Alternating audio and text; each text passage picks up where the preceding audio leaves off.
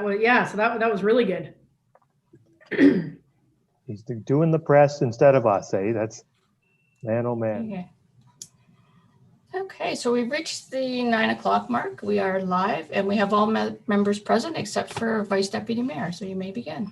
Okay, thank you very much, Linda. Good morning, everyone. I'll call to order this operating and capital budget meeting and welcome everybody this morning. The second item on the agenda is a disclosure of pecuniary interest. Ask any member if you have one of those to declare at this time. Seeing none, of course, you can do so anytime when it arises. So we will turn it over to Dan in a moment. I just will begin right off the bat by thanking staff for all the work that they have done in preparing for this year's budget. Obviously, a lot of work has gone into this document. This is a combined capital and operating budget presentation today, which is a first for us, but I think it looks good. I'll also let you know that there is a teleconference this afternoon at 3:30 with the Premier about vaccine rollouts that I will need to attend.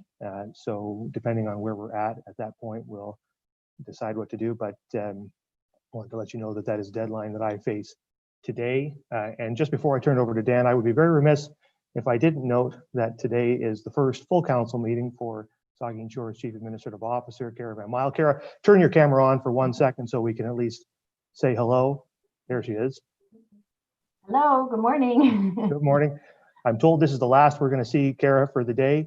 I think so, yep. So anyway, welcome, Kara, and Thank you very much. And I'll also say that the Director of Community Services has returned to that role, and on behalf of Council, I want to thank her for her outstanding service in the role of interim CAO over the last few months. We appreciate her work very much. So, and we will be seeing her later on, I'm sure. So with that, we'll turn it over to the Treasurer to begin the presentation. Dan.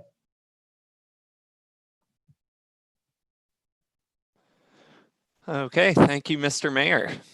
Welcome, everyone. I am excited to be here to share the draft 2021 budget for the town of Saugeen Shores. I'll just start sharing my screen with the opening presentation slide in a moment. I woke up to frost on my car this morning, and we've got a long day of budget discussion ahead of us. So what more could I want? I'm still new to this to begin with, before even considering the transition to a virtual presentation this year. So please bear with me throughout the day. I'll do my best to try to help keep this going smoothly. Last year for my first budget session, I joked about adding a new haircut and new belt to the tradition of new shoes for budget day. My shoes will not be seen today, so I'm glad I added the haircut to the tradition. It may not look like much, but for those who have seen me at certain points throughout the pandemic, you'll know that this is a nice improvement for me. Great, Dan. You look great. Thank you. Not only is doing this through Zoom a little different, but it is a little bit different in that, as the mayor spoke to, we have a new CAO who just joined us yesterday. Kara and I have spoken once so far, very briefly, for just about a minute or two. So this is quite a way for me to make a first impression with her. I speak more today than I do, I think, probably the rest of the year combined. So if I don't make a good impression now, then I'm not sure I'll be able to make up for it. I want to thank Jane and all of the senior management team for their activity in drafting their budgets and helping us move through the process of compiling them. Municipal budgets are vast documents. They can be complicated, and the managers and directors do a great job of keeping up on many different line items and considerations in those line items. I also want to thank our finance team. Danica played an active role in compiling the budget, and the rest of the team, as always, kept things afloat while a lot of my attention was on the budget. This year has been a very difficult year for everyone, but also in managing the workload for all of our staff, including finance. So I know we're all very glad to be at this point. As the mayor mentioned, this year contains a bit of a change in how we're presenting, in that we are doing this as a combined operating and capital budget session. We're going to do our best to provide information, answer questions, gain council direction, and do it all in a smooth and timely fashion. To that point, I'll be doing most of the initial speaking today and introducing any items that need to be spoken to, but we'll be relying on council to ask for more information where needed. And at that point, our senior management team will jump in and provide the necessary detail. So I will share my screen and bring our presentation slides up at this point. And hopefully they are there on the screen now.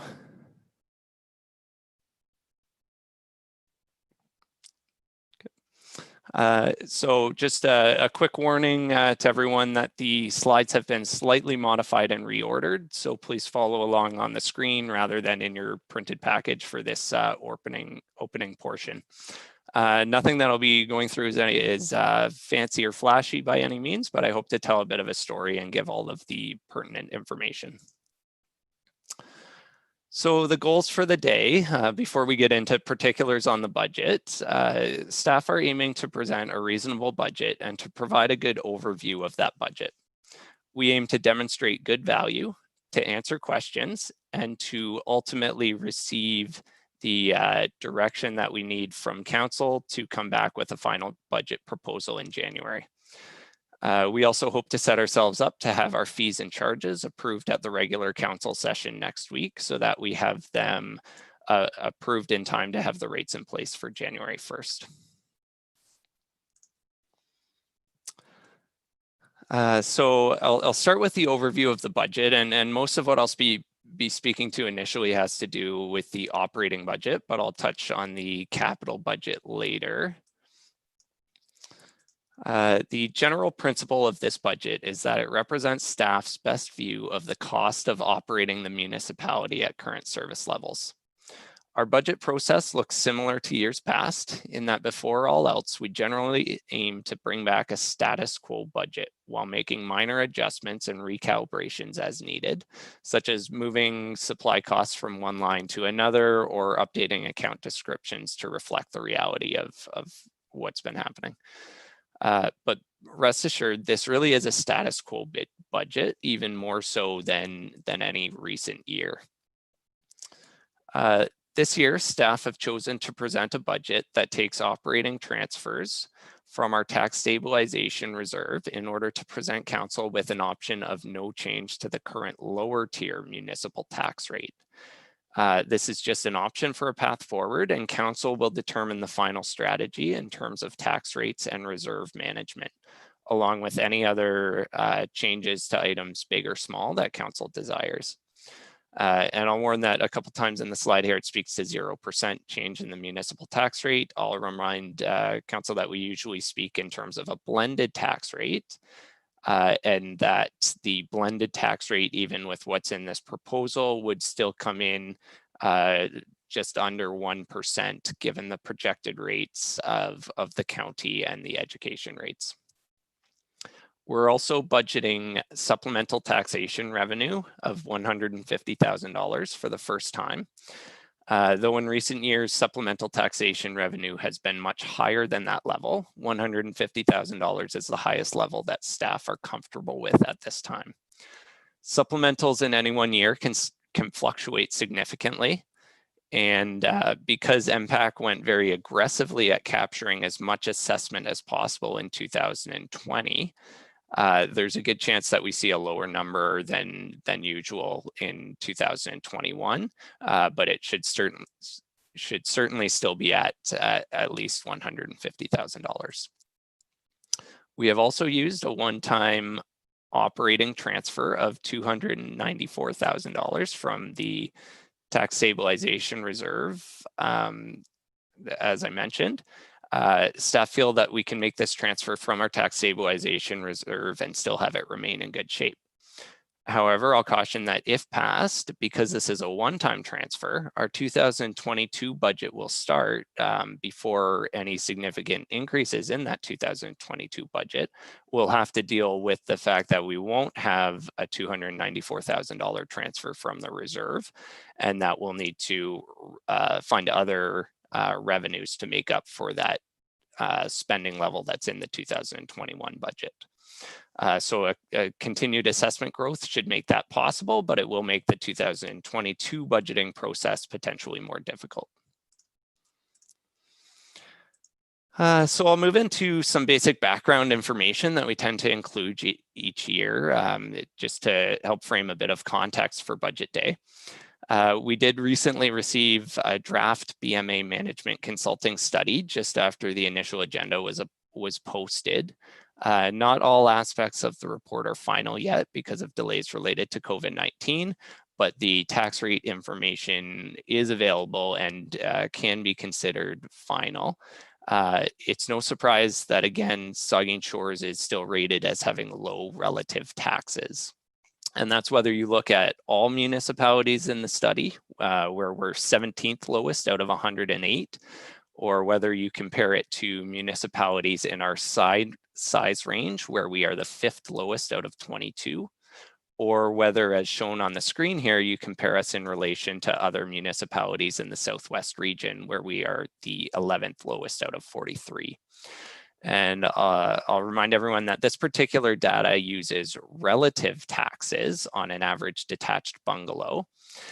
So it doesn't just take into account the tax rate, but it actually multiplies that rate by average assessment values in each municipality to come up with a full picture of relative taxes. So again, more background information. I'll move into some tax assessment information. Assessment is at the core of the municipal budgeting process. It provides the values upon which our base revenues stem from. And you can see that it continues to be largely residential driven, as is the case in most municipalities. With no phased in assessment changes from MPAC this year on existing properties, there's actually even less change in these percentages than in recent years. All of these categories are within 0.1% of the values that they were at in 2020. The only exception being multi-residential, which has grown a little bit, moving from 1.84% to 2% this year. This graph shows our increase in the available property tax revenues from our growth in residential assessment. I've mentioned to council earlier this fall, but you can see here again how MPAC's decision to delay the new assessment cycle, where they would normally adjust assessment values to reflect higher market values that we're seeing in the market, that it's causing this year to be the first year in several where the growth rate in residential assessment has declined from the previous years. So we have less dollars available just from our base growth. All of this growth, 466,255 from residential assessment growth, is from new builds and construction, essentially. And just to keep going with the theme of kind of some context for this budget is that I wouldn't be able to start a budget process without a little bit on the current economic climate that we're facing, as I'm sure all of council realizes the climate that we're in. We like budgeting to be a forward-looking thing, but the financial impact of COVID-19 on local residents and businesses has obviously played a major role in 2020 and is certain to play a role into 2021 as well. The provincial government just released a recent fiscal update in which they projected a 6.5% decline in real provincial GDP in 2020, basically unprecedented levels of decline. And therefore, there's still a large focus on stimulus from other levels of government. Federal and provincial revenues adjust kind of automatically as GDP falls, income taxes fall as well. But property taxes form a more fixed cost that don't adjust quickly to reflect the economic realities. They may adjust over the long term in some regards as assessment grows in municipalities when the economy is going well. But typically it is a fixed cost, and that's because, as you'll see later on, our own costs as a municipality are also largely fixed in nature. Many costs continue to rise due to factors out of our control, despite a lower broad inflation rate. So these are the things that staff has tried to consider in coming up with this budget, both because of what we hear directly from residents and businesses and from council as well. We hear that and we try to prepare a responsible path forward in the current environment. But there is some tools that we have available to us to move through this environment. And one of those tools is the Safe Restart funding that's been provided to municipalities through joint federal and provincial funding. The town received a total of $499,200 in funding, and we are projecting that only $200,000 of that will be used on COVID-related expenses in 2020. That will leave about $300,000 remaining in the fund at the end of the year, some of which has been allocated throughout community services in order to mitigate revenue losses, and some of which will remain in reserve at the end of this year to be used for unknown costs that will likely arise in 2021 due to COVID impacts that we just can't project at this time. So that amount would remain in reserve and can be allocated as that need arises at council's discretion. And I'll try to continue to move in a slightly more positive direction in the presentation. There's a few highlights here that may be viewed as positive by council or the community. This budget does not add any permanent full-time staff complement, as staff aim to deliver current service levels with 2020 staffing levels. The draft budget lowers the police building capital charge from $55 to $45 per property. That change alone is equivalent to about a 0.25% decrease in the blended rate. So that's a significant impact to taxpayers there. As I mentioned, staff have continued the use of Safe Restart funding that's projected to be available at the end of the year in order to mitigate revenue losses and hold user fees lower in some areas than they otherwise would be. And yet, despite all this, the budget still increases the net reserve position of the municipality and helps save for future infrastructure needs. So despite challenges this year, this is still a growing community. Our building activity is still high. We still have new residents, new buildings, new roads each year, and 2020 was no exception to that. So we have significant budget pressures, and growth is a strain on our resources, or can be, particularly on staff and our ability to adapt and manage costs and services over time as we experience quick growth. A good portion of our operating expenses are for salaries and benefits, and the budget contains increases in the costs of those wages and benefits. The economic adjustment of 1.75% is in line with expectations from other comparable employers and applies to our non-union staff and our IOUE union members. The police union contract that was recently settled for beginning at the beginning of 2020, but extending to future years, also contains a slight increase. After changing benefit providers at the recommendation of our benefits consultant in 2019, we did achieve benefit savings in our 2020 budget, but we now face larger increases that are typical of the increases that most employers face in any given year. The federal government CPP enhancement plan and their recalculation of the yearly maximal pensionable earnings to a significantly higher figure than it was last year also drives costs for us.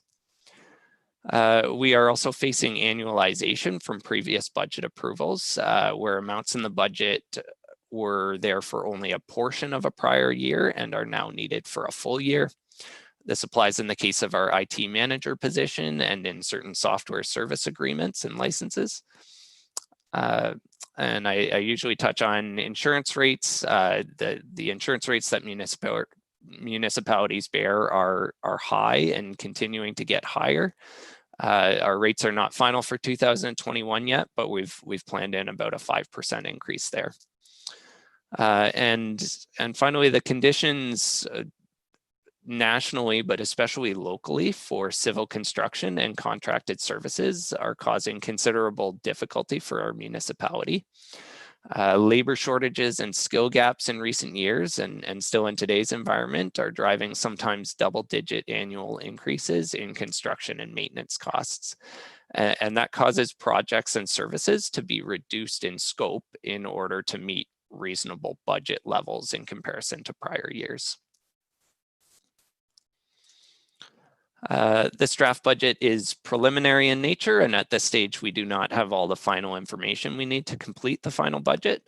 And as such, we have made some assumptions in the draft documents, as is normal through any budget preparation. We don't yet have final education rates or county rates. The province recently released the option of a new small business subclass, and we don't have all of the information on how we would implement that or how the county might implement that and what impact that might have on us if we do implement that. I'm happy to announce that levy numbers from SMART and SVCA have recently been received in the last week or so. The Conservation Authority number was within $44 of our estimate, so no real change there. And the SMART number was actually about $20,000 less than our estimate. So we have some savings there that we can somehow incorporate into the final budget document. We also always have assessments under appeal they can be large businesses or properties that have a high assessment value, and that represents a constant risk if those properties are successful in reducing their assessed values. And again, as always, there are certain large costs such as insurance and raw materials that can fluctuate significantly. Our budget is never guaranteed to capture those perfectly at this stage. So this slide lists out what staff consider to be cost increases or additions to the budget. You'll notice it's not a big slide. It's not a long list. It's not meant to be comprehensive of every change in the budget, but it's, let's say, the ones above a $25,000 threshold or so that could be deemed to have some discretionary nature to them. The only other two things, really, when we go through our budget and look for significant cost increases to one particular area, the only other two things that we could list here would maybe be IT service agreements that I've spoken about a little bit and increased costs from the new VON agreement at the Saugeen Shores Medical Building. But those two items are previously approved by council and really non-discretionary. The ones listed here are shown for full transparency to council, but they really represent items that are recommended by staff and designed just to maintain service levels. And we'd be happy to take questions on these items as we get to the appropriate service areas in the budget. Fees and charges. So our fees and charges schedules with the proposed rates are included after the operating budget in each service area. They form the basis for some of the revenues within those service areas. Town staff have decided on a 1.75% recommended increase to most base fees, with some exceptions where needed due to factors specific to the department. And an example there would be in the case of building permits, staff are recommending a 0% increase since the department is well funded at current rates. A new water rate study will be coming for council's considerations at regular council next week, and it will include a revised recommendation of 6% to water rates rather than the 8% in the draft budget documents. But the wastewater rates are still under review. For tourist camp and harbor, fees were kept lower than otherwise would be using Safe Restart funding. And now, just because we are combining the operating capital budgets, I don't speak a lot about kind of our general approach to the capital budget, but I'll touch on it a little bit now before we start actually rolling through those agenda items. The capital budget, unlike what I mentioned regarding the operating budget and trying to maintain status quo, the capital budget is not something that can be rolled over as status quo from one year to the next. Obviously, the projects and infrastructure needs change. Management has identified the most important projects that can be completed in 2021 in order to maintain infrastructure, given the funding realities that we face and the funding source limitations for capital projects. We have included forecasts for future years, but I again ask that we try to keep the discussion focused on the 2021 capital budget. Anything beyond 2021 is an evolving forecast and is certainly subject to change. And I'm just about wrapping up here, but we do have listed here all of the items that have been requested by council or others that we were not able to fit within the basic goal of presenting an option of no change in the municipal tax rate. We will come back to each of these items at the end of the day in order for council to be able to discuss them and provide direction to staff on whether they should be included in the final budget. And I will also come back with additional slides at the end of the session that have additional information to present to council prior to the discussion of the transfer to the legacy reserve. And with that, I will end the opening presentation here and hand things back to the mayor. Okay, thank you very much, Dan. And so I guess I'll start by asking, does any member of council have any questions with regard to what Dan has just presented? Vice Deputy Mayor.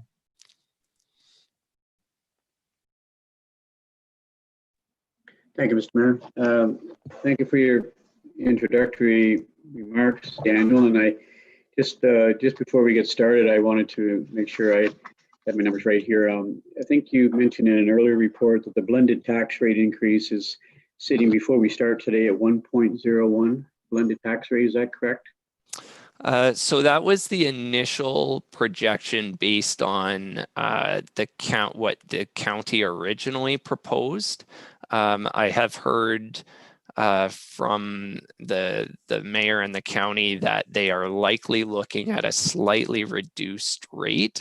We did get good news over the past week or so that Ontario Community Infrastructure for our OSIF funding has come in at the same, or will be coming in both to the county and to us at the same rate in 2021 as it was in 2020. And that means that the county may come in a little bit lower than originally proposed. So I would say that right now we're looking at a blended rate around 0.7% based on what the county does. Did you say 0.7%?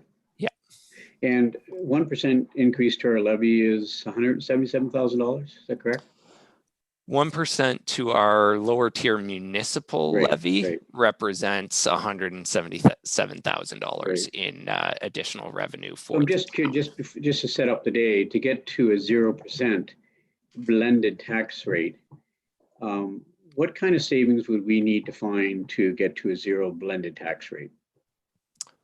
So to the quick math, to get to a 0% blended tax rate based on our current assumptions of county and education rates, we would have to find an additional $250,000 in the budget that's being presented today. That's all I wanted to know for now, Mr. Mayor. Thanks.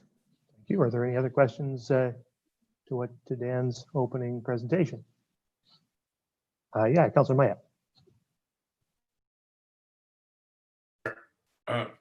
Yes, thank you. Dan, can I direct your attention back to the BMA management study on relative tax rates? Absolutely. And in there, it says that the average, I guess that's the average tax rate for a home in Saugeen storage detached bungalow is $2,752. And I think when we talk in those figures, we talk about a house that's worth about $330,000 as being the average municipal assessment in that range, say 300 or so. Yeah, the updated number for this year that I have is 343,000 average assessed value, but you're basically spot on there. All right. So as you ramp that up to houses that are worth more, like say a house was worth 3 times the average. So say it was $1 million house or $1.1 million, whatever. Would that then equate to a tax rate of 3 times 27 or 8.1 or $8,100 or so in taxes, or is it a more of a logarithmic scale? Because we hear of people who live maybe down along the lake shore or in some of the newer high-end neighborhoods that are paying $12,000, $15,000, even up to $20,000 in municipal taxes. And I mean, would that mean that those houses are worth 10 times or 8 times what the average is? So I would say I would need a little bit more time to come up with an in-depth analysis of how our different properties within Saugeen Shores are valued right now.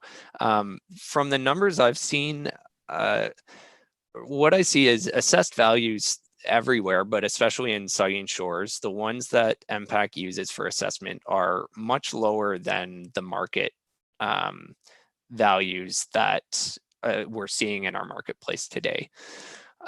So even the higher end properties, to be honest, I have not seen many properties that come in with MPAC assessed values over 600,000, 700,000, 800,000 or so. So even properties that the market is probably pricing well over $1 million, even close to $2 million today, the assessed value as per MPAC today is likely more around 800,000 or so.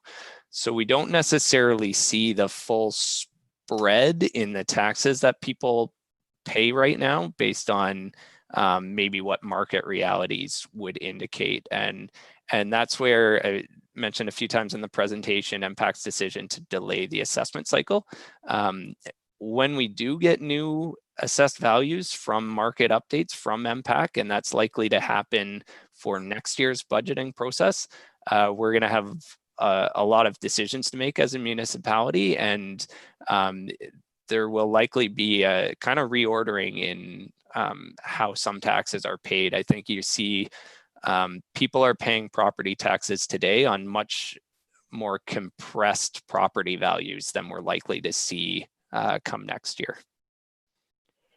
Okay, but we still, from time to time, I mean, we all know people who live in those houses that are saying, at least I haven't seen the roll, but saying that they pay $1,000 a month or $1,200 a month in property taxes, right? I would have to see those. I don't know that we have many properties like that in our municipality today that would be paying $12,000 in residential property taxes for one property. I would doubt that we have any or many of those. So this is just the municipal portion anyway. No, that's actually the blended? full blended property taxes that the BMA study looks at. So that I think in the chart there it was $2,700 or so. That is the full amount. Oh, it strikes me as lower than everybody that I know that pays taxes. I don't know, but okay, be it what it is, then let's carry on. Yep. Thank you. Okay, are there any more questions? All right, I don't see any. Oh, sorry, Councilor Mayan. We heard at the latest update that there stands to be or there was projected to be a somewhat sizable surplus in 2020. And how is that? Where is that factored in? If Daniel mentioned it already, then I apologize, but I wonder how that's going to, if at all, factor into the calculations for 2021 budget. Thank you for the question. And yeah, I didn't go over in detail the actual numbers involved in our year-end surplus and how we're planning to use that. Our year-end surplus, I don't like to make a projection at this point because we're still preliminary here, but I expect that it will be at least $300,000 or so. And what that means is that right now our tax stabilization reserve has $330,000 or so in it. What we would like to do, that $330,000 that's in our tax stabilization reserve today represents the maximum amount that our policy states that we should have in there.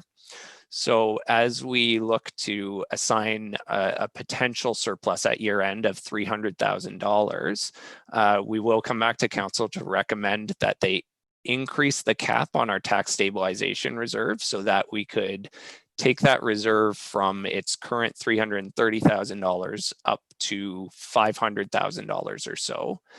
And that will fund the tax stabilization reserve in a way that allows us to take the $294,000 out of the reserve that's planned in the 2021 budget, while still leaving a couple $100,000 in that tax stabilization reserve.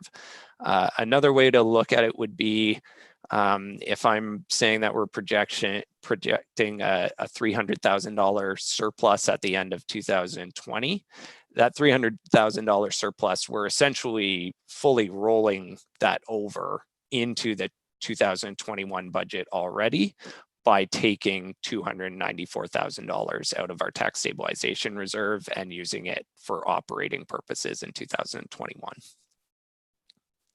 Okay, Okay, thank you. anything further? All right, so I don't see anything else. So I guess, Dan, we're going to just start rolling through the agenda. And what I'm going to do is I'll take us through the budget point item by item, and we'll ask if there's questions from members on each of these items. And then when we hit a new department, Daniel will give us a brief overview as we start, and then we'll just go through. So we're still under the overview. We've heard the 2021 budget presentation. The next item is 3.2, operating budget and tax levy tally sheet. Are there questions from members on the tally sheet?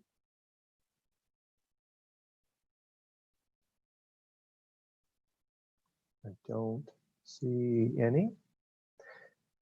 So the next item then is the summary of the 5-year capital forecast, item 3.3. Are there questions from members on the summary of the 5-year capital forecast?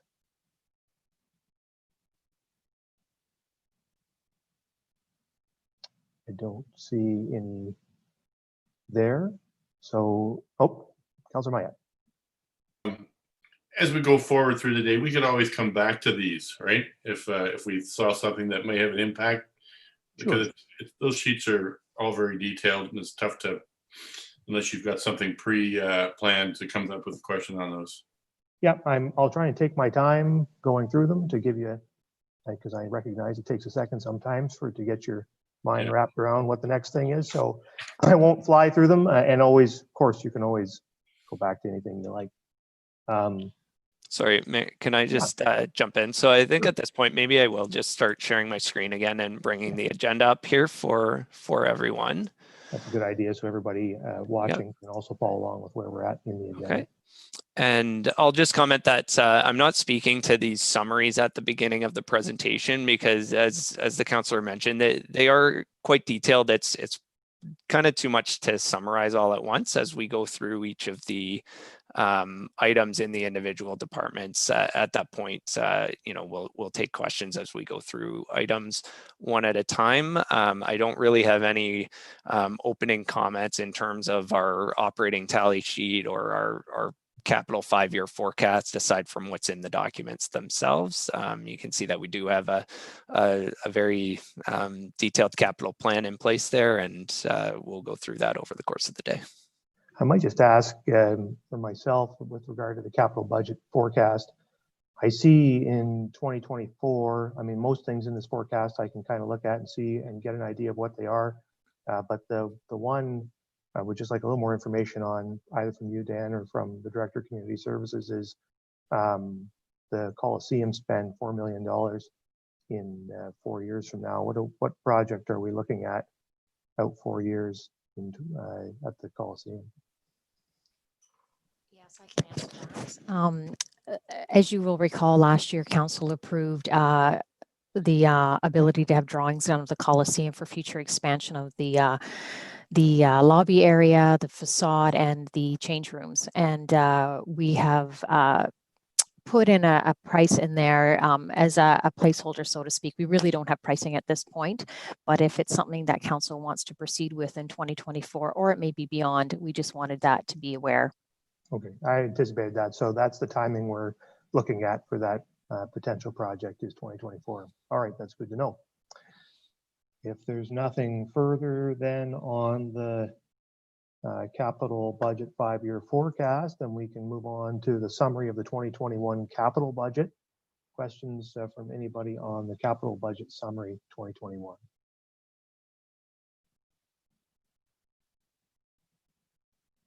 Don't see any. So then that moves us then on to 3.5 reserve and reserve fund balances. Questions or comments to that sheet? You have to forgive me. I am looking at you all. My gallery view of you is off to the side. So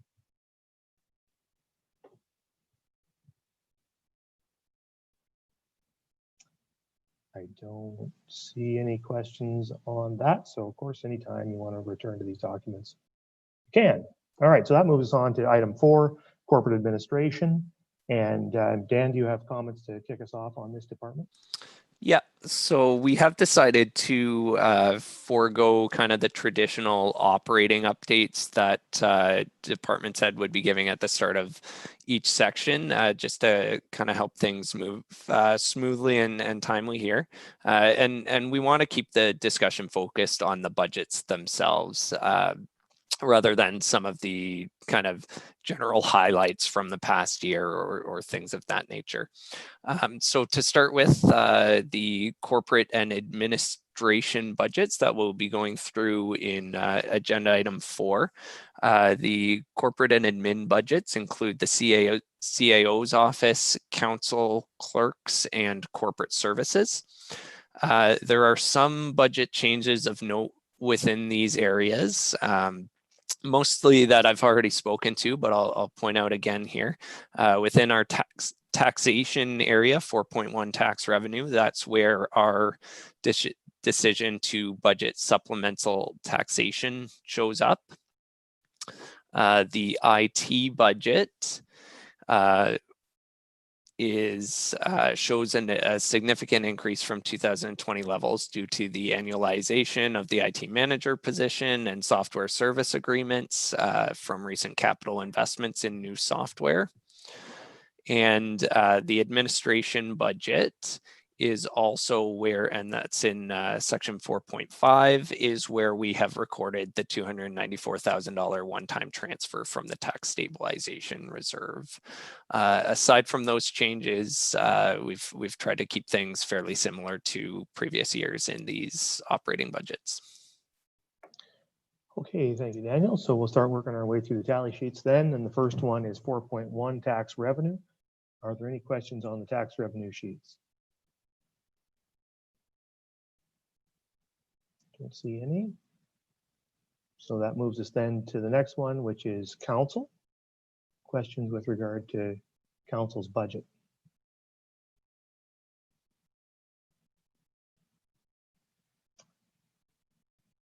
Don't see any. So then the next one is election. Questions with regard to the election. The deputy mayor. Thank you, Mr. Mayor. And through you, this is to our clerk, Linda. Linda, do you have any idea at this time what we'll be doing for election? We'll be looking at electronic again, combination electronic mail-in. Yes, through you, Mr. Mayor.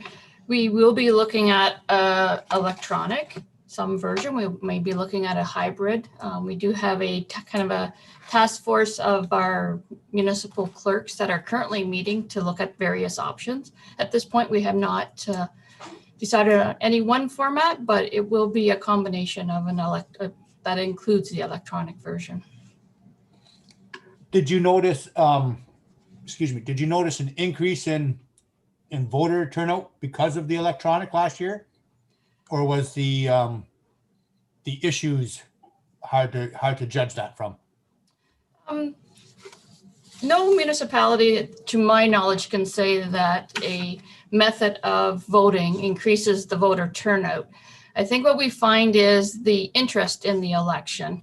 And certainly if there's a mayor's race, that definitely has increases the interest in the election. Our voter turnout was quite stable compared to year over year. And yeah. So, Okay, thank you very much. You're welcome. Okay, any other questions on the election line? The Vice Deputy Mayor.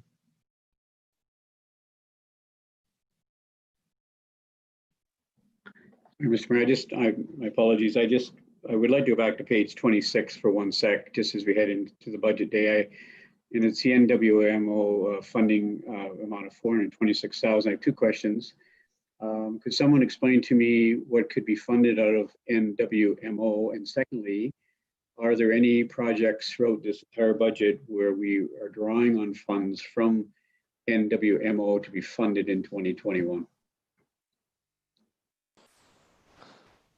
So there are no projects identified in the budget to be funded from the NWMO funding. That funding, it has a fairly broad possibilities of use. It's along the lines of anything with general community benefit. We have used that specifically. Council has approved the interest on the NWMO fund to be used for tree purchases, both along roads and in parks. So we have spent some money on tree purchases in recent years. But I think that's all I'm aware of in terms of purchases, either past or planned in that reserve. So general community benefit, pretty broad, is what you said. Yes. Okay. Didn't we fund, Dan, the contribution to Spruce to Bruce that we made as part of the, we topped up what the county was spending on Spruce to Bruce earlier this year as part of a pandemic relief effort? Didn't we fund that from the NWMO reserve, or am I misremembering? No, I believe you're correct there. And it's just probably a transfer that we haven't done internally, but I believe there was a resolution of council for that funding to come from that source. Yeah. So likely this is 30,000. This number is $30,000 less than what it shows in these tally sheets. I believe so. Yeah. Okay. All right. So we're back down then now to, we're off election and on to corporate 4.4. Are there any comments about the corporate pages?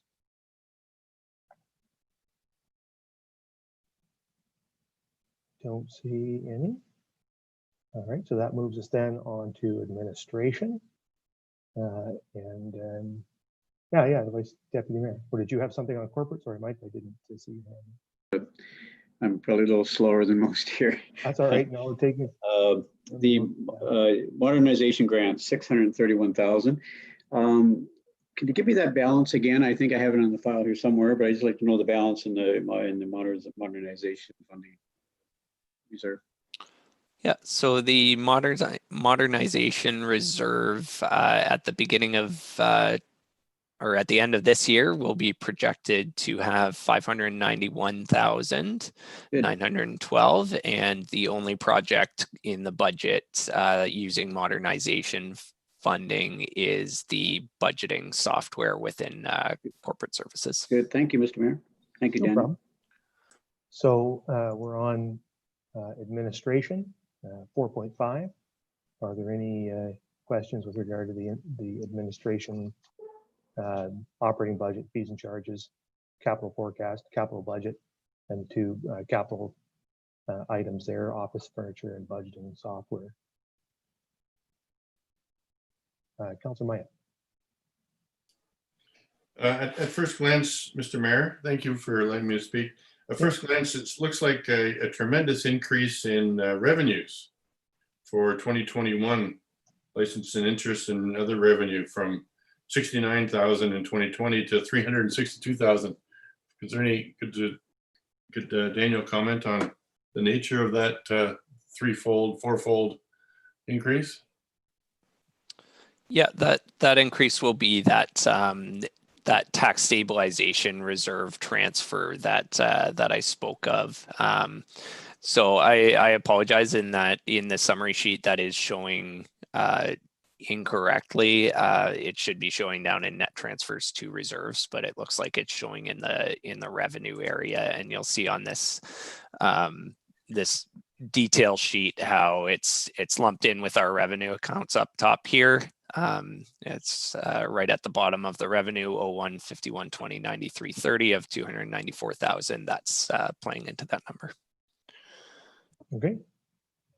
Further questions on administration? Councillor Smith. Sorry, I have too many screens. I couldn't find the right mouse for the mute button. I have a question related to, sorry, through you, Mr. Mayor, related to the line item admin consultants. And I'm curious if, I know this question was answered in email previously, but for the interest of the public, if you could walk us through the difference between this account, which has seen a significant over budget in the last few years, and despite that, we're not increasing the budget for 2021. Can you walk us through an example of what might be considered an admin consultant expense? Absolutely. So an admin consultant expense, we use that account for really any consultant work that is not specifically tied to either a capital project, in which case the consultant's cost is included in the cost of that capital asset. On occasion, we may have a consultant use of a consultant that would be specific to one particular program area, such as parks operating, if it was some type of let's say playground consultant for that type of work, although maybe that's a bad example because that would likely be capital as well. But we use that account for general consultants work, and it can be consultants, it can be professional fees, it can be the cost of anything related, anything unexpected. So recruiting expense is sometimes put there if there's recruiters used or consultants used for recruitment. Other examples would be certain studies that the town undergoes in regards to operating master plans, that type of thing. So it's a difficult line item to budget unless we have council approval in the prior year for some of these things, which most of the time we do, but on occasion, there's certain things that come up through the year by council motion that just have, for whether it's workload reasons with staff or because we just need that additional expertise, we're just left no other choice other than to use a consultant cost and put it to that line. So I know that's not a great detailed answer, but it is difficult to budget, and it's a variety of different uses. Great. Okay. Further questions on the administration 4.5? If not, we'll move then on to 4.6, information technology. There's the 3 items: operating budget, summary of the capital forecast, capital budget, and then you have 4 capital projects laid out there. And so are there questions or comments to any of those things? Councillor Smith, and then we'll get the Vice Deputy Mayor. Sorry, I apologize. I did miss. Can you just repeat where we're at? Did we? We're on 4.6, information technology. Great. Okay. My question. All right. We're doing well here. This is the first stumble. So if my question pertains to the budgeting software specifically, am I okay to proceed? Yep. Administration. Yep. That's fine. Okay, great. So through you, Mr. Mayor, I do have some questions specifically around whether this software budgeted line item includes total cost of ownership. So you'll hear me harp on this a few times throughout the IT budget, and you've heard me talk about this previously. What I mean by that is, does this line item, the figure, include installation, integration, and ongoing licensing fees? So what I've seen trending over the last couple of years is an increase in software, which is albeit where I believe we need to invest in terms of the future of a municipality, but it also comes at a lagging expense, right? As we continue to update our software, we'll see these line items continue to need to be budgeted in future years. And often these types of projects go overrun in their budget spend. So I'm curious what consideration has gone into a total cost of ownership model for this and other software. If you want to answer holistically, I'm fine with that. There's a number of other line items pertaining to software. If we could get a response on that. Through you, Mr. Mayor, I can hopefully answer a bit of that question, Jamie. When I was originally looking at this, I did sort of reach out to our lower tiers to estimate what my budget should be for a typical software. Kincardine and Kenny Bruce both use the same software, so my costing does include setup, initial fees, and the yearly fee going forward. So there is a component in that budget based on their spend on the software.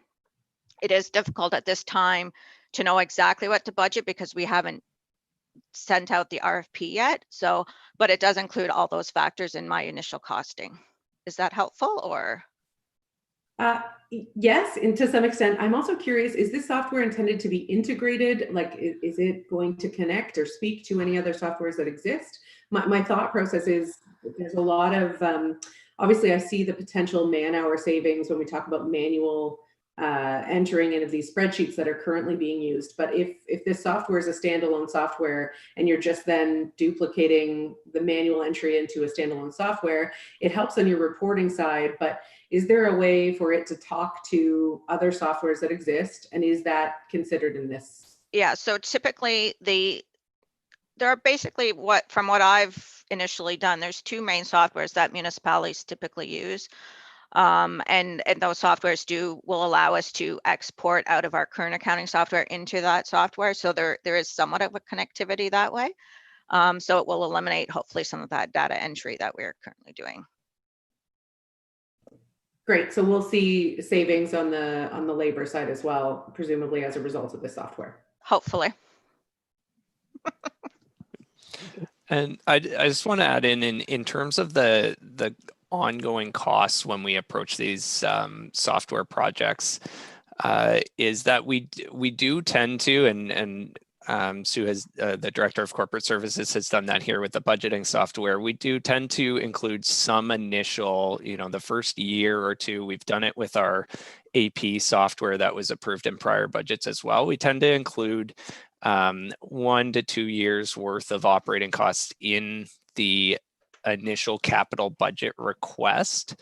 So in the case of the AP software, you'll actually see within IT that there is I believe a $10,000 transfer from the prior year capital reserve to cover the 2021 operating costs for that item. So that is something that we've done in past years. Ultimately, unless we have multi-year budgeting or having council approve 2023 operating costs or something like that, there's really no way to avoid the fact that there are capital costs that are approved by council, and then we bear the brunt of it later on. But it does factor into our decisions when you talk of total cost of ownership and everything. Certainly that plays a role in every RFP we do and every software we consider. Okay, so we're in information technology now, and I thought, did I see the Vice Deputy Mayor? Yeah, the Vice Deputy Mayor. Are we on to information technology? Yeah, we are. Okay, Mr. Mayor, I want to go back to the budgeting software, and I look at the modernization funding, and I think that's a great use of the $75,000 for modernization, and I think that's the intent of the modernization funding. And heard that the balance is with taking the 75 off is 526,000.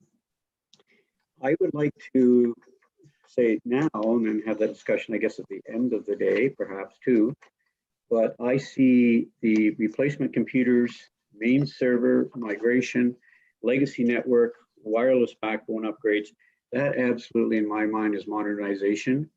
And I would like to see that come out of the modernization reserve and removed from tax levy, from taxation.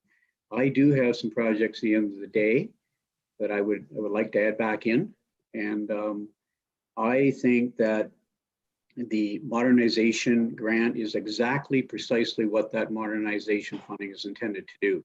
So my recommendation to you, Mr. Mayor and Council, is that these 4 upgrades in IT are modernization, and this fits that title perfectly. So my recommendation here to Mayor and Council is to remove the $95,000, $94,500 from taxation.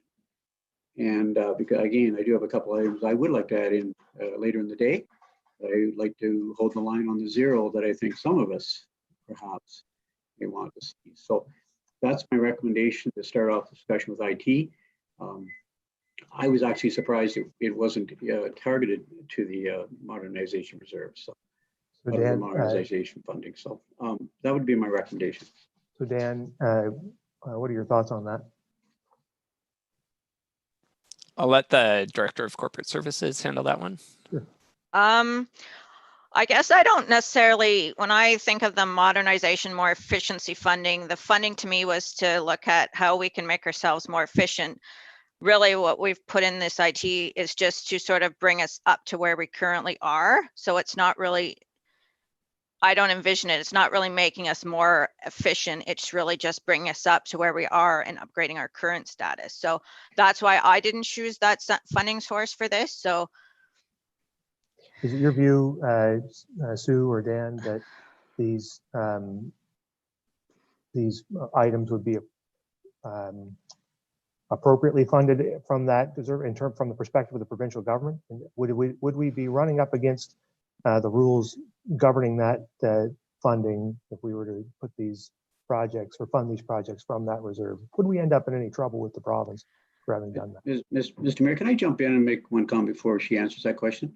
Well, I'd just like to hear her answer. What's the answer to that question? Because I have an example of why it does apply. Anyways, go ahead. The rules were fairly, I wouldn't say there are stringent rules around what can and can't be used under this funding. So I don't think the government would come back and say that these wouldn't apply, but. So it can be done. It could probably, yeah. Yeah, Mr. Mayor, Aaron Eldesley just took the entire modernization grant and replaced a bridge with their funds. Yeah. So it's pretty broad. No, I've seen it widely used at the county as well for various things. I think we've got a pretty clear answer there that it could be done. I would like to, I'd like to deal with these things as we see them. So Mike, if you're making a motion to remove these from taxation and fund them from the municipal. I absolutely like to make that a motion, Mr. Mayor. I think there's a few things perhaps maybe other council members might want to add at the end of the day. This frees up $100,000. And I think it's a perfect use for the modernization reserve. So I'd make that a motion that $94,000 be removed from the taxation and for hardware capital. And so is there a seconder for that motion? Or one of you guys seconding that? Then Councillor Schreider, that's a second? Yes, I'd like to second that. Thank you. Okay. So that's moved and seconded. Just one question I'd like to ask: where does that leave the balance if we funded 94.5 from modernization? Where does that leave? Would that leave the balance of the municipal modernization grant funding?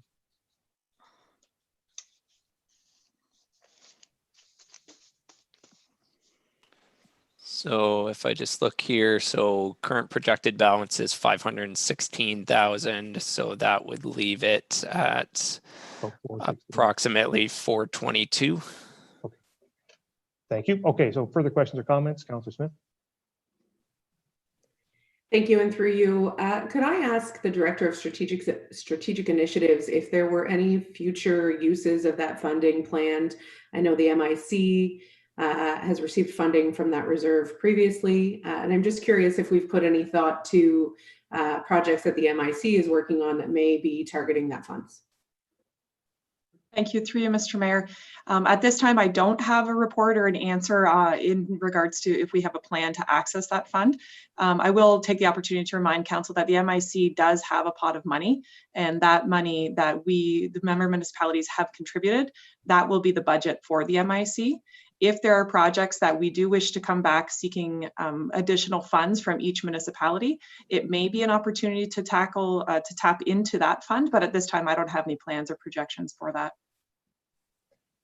Okay, are there further questions or comments to the resolution? I don't see any, so I'll ask all in favor of the motion. That's carried. So those items will be funded from the municipal modernization grant, and we'll move on then to further questions about the IT budget. And I guess, Dan, you'll be keeping, council may make changes as we go through the day. I assume you'll be keeping a tally of those and you can report to us at the end of the day. I expect there'll be some folks wanting to do different things at the end of the day. So we'll need to know how much money we've either saved or spent by that time. Yep, absolutely. All right, thank you. So nothing further on IT, then that moves us on to the final item under corporate administration, which is animal control. Are there questions or comments to the animal control budget?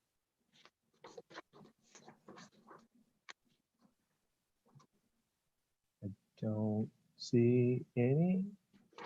So that then moves us off corporate administration and into item 5, strategic initiatives. Dan, do you have any comments to kick this one off? Yep. So our strategic initiatives department contains our economic development, tourism, corporate communications, organizational effectiveness, and oversight of our operations with the Municipal Innovation Council. All of these divisions are aligned with the goal of planning a collaborative approach in response to COVID-19 disruption. All divisions have a focus on economic recovery actions around that. And in terms of budget changes or impacts, the major change within this department is that our previous promotion budget, which I believe sat under admin, has been fully renamed to tourism. That change was essentially made last year, but it's permanent now that that budget is renamed to tourism and includes only tourism related items. The tourism budget now fully incorporates the tourism function as an in-house service rather than the majority of the dollars being spent as a grant to the Chamber of Commerce. And therefore the costs for the supervisor of tourism have been added there as well. So that's the major change budget-wise within strategic initiatives. No other major changes there.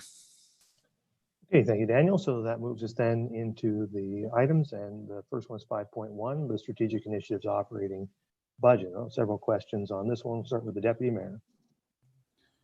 Thank you, Mr. Mayor. And through you, this question is for the Director, Jessica. Jess, now that we've taken over tourism, what can you tell me about the advertising, the website, the digital marketing aspects of this? How are we making that all work? Great, through you, Mr. Mayor. Thanks for the question. So you will see in the tourism budget, we do have 10,000 earmarked under advertising. You'll also see projects and services at 40,000. So the project services, that does include our visitor centers. And so council can expect a couple of staff reports coming forward in December that outlines further information on how we will operate those visitor centers in service agreements with some local partners. But this funding will also be used to have a look at the website that we do have. So of course, with transition of tourism coming to the municipality, we are now responsible for the web presence, digital marketing. And we're in talks right now, positive conversation with Tourist Town, who is the current vendor on the website, to understand how we can make that website ours, update it, ensure that we have the right training and practice in place to ensure that it's at the level that we want it to be and that our staff are capable to get in and do those updates regularly. So that's what you'll see the majority of that funding spent. Additionally, I will add with digital marketing, we will be looking more regional, certainly with COVID-19 and economic recovery response. At this time, we're not expecting to do tourism marketing reach beyond Grey Bruce. We certainly won't, we're not targeting to do that right now. It is changing daily with COVID response. So we are remaining flexible and we'll determine where the best market will be to attract tourists. It may be to offer explore your backyard marketing pieces. So I hope that answers your question for now. Supplemental there, Mr. Mayor. Thank you for that, Jess. It's good that we're flexible on the marketing and where we're reaching to. As you said, COVID dictates where we're at. If it happens to open up, then we'll reach abroad, and if not, we just stay at home. My second question has to do with the trolley. Last year we approved $20,000, and the trolley didn't run. What did we do with that money? Through you, Mr. Mayor, I do know the trolley did not run in 2020. I would have to ask Daniel if he had an update on that 20,000. Yeah, so I'll have to get back to you with exact detail. I believe there is a small portion that was a cash contribution to trolley services that would have been paid at the beginning of the year. Yeah,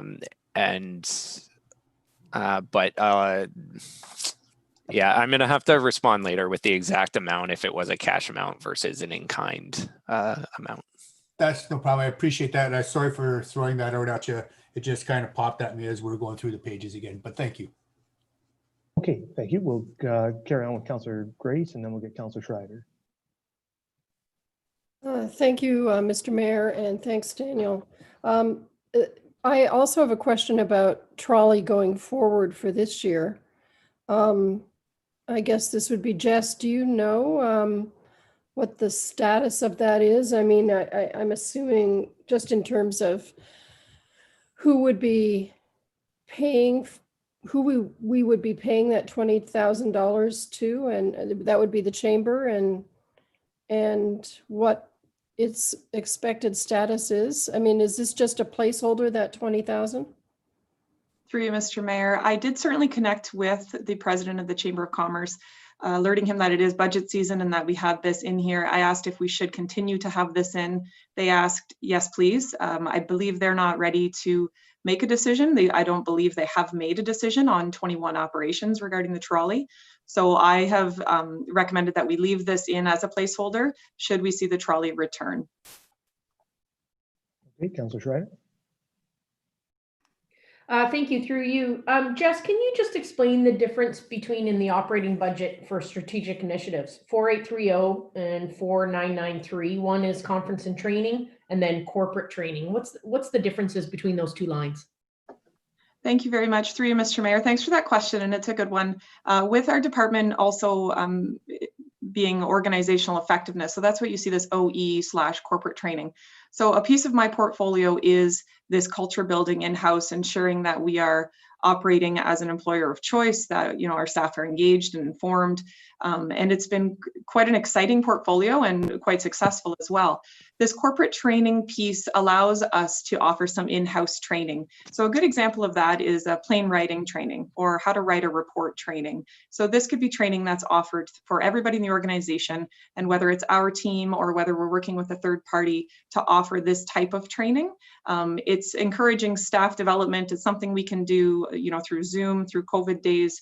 It allows staff to develop some of these softer skills that they might not need to leave town for, as an example, and generic training. So I think that example of a plane writing or how to write for a report, how to write for the web, these are examples of corporate training that our team offers to ensure that our staff are engaged and continue to develop.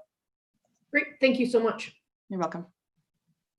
Okay, thank you. Further comments, Councillor Smith, and then we'll get the Vice Deputy Mayor.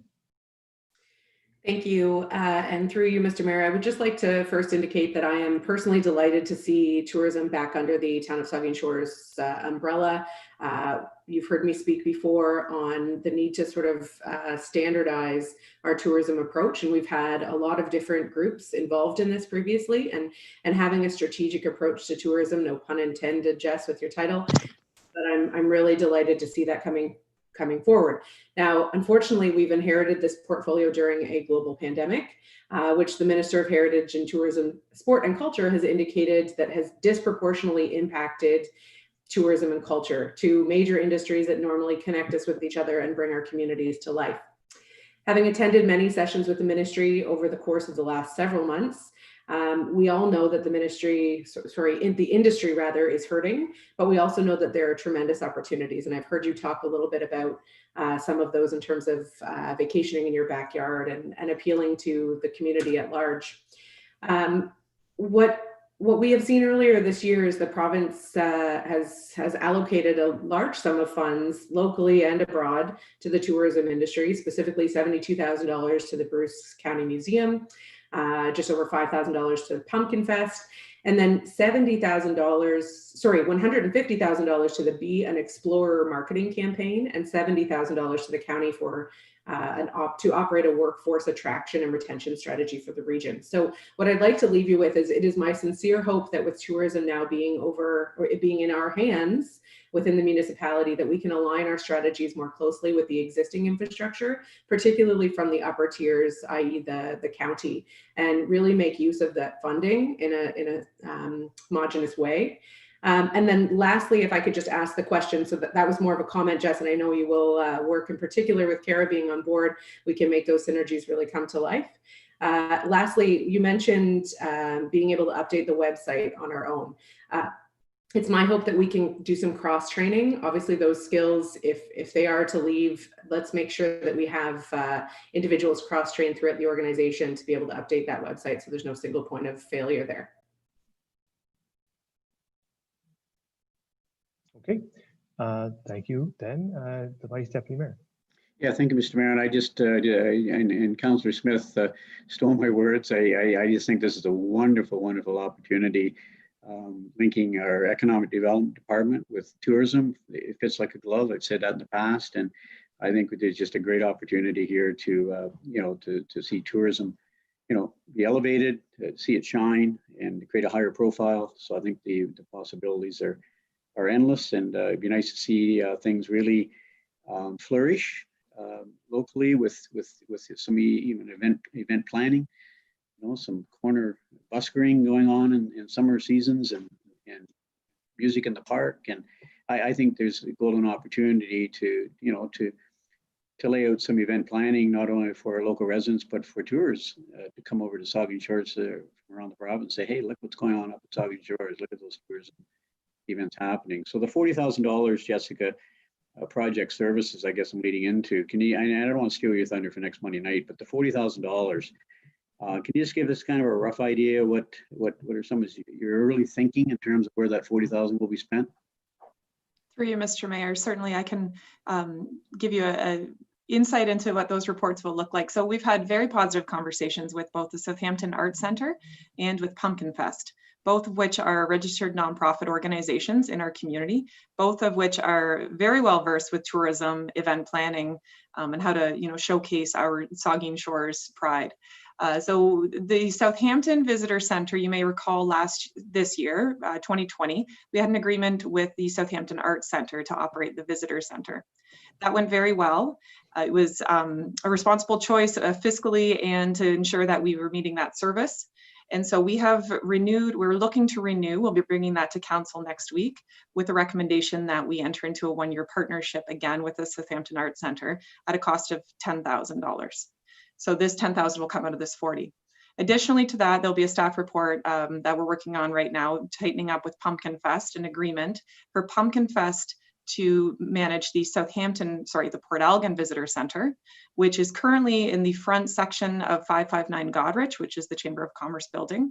So we've, of course, we've worked with the Chamber of Commerce to have the Visitor Center in that front section of that building. Pumpkin Fest is quite keen for this service delivery.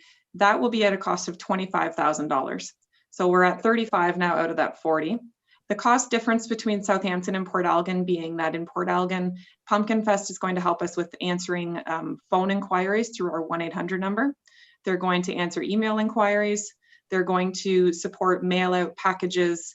And all of this detail is in the report and the agreement that you will see in the coming days. Okay. And then the last $5,000 really is just to cover some additional expenses that we may see. It might be equipment purchasing for the visitor center. It may be updating some shelves, and things like that. So that 40,000 is planned to be spent. That explains it well. So Jesse, there's not a lot of room in here then for what I spoke to, for tourism related activities. It's also great for local residents, but things like the, your summer calendar, June, July, August, particularly getting into maybe even late spring, or early fall, where you got your music in the park and and those, is that more BIA? Is that more chamber? Do you see a potential partnership between tourism and BIA and chamber where you kind of roll out the red carpet and bring some new event planning into our downtown for, that kind of brings things alive, with street buskering and musicals and so on, music in the park. Is that something in the future you're going to be considering? Yeah, absolutely. Through you, Mr. Mayor, absolutely. So what we've done is we have budgeted in here, so our part-time students. So these will be our seasonal students. And Shanna Reed, our tourism supervisor, has been doing lots of research and understanding and creating a bit of an ambassador program. So we'll be looking at hiring seasonal students and assigning them essentially with, to plan events, to help us leverage events, partnering with the BIA and the Chamber of Commerce and other community groups like Pumpkin Fest as an example. And Shanna has already started some of these conversations. And you may note that she has hosted a couple of webinars to start to learn about our event planners in the community and how we can help them respond from the pandemic. So in our department, we really have planned our 21 work plan with the understanding that although Heather is economic development and Shanna is tourism and Kyle is supporting communication, we are all supporting economic recovery. So we are taking a very departmental approach, a very collaborative approach. So this year we will see tourism supporting recovery, just as we'll see Heather supporting tourism. Okay. So I hope that answers your question. Well, it does. Thanks very much, Mr. Mayor. Yeah, that's good. I think the real investment in that department, the one that counts the most, is in those wages and benefits, the people that we're paying. We've got to really now that we have Shanna Reed working there, she is going to be the asset that's going to drive what you're talking about there most, Mike. And then of course those agreements with Pumpkin Fest and the art school. Again, you're bringing on board a really a special events team by bringing all those people together. That's really second to none. All under the auspices of the municipality, all working with us. So I think it's going to be, you're going to see a lot of really positive progress having all those folks working together under the leadership of Jess and her team. So it's going to be good. We've sort of covered off both 5.1 and 5.2 in our questions there. So are there any other questions on the entire strategic initiatives package? I don't see any. Did we lose the Vice Deputy Mayor there? Or did I lost him off my screen? Oh, there he is. Okay. Okay, so then that moves us off strategic initiatives into item 6. So infrastructure and development. And we'll turn it over to the treasurer to start us off. Yeah, so moving into infrastructure and development, which is certainly at the core of so much of what we do as a municipality. This department contains our Public Works Division, which is very broad, dealing with operations, winter control, traffic control, and all the way to cemetery and landfill. It contains our Engineering Division, our Environmental Services Division, dealing with water, wastewater, stormwater, and landfill management, as opposed to the landfill operation. And our Development Services Division, dealing with our planning. So there are, there are a lot of budgets here, so there's certainly changes here and there to reflect certain operational realities, some of which we've spoken to already. We have increased costs from contracted services such as catch basin cleaning, street sweeping, and others. So the contracts for those services that are traditionally contracted. We have increased costs of materials in terms of street lights and traffic signals, and the age of the equipment in those areas plays into higher maintenance costs. We have a transfer from our landfill expansion reserve in our landfill area for the environmental assessment for next steps, preparing for landfill expansion. And that's a very long-term project, but this there's $150,000 transferred this year for that project. Within waste, again, there's a modest increase in waste diversion program costs to expand the collection and adapt to provincial changes as the province goes through a number of regulatory changes in that area. Our garbage collection and recycling, there's a renegotiated contract with Bruce Area Solid Waste Recycling for garbage collection. So that new contract is reflected in the budgets here. Within environmental services and our water and wastewater budgets, there's expenses there. The expenses there are incorporated into the financial plans that you've seen recently for those areas, and those financial plans contain the reserve strategies for the next number of years, as are required by the province again. You know, most areas just in general within the department have maintained their 2020 level of funding for the majority of services. And there remains a lot of work that's done in-house by all staff, particularly engineering staff. The department continues to try to adapt and meet service levels both in-house and using local service providers and others. Okay, thanks, Dan. So I'm aiming for a break at 10:30. So why don't we try knocking off one or two of these before then. First one is 6.1, engineering. You've got your operating budget, summary of 5-year capital forecast and capital budget with one item there, traffic counter signs with display. Are there questions or comments to 6.1? Councilor Grace.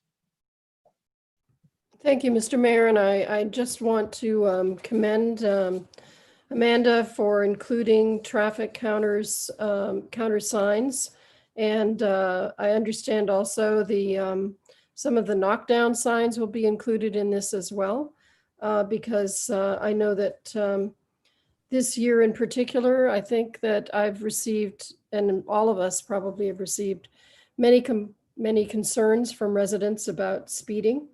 And so I'm happy to see that these have been included in the budget. Thank you.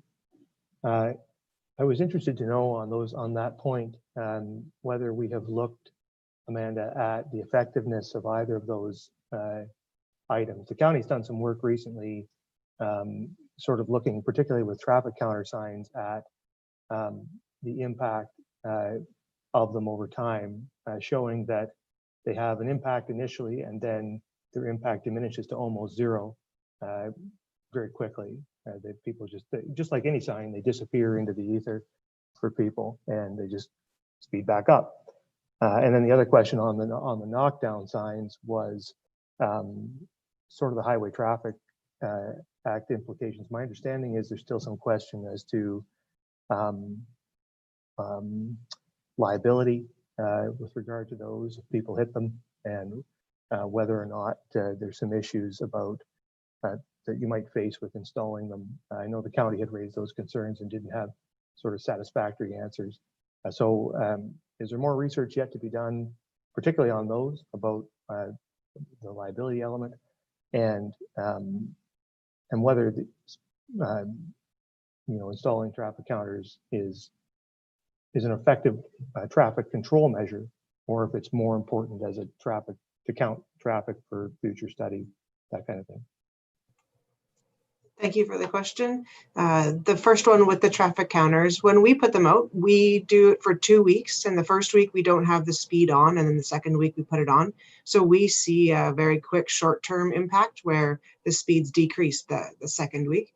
But a lot of the research that we've done in that transmission master plan, it talks about education being a short range solution.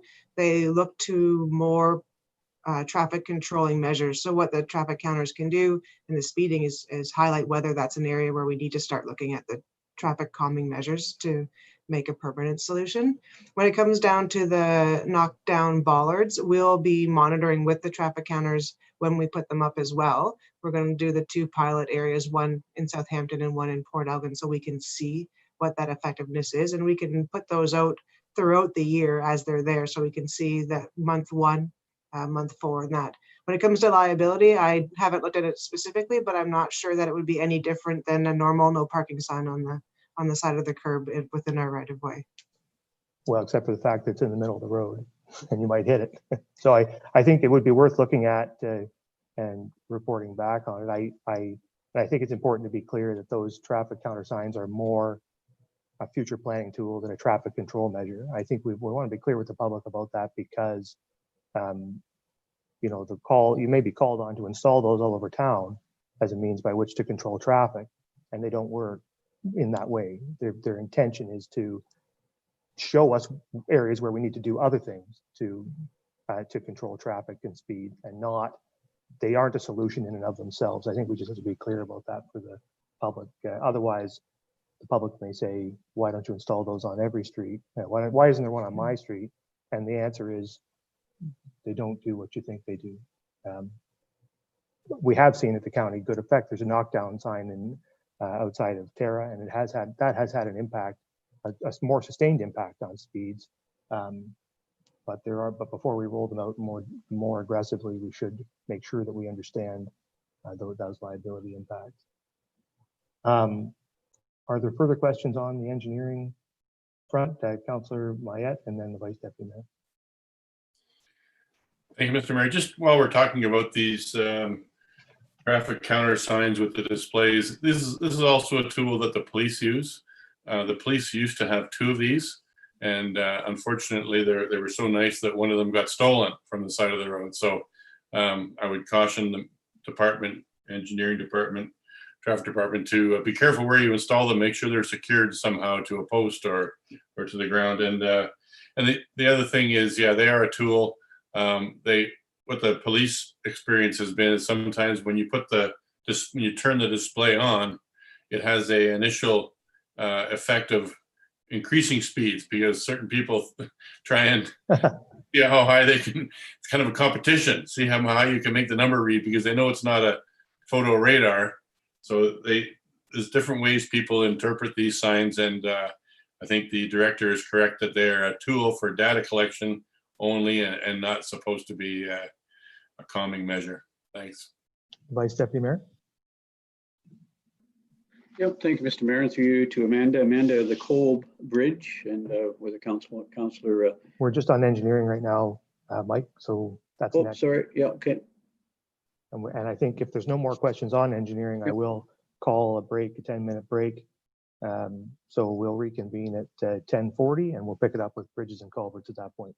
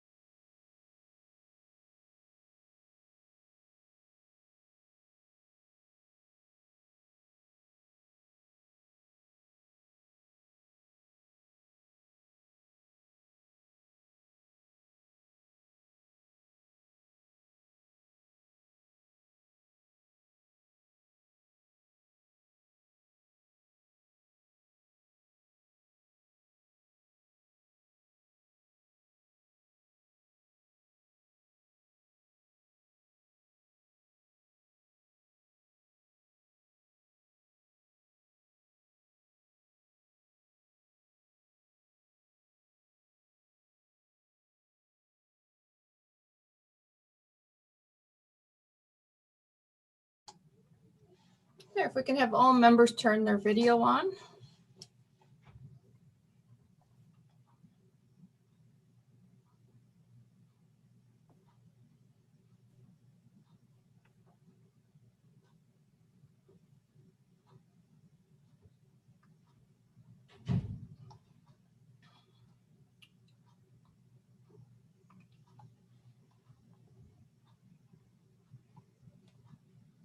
And one more call for Councillor Schreider.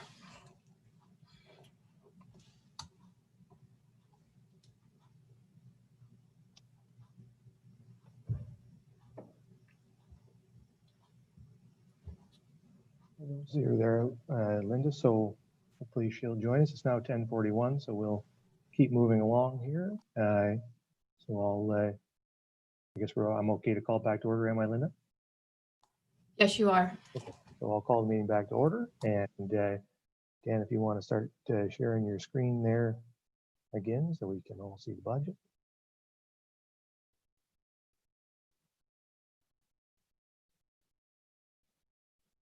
Excellent, thank you. So we're in the Infrastructure and Development Department. We're on item 6.2, bridges and culverts.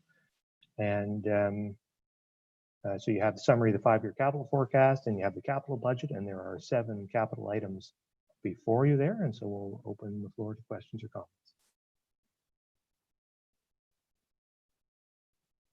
Mike, did you have a comment? You want to make a comment before the break on the Cold Bridge? Are you chewing? I don't have to bother you now.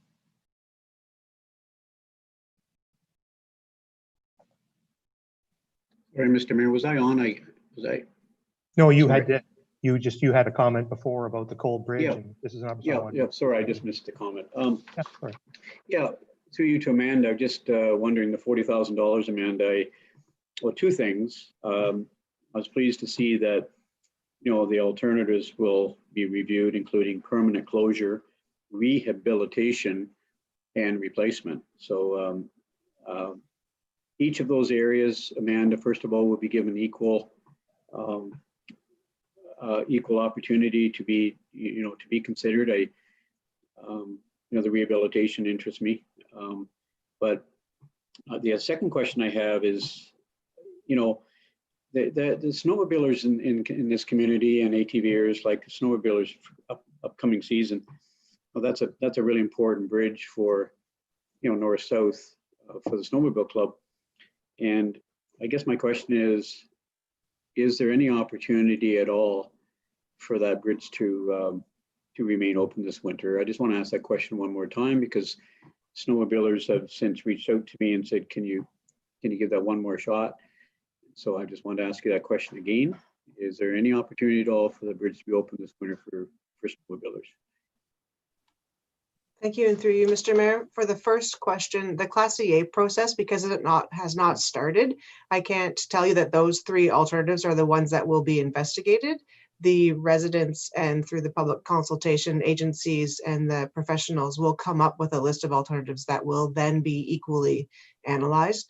And that will start in 2021. For this winter, we heard at that public meeting from the professional engineer that it is just not a safe bridge to be on in the winter because of the snow loads. So we will be bringing a report back on the 14th, recommending that the bridge be closed this winter. Thanks for that. Mm-hmm. Okay, further questions with regard to anything in 6.2, bridges and culverts? Councillor Maya. So do I read into this then that the Moore Bridge, McEwen Bridge will be replaced this year? Is this another the right bridge? Yeah. McEwen Bridge. Yeah. Yeah, it's going this year. It'll be replaced in 2021. Through you, Mr. Mayor, that is correct. We were given the funding from the provincial government, and specifically for McEwen Bridge, it's been tendered, and you'll again see a report on the 14th recommending the low bidder be awarded that contract. And can you tell us just how old is that bridge? I will look into it and get back to you, but I don't know offhand. It's certainly a more modern design than the Cold Bridge. It's you know, like a concrete girder. So it must be like the other one in Coalbridge is somewhat approaching 100 years old. So this one here must be less than that. But anyway, okay, the commitment has been made and heard. Thank you very much. Yeah, we were very fortunate to receive the funding from the Investing in Canada Infrastructure Funds for that project at nearly $2 million, and the $2.5 million investment in bridges in Saugeen Township, which is probably the largest investment in bridges in Saugeen Township that's been made since I've been on council. So I think it's a very positive move. Is there any further question with regard to bridges and culverts? I don't see any, so that'll move us on then to development services and the operating budget and the fees and charges. Questions or comments? I might just lead off with a question that I have with regard to the fees and charges. The County of Bruce, as you may know, is moving toward full cost recovery for its development services planning department operations. It for years was implementing essentially an inflationary increase to those fees, and was finding itself falling farther and farther behind in terms of the percentage of the overall pie that was being paid for by user fees. And I wonder, Amanda, if there's an opportunity here for us to review more holistically our development services fee structure to see over time how much of these costs are being paid for by users and how much are being paid for by taxpayers, and try to move along toward full cost recovery. I think that full cost recovery is a model that we should be heading toward here. The taxpayer probably doesn't need to bear the burden of paying for much of the overall cost of these development projects, but or in terms of our costs, our internal costs. Is that something we're thinking about or could do? We have looked at it last year, my 2018 budget. We looked to see the time spent by internal staff on specific items, so like site plans and that, to see where we were at. And then we've just increased sort of watching with salaries and benefits the same way, but it is definitely worth taking a look at again. We did revamp the engineering piece of it. So the engineering review is now based on a cost estimate. So it's an easier and better cost recovery, but I commit to looking at that again in 2021. Yeah, I think particularly since the county is doing it, I think it would be a good idea for us to do as well. Are there further questions or comments with regard to development services? Councilor Maya. Presumably we have a reserve in the development services department. Is that a good presumption? In one context, like we have a development charges reserve that pays for growth related projects, a parkland reserve as well that pays developers pay into, a parking cash in lieu. So they're all capital project based reserves for those sorts of things. Let's say there was an expense for a compensation for a building permit that was improperly issued, hypothetically, of course. That's not under this. That's going to be under protective services building department. This is development services. It would be not that anyway. Okay, I can wait then. Yep. Okay. Further questions with regard to development services? I don't see any, so that moves us then on to Public Works Administration. Questions or comments to 6.4, Public Works Administration? Don't see any. So that moves us then on to roads and roadside maintenance, a pretty extensive budget here with an operating budget, fees and charges, summary of 5-year capital forecast, a capital budget, and then 19 different capital projects on the roads and roadsides. So I'll give you a moment here. Are there questions or comments to either the sheets or the projects? Councilor Grace. Thank you, Mr. Mayor. I'm looking at page 92, first of all, which is the Beach Street project. And I wonder if Amanda could talk, please, to the projected asphalt width, which I couldn't, I can sort of see, but it may not be clear to members of the public. And also, just if you could speak to Beach Street and then the Adelaide Street project on page 95 in terms of the transportation master plan and the cottage design, which was referred to in the transportation master plan as a particular standard for cottage area streets, please.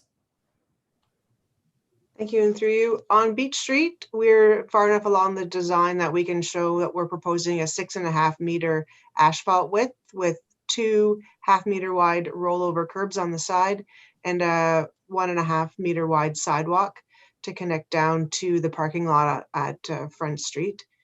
When it comes to Adelaide, we're not at that far down the design yet, so we will also go to the public and look at what we can fit in the cross section, and there may be opportunities to provide 1 or 2, but it is definitely an area where we're looking at the cottage type street cross section. Thank you. Okay, further questions on roads and roadsides? We'll get Councillor Carr and then the Vice Deputy Mayor. Thank you, and through you, Mr. Mayor. I guess I'm looking at page 83 here first, and I was just looking at some of the infrastructure and development services, the charges that are going out. Question specifically relating to the vac truck that I see we'll be talking about later on in the project, that it's only seen a 1.75% increase in what we, I guess, we bill per hourly rate on that machine. I see that we're replacing that significantly early. I'm curious as to whether or not that would normally be represented in those lines. Does that account for more cost because we're replacing it sooner? Thank you, and through Mr. Mayor. That cost is just the labor and sort of machine time recovery, so it doesn't have the maintenance necessarily factored in that discreetly, but we have found that we haven't been able to rent it out the last couple of years. So 4 or 5 years ago, we had a line item for revenue from the vac truck, and we just have not had the time. We've been using it so much, which is one of the reasons why it's led to it being burnt out earlier than expected. Okay. And then through you, Mr. Mayor, one more question too on page 93. I just know that this Davy Drive was looked at for last year's budget as well, and it hasn't been done yet. I'm just curious as to, we changed from, I think last year the budget was 635,000. We've gone to 874 on it this year. I'm just wondering what, why there was a $240,000 increase on that one. Are we changing more? Or is that just the costs have gone up that much in a year? Thank you, through you. It's a bit of both. We took 2 separate projects from Davy Street before. There was a water service connections that we were going to replace, and now we're upgrading to do through the full reconstruction of it. So took the decision to wait 2 years instead of coming back early. And then because of that delay, there is an increase in cost to do that. So external consultant and contractor time to do that work now. Or not additional contractor time, sorry, but additional contractor cost and consultant time. Okay. Okay. Thank you. Okay, the Vice Deputy Mayor. I have 2 items, Mr. Mayor, and through you to Amanda, if I could ask you, Mr. Mayor, and Council to flip to page 92 for a second. I just wanted to ask a question of Amanda about Beach Street. $495,000 price tag, and it looks like two full blocks or longer. So Amanda, if I'm reading correctly, replacement of the water main, brought up to urban standards, storm sewer, sidewalk. Am I accurate with what we're doing there for $495,000? So we're actually doing it for 1.3 million because we're carrying over the 894,000 from last year's budget. Okay, so the price tag actually is what is the actual cost, sorry? 1.3 million. Okay. And I'll just clarify for council's sake that corporately, we have made the decision to include new dollars as the cost for all of these projects. So what council is approving today is the 2021 capital budget, or sorry, what council is providing feedback on is the 2021 capital budget and the new money associated with that capital budget. So we do still have significant funds in our prior year capital reserve that can be used based on previous council approvals. Okay, thank you. Mr. Mayor and members of council, I just, we heard a presentation from, Mr. Neil Minaj. I thought he made a wonderful presentation on the need for road upgrades in certain areas, and he really focused on sidewalks and safety. And I'm a firm believer that we should be focusing more on sidewalks and removing people from streets where they should not be walking on, particularly some of the busier roads. But on page 87, 86, on page 85, under the capital sidewalk program, one of my add-ons, and I don't know whether you want me to do this at the end of the day, if we could talk about it now for just 2 minutes, I appreciate hearing you. I would like to really pay close attention to what Mr. Minaj was saying. And I've had, over the last year, 2, 3, 4, I've had numerous people come forward and say, please, can you speed up the sidewalk repair and replacement program?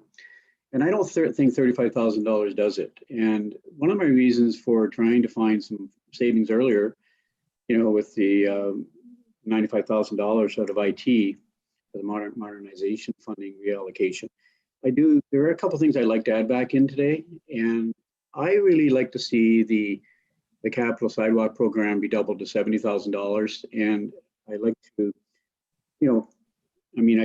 we did make a decision for that 94,500 earlier. So that's one of my items today. I have others to add back.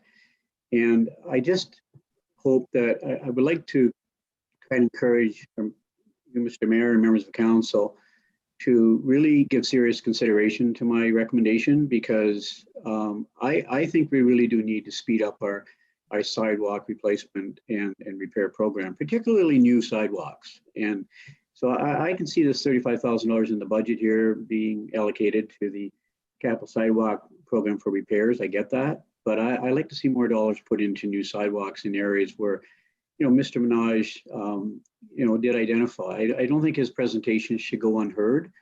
I think he mentioned some really valid points. I've read that his report again before this meeting. I looked at the transportation master plan. I like to speed it up. So whether it's the right time or not, but I would like to place a motion on the floor to double that $35,000 to $70,000 from tax levy, from the dollars we found out of the modernization 94.5, and add back in 35 to this area, because I think it's really important from a safety standpoint that we need to send a message out to our community that we are very concerned about pedestrian safety, and we do need sidewalks. There are certain areas of the town that need them in the shorter term versus longer term. So that's my motion recommendation. Councilor Rich. Thank you, through you, Mr. Mayor. So just in follow up to that, this is a question for the Director of Corporate Services. So how much is what does $35,000 buy as far as sidewalks go? Through you, Mr. Mayor, I can get that number and get back to you. I just have to do a quick math on that. But fundamentally, Amanda, the capital sidewalk program there for $35,000 is a repair program, right? I mean, that's not installing new sidewalks. That's repairing our existing sidewalk infrastructure, right? It can be either. So depending on where it is, we tend to spend it on repair, those that are in bad shape. But in our operating budget, we do have money as well where we put aside for when you have 1 or 2 panels. So this can be done as expansion. So some of this money was used on Elgin Street to extend from Highland down towards Brook this year. Okay, that's a good clarification. I think the other way to look at it, so for example, in here you see the a piece of road that will be of particular interest to Mr. Minaj, River Street, Arlington to Wellington. So you have it in there 2023 and 2024. So essentially a reconstruction of the road in 2023, 2024. I assume that doesn't include adding sidewalk to the road. Am I right about that? We would include our sidewalk if we're doing the road reconstruction on Arlington. So that would be in that budget value there that you see. So what you're seeing there, though, in these projections going out is all of these roads that are being reconstructed, the ones that don't have sidewalk on them currently would get sidewalk added. And it's just a question of timing, so you can move streets around, and it's a question of priority, whether how you're prioritizing them. But important to note, we're already in this future capital forecast budgeting to add sidewalk to several streets in the municipality. So you can double the capital sidewalk to build up more reserve, or you can shuffle the deck on some of those projects to get sidewalk. The Director of Engineering, flexibility. I'd like her to look into the Transportation Master Plan, Mr. Minaj's presentation. That's not only the roads that we're talking about redoing in 2023 and 2022, 2023 that have sidewalks. There are other areas that I just think it's important that we speed up the process for safety of our pedestrians in Saugeen Shores. So I would just like to provide her with the flexibility to say, here's $35,000, stretch it out.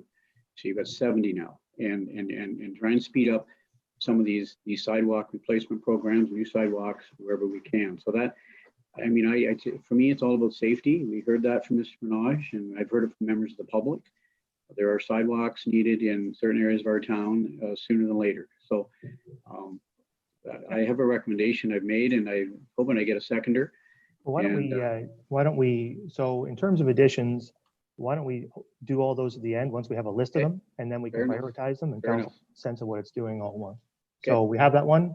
We recorded it. Dan, you'll record that one for us so we don't forget it when we come back. Correct. And we'll cover it off at the end. So thanks for that. Are there other comments about the overall roads and roadside maintenance budget? We'll get Councillor Schreider, and then we'll come back to Councillor Carr. Thank you, and through you. Amanda, just a question on page 88 and 91, Linden Drive drainage pit, and then drainage pit in general. The 30,000 is to replace one, and I think that's an annual capital project. And then the Linden Drive drainage pit, is that a new one, and is that why it costs more money?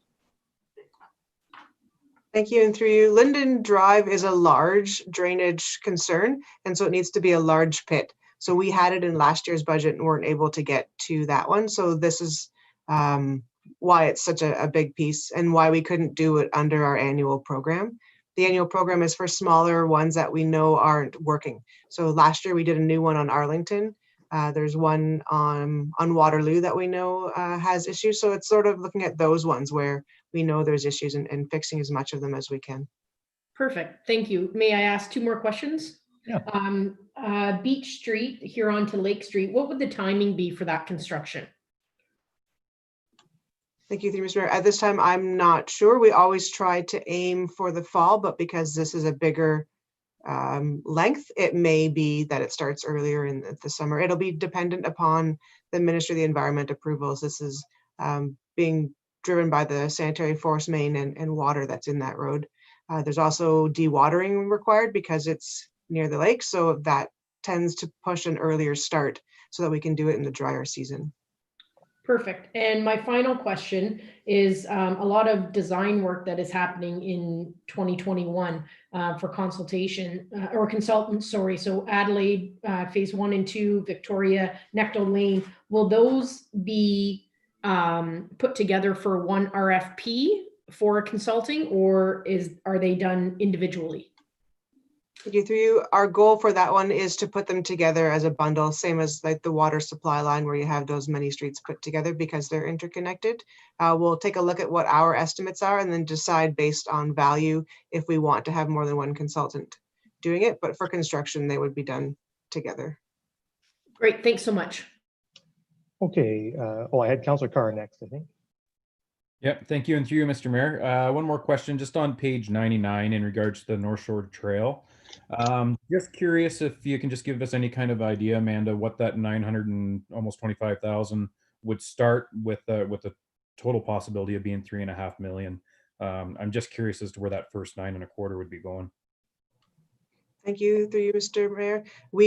My goal is to start down by Bushwood and work north towards concession 10. That's the area that's the hardest hit.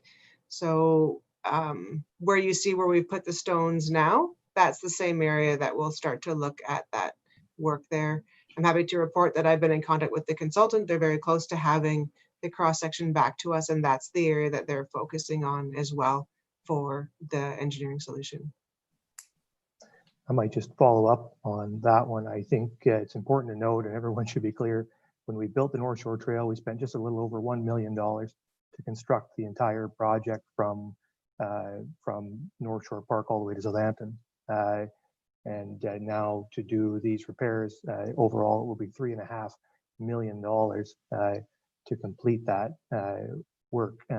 It's an important project, an important piece of infrastructure for the municipality, but I think everyone, we're going to do this in phases.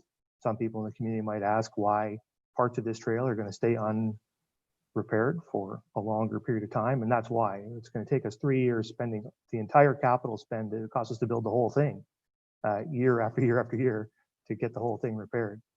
So it's very expensive. And I guess the question I have for the director is this repair going to make sure this thing can't wash out again? Like, if we're going to spend $3.5 million, I want some pretty clear assurances that we can engineer a solution that we're not going to be back here. We built this thing 10 years ago. I don't want to be back here in 2030, or whoever's here in 2030, and then facing a reconstruction project again on this thing because the lake is up high. Are we going to get a permanent, very long-term solution for $3.5 million? Through you, to you, Mr. Mayor. Yeah, that's the intention. I can't engineer for every instance. When we're talking about lake levels, what we're hearing is that the highs are going to be higher and sustained longer, and the lows are going to be lower and sustained longer as well. So the 100-year flood line is what we're working on right now, and there'll be freeboard and engineering considerations put in to make there a safety factor with that.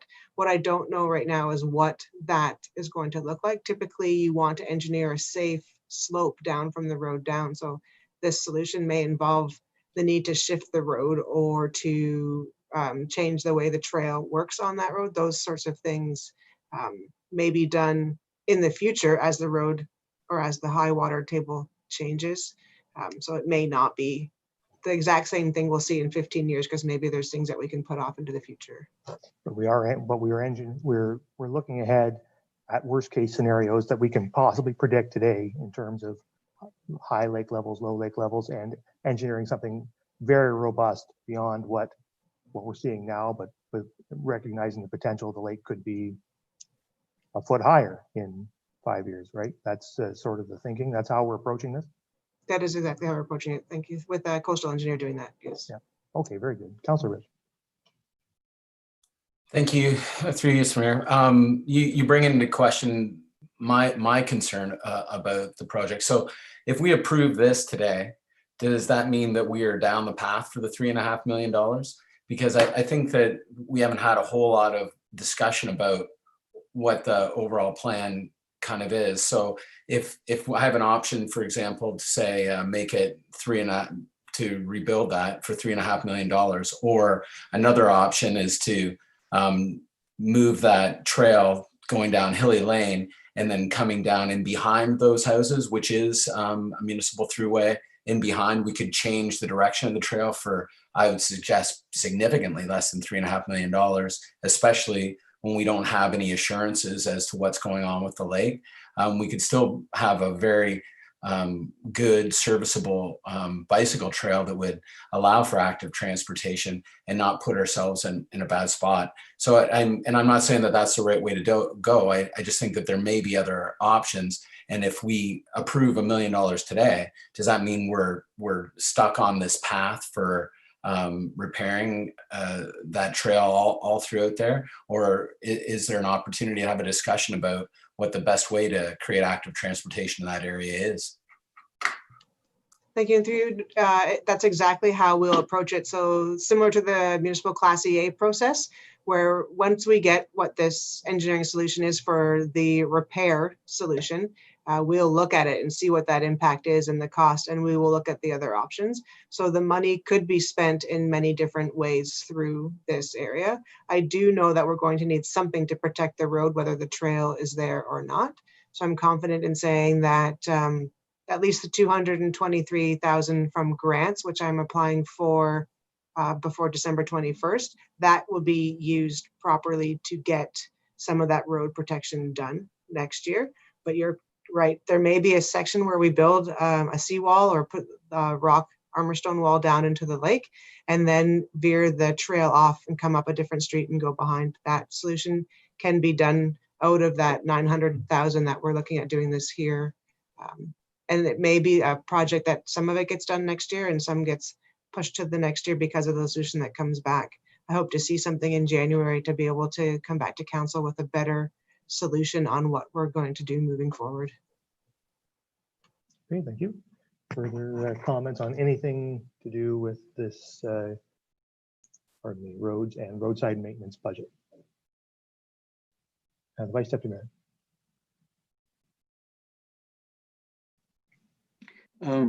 To Amanda. So Bruce Road, am I okay to go here? Bruce Road 25 Phase 3. Am I okay to talk about that right now? Yep, it's here. Yep. Sometimes I lose my spot where we're at. You're just right in the right spot, Mike. So Amanda, when we see the red and the orange and the green, the dark red, that's the section that was done to Ridge Street this year, I'm assuming. And then is the orange or brighter red, I'm not sure what we call the color, but where it goes across the farmer's field, the arc, and then the green from Ridge Street up to the highway. Are both of those phases being done in 2021, or is it just the one phase, the phase to the high from Ridge Street to the highway? Thank you, through you, Mr. Mayor. The green section, so from Ridge Street to the highway, is being done. So there's a little bit of the purple that's included in that. The red line is the future Bruce Road 33, just south of Bruce Road 25 and the future Bruce Street. So you'll see construction from Highway 21 to Ridge Street. Okay, and Amanda, so there's a roundabout going at the intersection of County Road 25 and Bruce Street, correct? Through you, Mr. Mayor, that is correct. And when's the roundabout being installed? Through you again, that would be in this construction period as well. It is in this phase. Mm-hmm. Okay, that answers my question. Thank you. Okay, thank you. Further comments on roads and roadside construction? I don't see any. So we'll move on then to stormwater 6.6. We have an operating budget there. Are there any questions on the stormwater operating budget?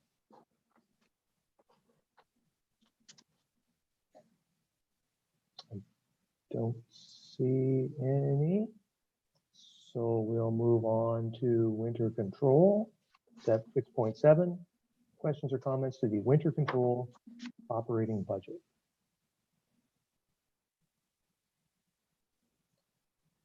I don't see any, so we'll move on to set 6.8, traffic control.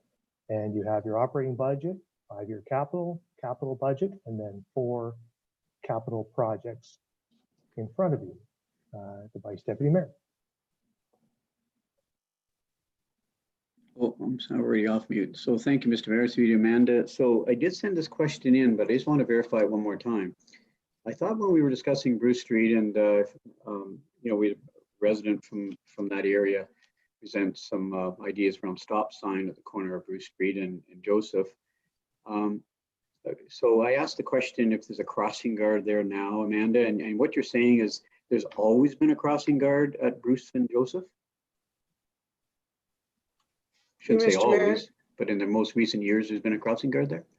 Through you, Mr. Mayor, no, there is a crossing guard on Joseph Street at the walkway that connects the school across Joseph Street, and then to, I can't remember the name of the street right now, but to something That's fine. The question I sent in was, is there a crossing guard? The answer that came back, yes, there is a crossing guard. But I think what you meant then was up further. So I'll go back to my original question then. Have you thought about a crossing guard for the corner intersection of Bruce Street and Joseph Street with the stop signs that hopefully will be proposed there? Have you thought about a crossing guard on that corner? It's not in the budget here, correct? Through you, Mr. Mayor, it is not in the budget.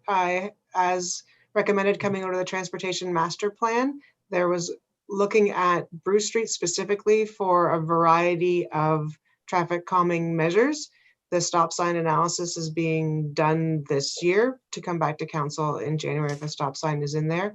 For the crossing guard, we just need to do the analysis first. There's a gap study that gets done for traffic and walking. And so that typically gets done outside winter months because you don't have that. And also with the with COVID and not necessarily having the same number of kids at Northport, I thought as a minimum, it'll be May that before we do that crossing. Yeah, that I understand that, and but it's going to be done in 2021. The analysis. Through you, Mr. Mayor, yes. Thank you. Good. Okay. Further questions with regard to traffic control? Councillor Mayette, and then the deputy mayor. Thank you, Mr. Mayor. Through you, I'm pleased to see in the capital forecast or capital plan for Goddard and Gustavus and Goddard at Green, those two advanced light controllers are being replaced, and there's going to be sensors to detect if there's a car, I guess, in the left-hand turn lane and not activate the advance in that case. Do these new sensors or new controllers have a lot of programmable capability to them? Like what I'm thinking of is, and I've said this before, is like in the middle of the night, say like from 9 o'clock at night till 5 o'clock in the morning, do you really need an advanced light? Could you just time them so that there's no advanced feature during that period? Is that one of the capabilities that we're getting with this $43,000 and $87,000? Through Mr. Mayor, I don't know. I can get back to you on the answer on how that works, but there wouldn't be an advance signal indicated if there's no car in the left turn lane in the middle of the night. So if no one's turning left, then it wouldn't have an advance. Right, and these are the new sort of ultrasonic detectors as opposed to the old style where you had to park on the detector inside the road. Mr. Mayor, I don't know. I can again find out more details on what we were going to be installing. I didn't get the complete breakdown on which one we were speccing yet. Okay, I'm guessing for 43,000, we're not digging up the road anyway. Okay. Okay, the deputy mayor. Thank you, Mr. Mayor. Through you. Following along on the Vice Deputy Mayor's question to our director there, Amanda, Bruce and Joseph, I've said this for years because of the number of people and the housing development back there. Would that be something that we would look at, possible pedestrian activated crosswalks, putting up some lights that would allow, because there are double lanes going on Bruce Street and it is a long way to get across? Thank you. Through you, Mr. Mayor. Again, with the recommendation from the Transportation Master Plan to put together a group of individuals to look at traffic calming measures in that area, that would be part of that investigation. Thank you very much. All right. Further questions? Councilor Mayette. Yeah, it wouldn't be a budget meeting without bringing up Ivings Drive. It might be my 6th year in a row doing that. So in one way, I'm pleased that we've got to the point where the recognition has taken place that this intersection warrants a left-hand turn lane. I'm still of the opinion that what we're going to do there with a full reconstruction of the intersection and dedicated left-hand turn lane is a little bit of overkill, and it's too bad when I see, especially that you can buy controller for $43,000, how a new controller and a set of lights and a couple gallons of white paint to paint a left-hand turn arrow on the road would not have sufficed. I know that we're getting a grant, or we have been awarded a grant for this intersection, and we're going to spend a whole lot of money, and we're going to probably disrupt traffic for some period of time during the summertime. But I still think that there was a more efficient way of doing it, and we're going to spend 10 times what a new controller costs there. And it seems to me unfortunate. I would like to hear the rationale why a simple left-hand turn signal and an arrow exactly the same as what we have at River Street would not have sufficed. Thank you, through Mr. Mayor. We hired professional engineers to do a traffic investigation 2 years ago. They came back and they said that in 2021 or 2022, we would need just a left turn lane that wouldn't need dedication. It could be a straight and left. But by 2025, 2026, with the development of the Blue Water Acres subdivision behind and natural growth through the town, that dedicated left turn lane would be required. So instead of building one and then in 2 years building another, we're using the opportunity to build it all at this time. So it may be a year ahead of when it's necessary, but it's within the reason of being done. Just to follow up, I wonder if when that analysis was done, they took into consideration that there were going to be a Bruce Street extension and a Ridge Street extension out to County Road 25, which would handle a great deal of the traffic that would, at this point in time, need to turn left at Ivings Drive to get to those neighborhoods in the back there. That a lot of them are going to be exiting out to the County Road 25 route now. Once again, not to second guess what our consultants told us, but there's a few of us on this council that were of the opinion that this was warranted a long, long time ago and didn't necessarily need a professional engineer's analysis. But I think the left-hand turn arrow and light would still suffice. I mean, theoretically, this is only a three-way intersection. There's no road that heads, I'm looking at the picture here, to the east, right? It's only a three-way intersection, and to go to that great extent for just a three-way intersection, once again, I'm of the opinion that it is overkill, and I would much rather see us save the $500,000 and perhaps apply to have that grant money applied somewhere else, maybe on County Road 25 roundabout, than it is on this intersection. I think we asked for a pickup truck solution, and we got a dump truck solution handed to us here. Analogy, so to speak, metaphorically speaking.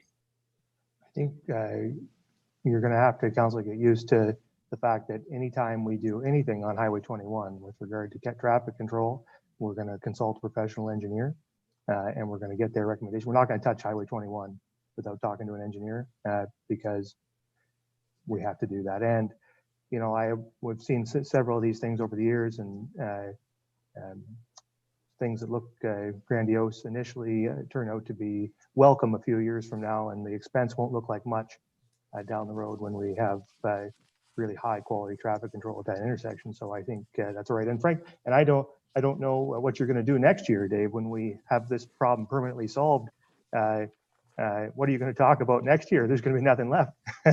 So I'm looking forward to having it solved, and to not having to talk about Ivings Drive with the budget anymore. It's going to be disappointing because it's always a conversation I enjoy. But we'll find something else. I'm sure you will. Anyway, good. Thanks for that. And are there any other questions with regard to Councillor Smith?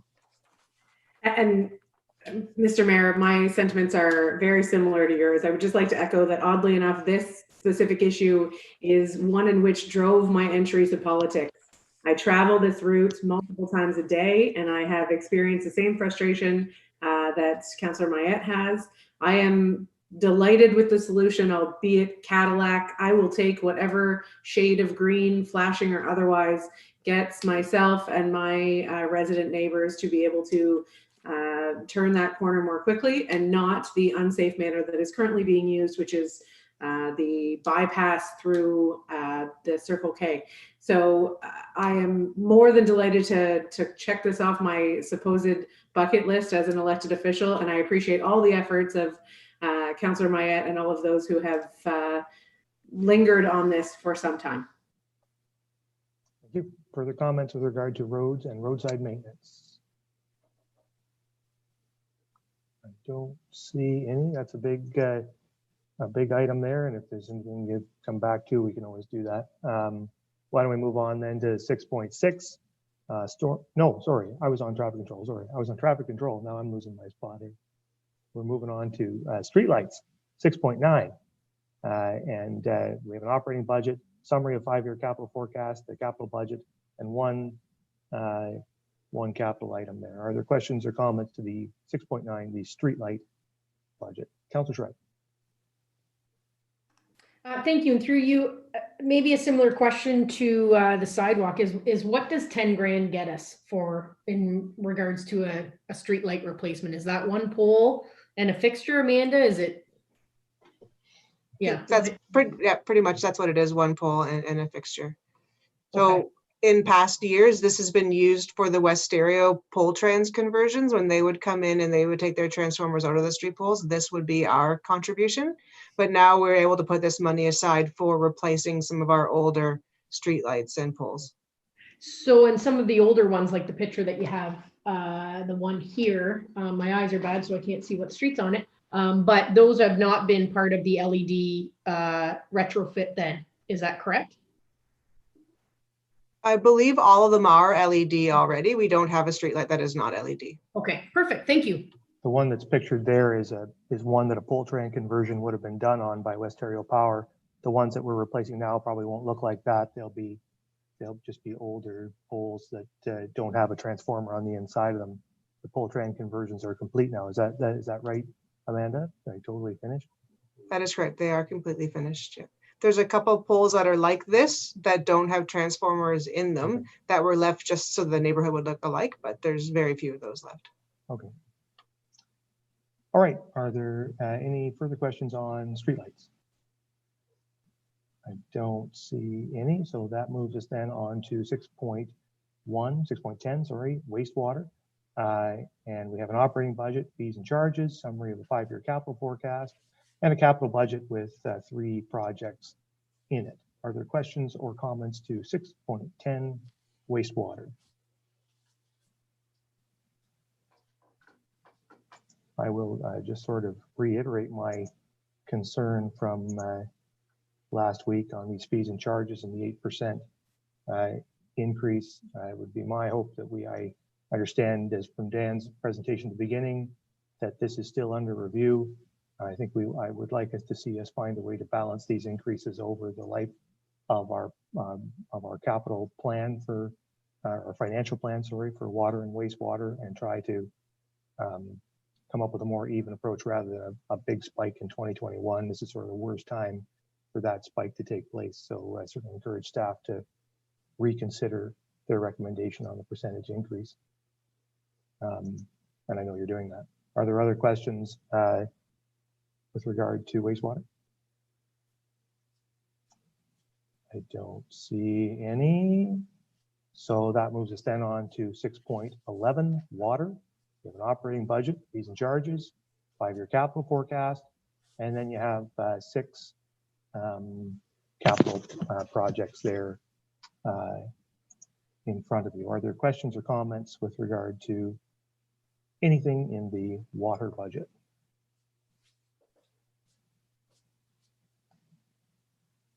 Sorry, Councillor Schreiber. That's okay. I was a little bit late there. And maybe just for clarification, Amanda, both in the wastewater and the water capital, we get the sheets that say $621,000 for capital, and it's for various projects. I know that in some of the long-term planning and some of the annual reports we get, there's a detailed breakdown. I wonder if it would help us just to see exactly what we're getting for that 621 and maybe I just want to make sure that I'm not speaking out of turn here. But is there a further breakdown that I'm missing for some of these projects? And we don't need it maybe today, but for future, it would be great to reference to those. Thank you, through you, Mr. Mayor. That is the capital program that is worked out with the manager of environmental services and Aqua for parts replacements at those plants. But yeah, we can get more details on that for sure. Perfect. Thank you. Not to make more work. I think it would just be great for us to know exactly what we're getting. Thanks. Okay, further comments on the water budget, the deputy mayor. Thank you, Mr. Mayor. Through you, Amanda, is there any scrap value when we take down the old Port Elgin water tower? Through you, Mr. Mayor, we will do an RFP for remove and dispose, and in that, the value of the metal will be in what contractors are bidding. So the cost for them to remove, sort of minus what they get for the metal, is how they'll try to win that contract. So our proposal here is just for what you figure it's going to cost to take down the tower. It doesn't have any idea of scrap value incorporated into that. Mr. Mayor, this would be the net. So we believe that above the, we believe that we'll have to pay a contractor $145,000 for that tower to be gone. Thank you. If you could, when you get that RFP back, please let us know what the scrap value actually is and total costing. Okay. Further questions with regard to water? Councillor Mayette. Thank you, Mr. Mayor, through you. Two questions. First, is the new Port Elgin water tower in service? And second, does the painting of the logo and the final in service include transferring of all the antenna and equipment that is on the old water tower to the new water tower? Thank you, through you. The new tower is in service. The logo is honestly just painting of the logo. We have been working with the radio groups to make sure that all the information or all the infrastructure is moved to the new tower that they want put over there before the old one will be taken down. Is that the infrastructure belong to the town, or is that things like Rogers or Bell or the cell carriers? It is mostly the cell carriers. So we have Bell, Rogers, those types of service providers. Plus there's a ham radio group that has infrastructure on the water tower. And then there are some of things that are ours as well for our connectivity between the different town sites. Right. Okay, thank you. The deputy mayor. Thank you, Mr. Mayor. And following on Councilor Mayette's question, Amanda, is there any way in working with our cell providers, BMTS, Bell, Rogers, whoever, to add some height and an antenna to help with internet conductivity to the farm area as a line of sight option? Because with that, this will make us probably one of the highest towers in the area other than a natural tower. But if we could add to that, that would help with internet to some of the rural areas. Mr. Mayor, that's not something that I have looked into, honestly. For cell towers, the provider normally comes to us with where they need to put those in and where they want to improve their bandwidth. And when they came to Southampton, we did talk to them as an example about using the Southampton water tower. So when the opportunity presents itself, it is something that we offer back. I think that's something we should look into. Like I said, it is the tallest structure around, and in the country, they go to local farmers and their silos and put them on top to allow people to get the line of sight conductivity. So if that opportunity presents itself, I look forward to that. Okay, further questions or comments on water? I just had a couple myself. One is with regard to the xenon membrane replacement modules. These are, just to be clear, we're just, because you talk about increasing the plant's water production efficiency, but that's only, we're improving efficiency by replacing older, less efficient modules, not because we're adding new modules to the plant. Is that right? That is correct. We added new filters last year to expand the number that we had. And this is replacing the old ones so that instead of them functioning at an 80% efficiency, they'll function at 100% as an example.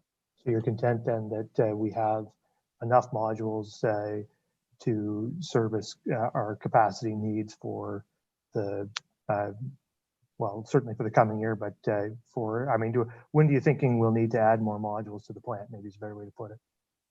we have the water and wastewater master plan. We just received the draft, so that document does show us when we need to expand. So it will be before 2041, but I haven't memorized the details enough yet to tell you between now. So how about that? In the next 20 years, we'll be expanding and putting more modules in. Well, that's very specific. Thank you. Well, we'll look forward to seeing the plan, and we'll get some details then. So that's good.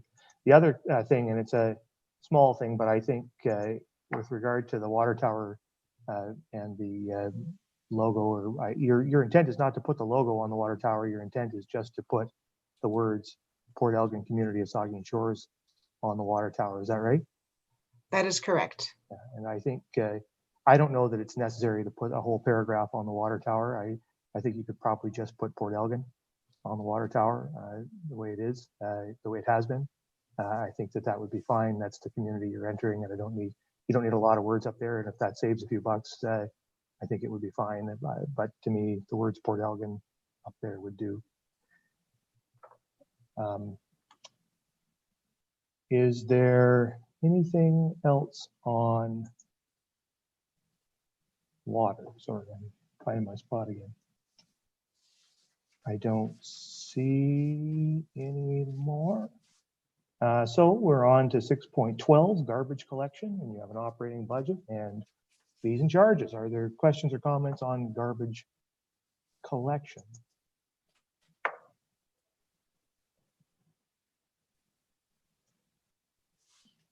I'll just make the, oh, sorry, Councillor Schreiber.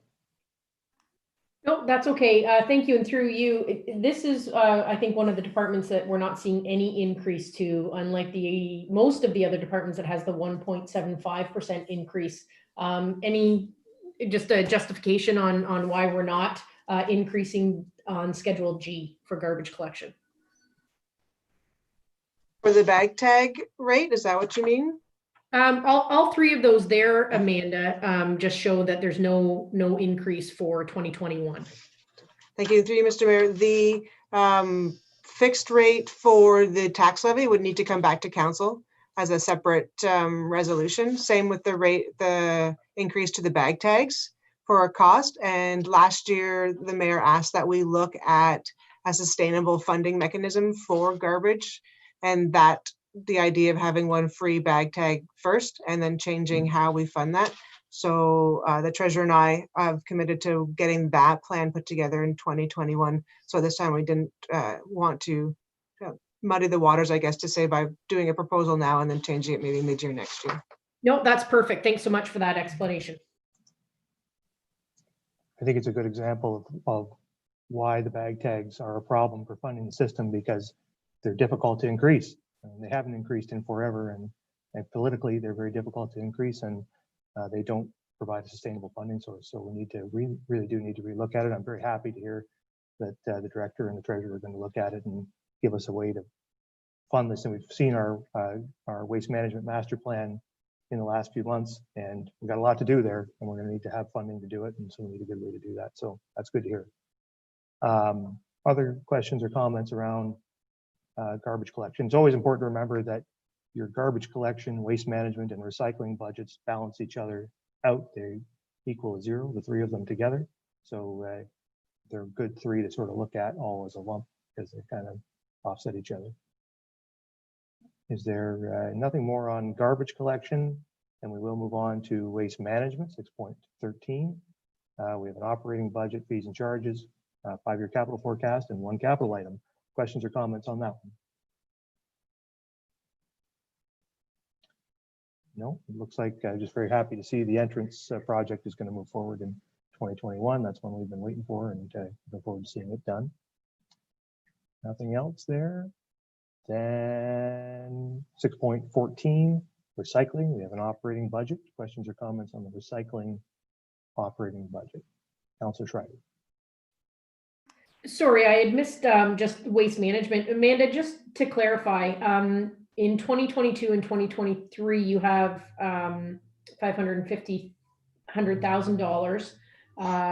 for the shredder and compactor. Is that then the total value is 1.2 million, 1.1 million, and that's spread over 2 years?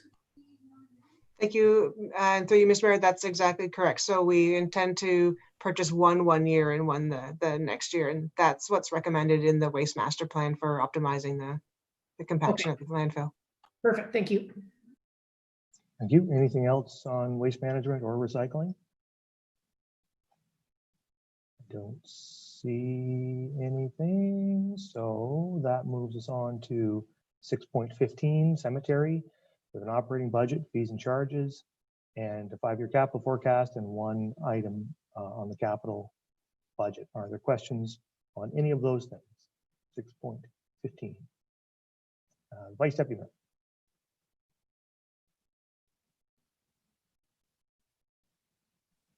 Thank you, Mr. Mayor. I was just wondering through you to Amanda, I was a little concerned when I saw the salaries and benefits 156, 193 in 2020, and then dropping down, you know, a significant amount. I mean, I think it's almost 15% to 138,017. And, you know, I know our cemetery manager takes great pride in, you know, in the way the cemeteries look with grass cutting and trimming and so on and so forth. And I guess I'm just wondering, how many people are we cutting out? How many summer students? Why the reduction, Amanda, in salary and benefits? Through you, Mr. Mayor, I may need to reach out to Sue for help on this one, but it's not a reduction in actual people. It's just a reallocation of wages. So the people that cut the grass at the cemeteries and will also do weed spraying and other areas. So what we've seen over the past 5 years, we've now just reallocated those salaries into those buckets that to better represent the actuals. So we still have two full-time seasonal workers at the cemeteries, plus the cemetery manager, plus summer students. Okay, well, your opening line, I'm pleased to hear that. If you know that you said I'll reach out to Steve, I think that may be a good idea. You know, he's the manager, and I just wondering if he's aware of this reduction and what it means to his staffing levels. That's all, Amanda. So I'll just leave it with you. Thank you.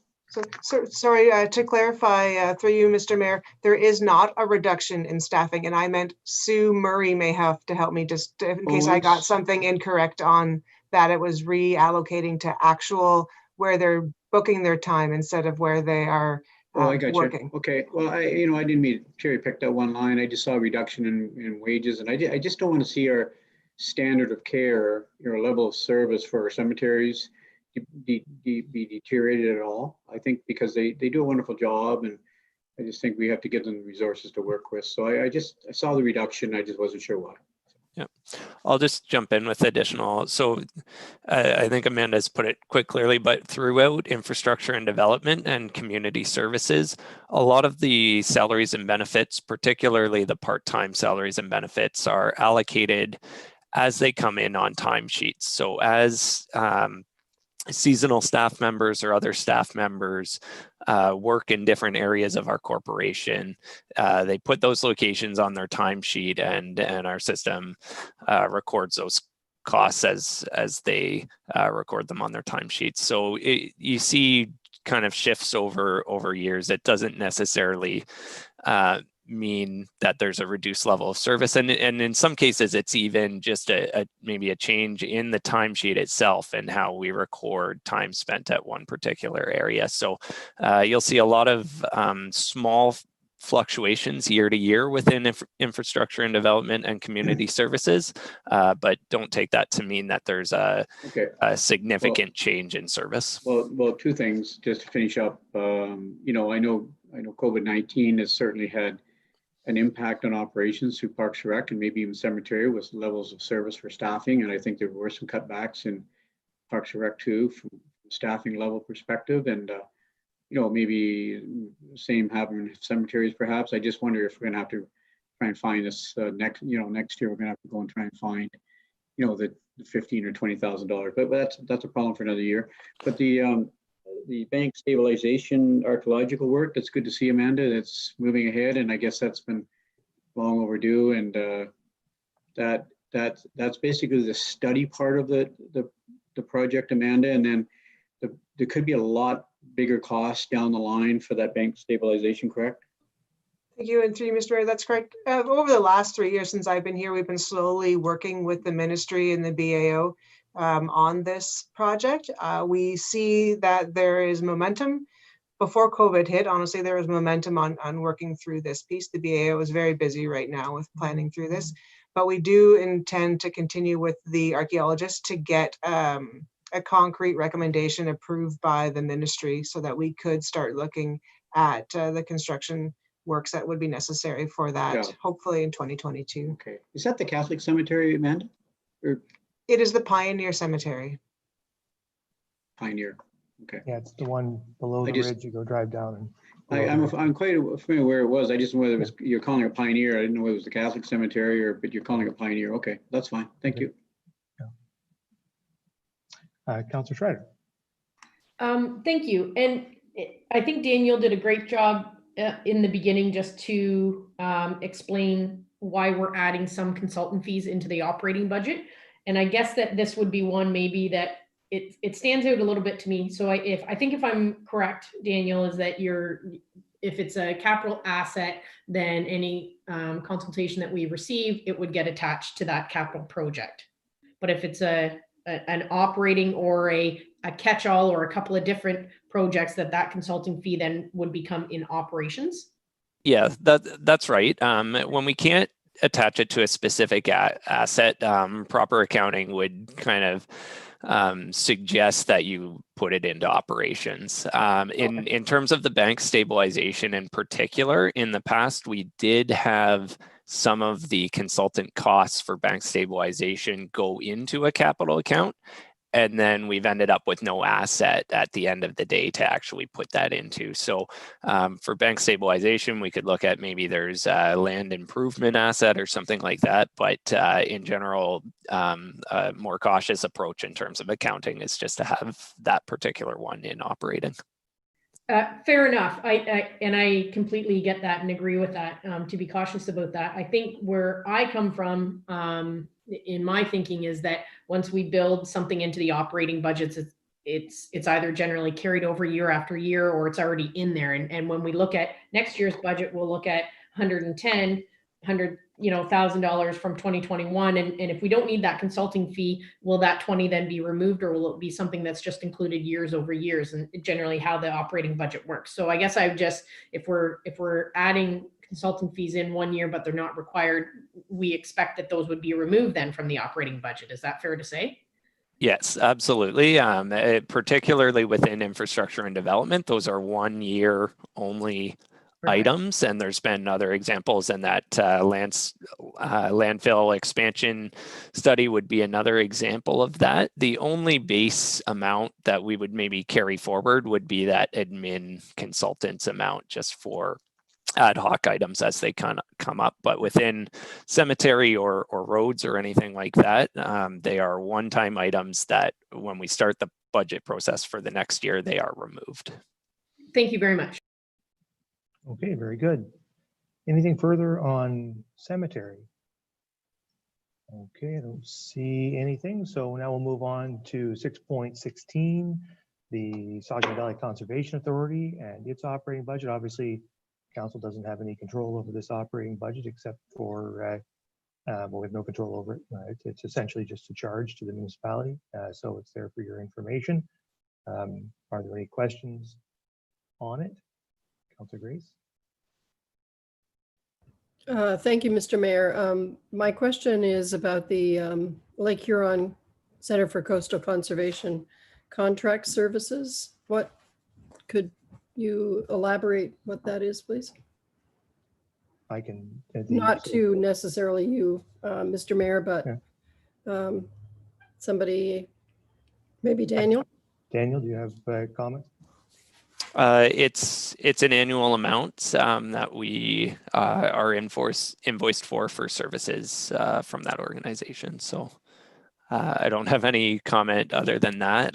Somebody within that area, maybe the mayor, could comment on kind of all of the benefits that we receive for that amount. I assume Councilor Grace knows as well. It's a fee that we pay every year. We share the cost of the Lake Huron Center for Coastal Conservation with other municipalities, and it's divided up and invoiced equally. And the services we get in return are well-known consulting services from Lake Huron Center for Coastal Conservation. So it's not for anything in particular, just to maintain that organization and service for the municipality. Thank you. Further comments or questions on the SPCA budget? Say it's there for your information. We have then next 6.17 parking and just a 5-year capital forecast for parking there. Any questions about the 5-year capital forecast in parking? I don't see any. And so the final one in infrastructure development is 6.18. The smart transit. This is very similar to Conservation Authority in that it's a charge to the municipality that we must pay to maintain that service. So essentially, are there any questions about anything in there? We don't obviously have the ability to impact any of it. And I will point out that the number in this budget is not revised for the final estimate. The final estimate has come in around $110,000. So as I recap our kind of totals of where we're standing at the end of the session, I can include that $20,000 saving as a consideration.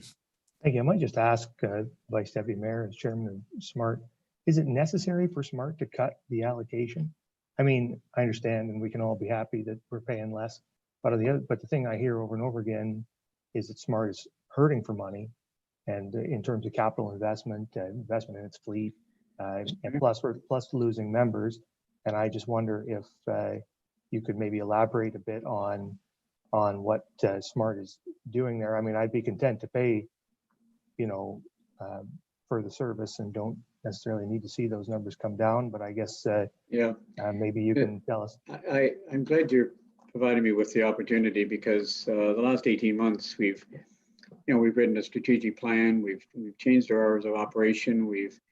This year will be the first time in 10 years we've actually contributed to towards our fleet reserve. It's at zero. It's been at zero for 10 years, and there was a request that came forward last year to make an additional contribution to SMART to replenish the fleet reserve, which ultimately was turned down and never moved forward. But the thing with the $100,000 reduction, and the municipal contributions to SMART totals $750,000 is what the municipal contribution is for the 9 partnering municipalities. So what SMART did this year, Mayor and Council, was they took the $750,000 contribution and they lowered it to $650,000. They found savings throughout the budget, and by saving $100,000, they were able to proportionally reallocate, lower the contribution rates for municipalities. And I hear what you're saying.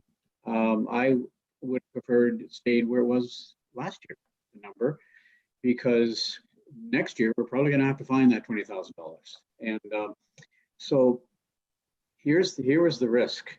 There are members, 9 partnering municipalities with all varying opinions, strong opinions, saying we need to bring down our cost, we need to lower our contribution, or we're out. And basically, that's it. In a nutshell, we're out. And 2 letters on file saying we're done the end of this year. And they were filed back in January of 2020 saying, we're serving 1-year notice, because it's part of their partnership agreement where they have to serve a year notice to leave the partnership. We've done some really creative work, I think, to find some savings, and those 2 communities are now back in. So they're saying they've withdrawn their letters, and so that's a positive. They're saying we just need to sharpen the pencil and find some savings. We can't afford this service, basically, and they were going to pull out. So a long answer, but Mr. Mayor, what I'm saying is I would have liked to have seen it stayed the same. So would have a couple other municipalities, but there were 5 or 6 municipalities saying reduce, find savings. We're outnumbered. And so it was, by the end of the day, it actually was pretty much a unanimous vote, to find the $100,000 in savings and lower the municipal contribution. So hence you got a $20,000 savings for Saugen Shores. I think Hanover's 35 or 40,000. The majority of municipalities saw their contributions go down this year. So I hear you. Yeah, okay. No, it's a good explanation. Thanks for that. Are there any other questions about SMART? I guess it's important for everybody to factor in and remember as you head toward the end of the day that there is a $20,000 additional saving from what's in the budget to this. So bear that in mind. All right, so that brings us then to the end of infrastructure and development. It's now 11:55, so we could break for lunch. How long of a lunch break do we have here, Linda? Mr. Mayor, I'd recommend just a 30-minute lunch break if the members are good with that. And in that 30 minutes, if you can just turn off your camera and your audio and remain on the line, and we will keep the live stream going and we'll indicate that we're on a lunch break until 12:30, if that's all right. Yes, we will adjourn. We will adjourn now and reconvene at 12:30.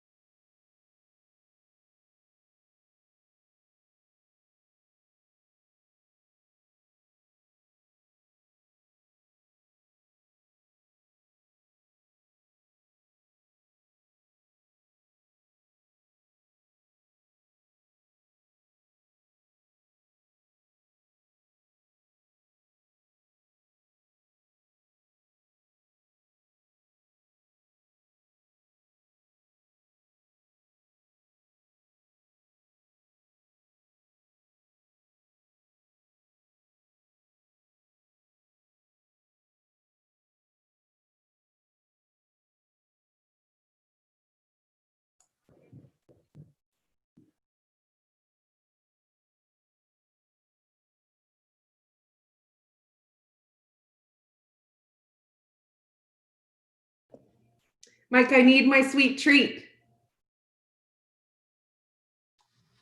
Jess, where is the lemon loaf?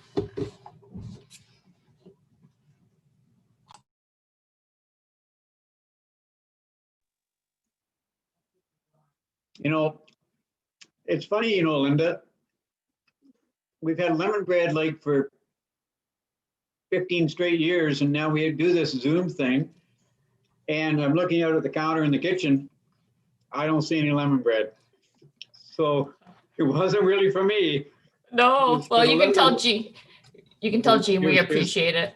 It was for the Linda Whites of the world and Steve Our lo- Siemens. Our Tulsa. loss, our loss. Absolutely. Anyways, I'm giving her a little smirk here, a little smile. Mike, you have lemon bread? That's the thing. Cool lemon bread today. Oh, you don't have any at home even? No, because I'm here and she only made it for you and the council members, Dave. It wasn't, she didn't make it for me. Wasn't for you. No, absolutely not. Oh. Well, there's still time. There's not, it's still time. It still can be done. Can she hear us? We reached the 12:30 mark and we have all members present. Okay, we'll reconvene this budget meeting then, and we're on item 7 now, community services, and we'll turn it over to the treasurer to introduce the topic.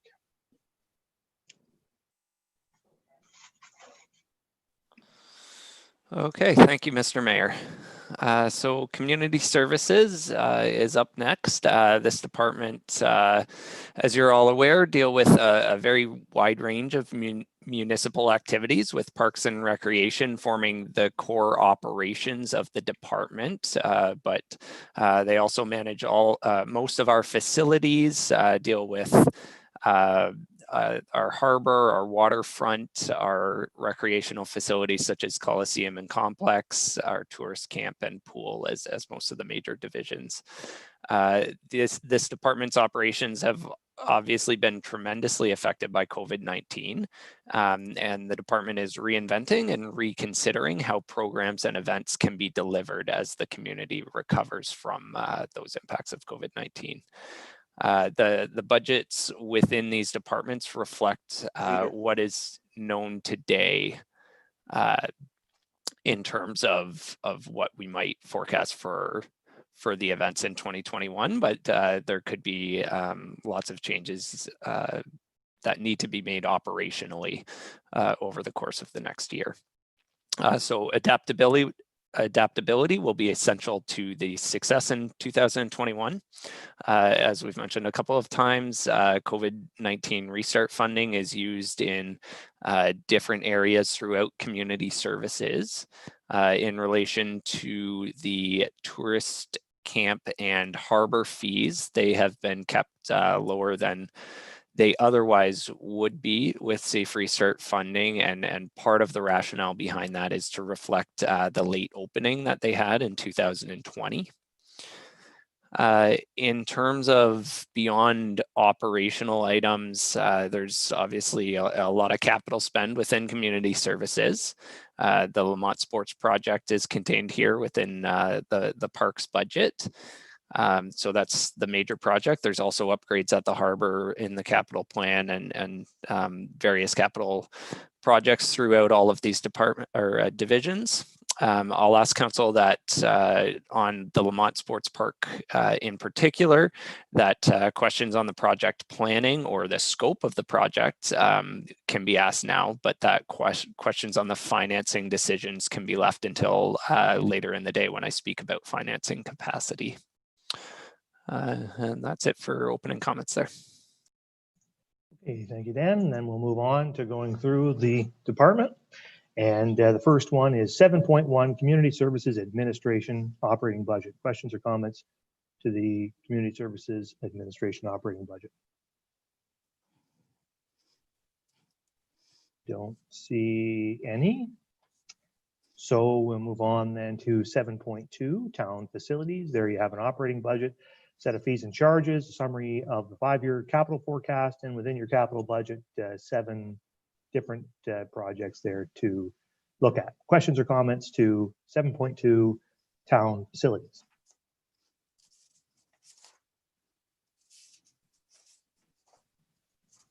Councillor Schreier. Thank you. I'm just wondering if Jane could pop on. The Southampton Town Hall, the 5-year capital forecast, we see that there's 350,000 in 2022 and that, but what do we see maybe within either the next 5 years or 10 years for that facility? Because I think that there was a report maybe, or a committee that was formed or was going to reform just about the future of that facility. Yeah, so I can share with you where we are to date. This is one particular project that COVID has paused somewhat of the plans moving forward. Prior to COVID, we were working with an architect in redesigning the washroom facility and the kitchen in that in the facility in order to capitalize on some of the space that isn't necessarily used. So the kitchen, as an example, is merely a prep kitchen. It isn't a kitchen where you can provide full meals or anything. So we were looking at all of that footprint and determining opportunities where we could expand the washroom facilities, because that's a real issue right now. And so where we left off was just as COVID was coming on, we had our first set of drawings with the landscape or with the architect. There is money in the budget to continue with that project, and that was from previous years that we will be allocating towards enhancing the washrooms. The 350,000, what you see in there for next year, is consideration for the ceiling and the flooring on the main floor, on the upstairs floor. We looked at painting the facility as part of this budget for consideration, but when we really looked at the facility itself, we realized painting really wasn't answering some of the concerns that we have for that room. The flooring needs to be replaced. The drop ceiling needs to be replaced in consideration for bringing out the former glory, I'll say, of the original ceiling in that building, or at least having a replica ceiling that mimics the previous one, and lighting as well. The Performing Arts Group invested a tremendous amount of money through fundraising for future shows, and we want to be cognizant of the fact that that lighting is in there too. So the 350 is a broader picture. You will not see in this budget, in the 5-year capital budget, expansion as far as square footage to the exterior of the building at this point. If that's something council decides they want to see within the next few years, we can certainly go back and reevaluate that. Perfect. Thanks so much. Thank you. Further comments on town facilities? The Vice Deputy Mayor. Thank you, Mr. Mayor. Through to Jane. Mr. Mayor and Council, I think later on in the day, I want to speak to the Legacy Fund, and I certainly believe that we should be continuing to contribute towards the Legacy Fund, and to do that, we have to find some savings in the budget today out of taxation. And I'm just wondering, Jane, there's 7 projects listed here. 1, 2, 3, 7, and I agree with 6 of them. But I'm just wondering, $30,000 for the art gallery entrance enhancements, if that was delayed for 1 year, what kind of an impact would that have on anything to do with people entering the building and it's continuing to be able to operate? So could that be delayed for 1 year, Jane? Yeah, I can tell you with this particular sheet, the art gallery and entrance enhancements, which is on 179, which you're referring to, one of the things we neglected to show on the sheet was $5,000 that council approved a previous year for an accessible door, and that's into the art gallery itself. We paused on that project because, in our opinion, it's more than just a door. Right now, there's no barrier-free door entering into the art gallery. Some of the logistical problems that we have with that entrance is the winds, and that door being blown open on a regular basis. I would caution pausing that project. We really would like to proceed with this project. In fairness of our tenants, they need to have an area that provides for the patrons that they've arrived. Right now, there really isn't an entrance such as that at that building. Being cognizant of that, it's not barrier-free right now. Aesthetically, it's not that appealing, and they have patiently been waiting for us to replace that door for a number of years, and we'd really like to proceed with that project for 2021. Okay, and just to follow up then on the Arlington, then I'll pick on another project. The Arlington Street condo. Just tell us again why that's important to proceed for 2021. Yeah, so Arlington Street condo, there's no doubt about it that it has sat empty for the last couple of years. We have seen an influx in the need and usage for that through the doctor recruitment program. I can tell you nothing has been done to that facility for a number of years. We did some preliminary work this year as far as carpet cleaning and some painting, but it's like walking into a facility that was built in 1990, to be quite fair. There's a tremendous amount that needs to be done in that. The appliances are some of them don't work at all. Bathrooms, there's a toilet that doesn't work. So if we want to continue that as part of that program, we need to invest in it. Thanks, Jane. All right, that's good. Thank you. I think I saw Councillor Smith. Yes, through you, Mr. Mayor. My comment was just in addition to supporting Jane's reference to the Arlington Street condo. So as a member of the Physician Recruitment Committee, this is a facility that we use often as of late. And we have had tenants in here and would look to have more tenants available. So not only is this a need for the Physician Recruitment Committee, but it could be a revenue generator in the event that we are able to accommodate multiple leases. Similarly, if ever we do look to divest these assets, which we have talked about in the past, it's not a secret that at some point we may look to sell these assets. These renovations will go a long way in terms of market value. So I appreciate your support. Okay, further comments? Yeah, I certainly support the list of capital projects under town facilities. I think it's an important list, and I have trouble seeing anything in there that I would do away with. So that moves us then on to library 7.3. There's an operating budget. Questions or comments to the operating budget for library? I don't see any, so we'll move on then to 7.4, airport, and there's an operating budget before you there. Questions for the operating budget for the airport? Councillor Smith. Comment. We've had Tony Alberts speak with us every year on this, and I'm delighted to see, despite the challenges that this year has brought, they're able to bring in the 2021 budget at virtually the same. That's a tremendous feat given their challenges, and thanks to that volunteer committee who puts in considerable effort to keep their fees low. Yeah, agreed. Further questions or comments? I don't see any, so we'll move then on to 7.5, recreation and culture, and you have there an operating budget and a list of fees and charges. Are there questions or comments for recreation and culture?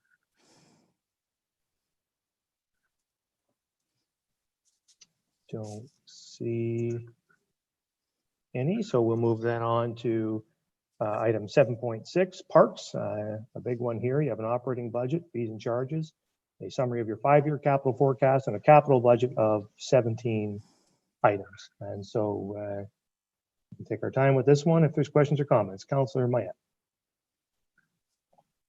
Thank you, Mr. Mayor. As I go through these, yes, there's bound to be some conversation. There's a number of them that are hitting close to home. I look at there and I see security cameras on the rail trail, and I think there was another one that talked about security cameras, maybe on the next page, I'm not sure. And certainly vandalism has become an issue. We've had a couple of very unfortunate situations this past season, and I don't know if that was a COVID inspired thing, that people have got more time on their hands, and presumably the youth were caught up with less than have idle hands, and you know how the devil works with idle hands. But when it comes to putting in security cameras, it's a bit of a wormhole to go down, because there are strict provincial regulations. This isn't New York City where we can put them on every street corner.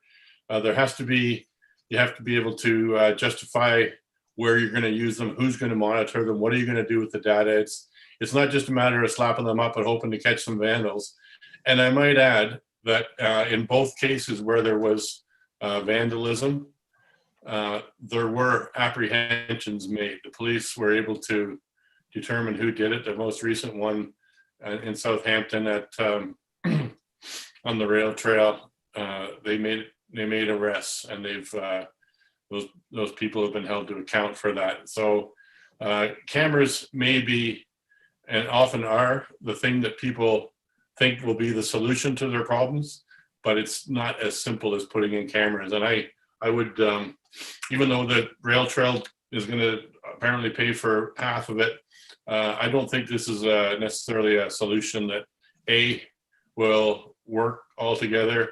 It might even invite more vandalism because people will just maybe try and vandalize the cameras, or B, it's we do have other means of apprehending people that engage in vandalism, and our very good police force and the Saugeen Shores Police Service have lots of tools at their disposal to determine who did it, and they were very good at it, and they've done just that. Thanks. Okay, Councillor Schreider, and then Councillor Grace.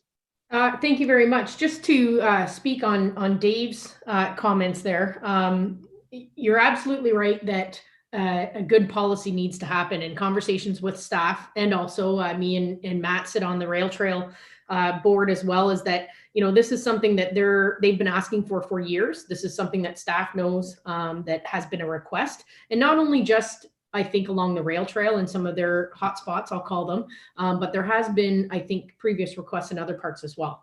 A good policy that does, you know, check all of the boxes and adherence to the Privacy Act, all of those things, that does need to happen. And I think part of the description also says updating the policy and creating that framework that we need to have, that we can't just put them up. This conversation almost reminds me a little bit about the traffic calming measures, and does a four-way stop slow the traffic down or deter traffic or not? Any help or any deterrent that we can provide to minimize or eliminate vandalism, I'm in favor for, especially with these volunteer groups that any of our facilities, but we have volunteer groups that are maintaining these assets. They are town assets, and we've all seen the pictures, and they work hard to maintain them and to keep them beautiful. And then they have to go back and repair and replace and maintain. And it's just, it's heartbreaking. And I think that this is very important, not only in these areas, but maybe this will kind of start the process for where we need cameras in other locations as well. Thank you. Grace. Can I follow up there, Mr. Mayor, please? I'll get Councillor Grace, and we can loop back to you. We're going to hear from everybody. Councillor Grace. Thank you, Mr. Mayor. And just to respond to Dave's point, shortly after the incident in Southampton, I met with the Chief of Police, Zettel, as well as the Director of Community Services and Frank Burrows, the Parks Manager, to talk about this. And I can confirm that there was a lot of information shared and discussed about the provincial policy, as well as research into other municipalities and how they've handled similar situations. So this was not something that I would classify as being sort of a knee-jerk reaction. As Councillor Schreider mentioned, this is something that has been ongoing, and this was an expensive, regardless, I'm glad that the perpetrators were apprehended, but this was an expensive venture to clean up Memorial Garden. So, you know, I think that this is a pilot project, and I support this fully, and I think that there was a lot of thought that went into this recommendation. Okay, further comments? Councillor Carr, and then I'll come back to Councillor Mayette. Thank you, and through you, Mr. Mayor. As Councillor Schreider said, I sit on the Rail Trail Committee with her as well, and I think the other camera that Dave was talking about was the Port Elgin Harbor. I do understand the benefit that we may see from installing these security cameras, but I tend to side with Dave on this one here, that I think this one should come back to council first with a plan to put in place, so that we know that we aren't violating anybody's personal space, or however we're going to phrase that when we start recording, and determine who's going to be able to look at the video and what will determine the reasons that they're allowed to look at the video. I agree that this is maybe a bit of a slippery slope, that we should maybe look at a policy first, get that in place, and then we can start looking at other groups, because I do believe that there'll be many other groups on board that would be looking at adding this, and even downtown at the Parkette where we've seen some issues, that there'd be some other good candidates in that area. But I do believe there'd be something that'd be better to come back to council and set our policy beforehand and then revisit these. That's my own comment on that. So just before I come to Councillor Mayette, just to follow up on the councillor's question, on the councillor's comment with the director, is it your anticipation? So what we're doing here is approving funding. Is it your expectation that prior to proceeding with the installation of these, that we will have a policy? I think that that's probably the appropriate way to do it. Is that what your plan is? Yeah, in conversations with the clerk's department, they're anticipating bringing a draft policy to committee of the whole in February. So you can think of this as a two-step process. You're approving money today, but nothing's going to happen until we've approved a policy. That's right. Yeah. Okay. Councillor Mayette, sorry.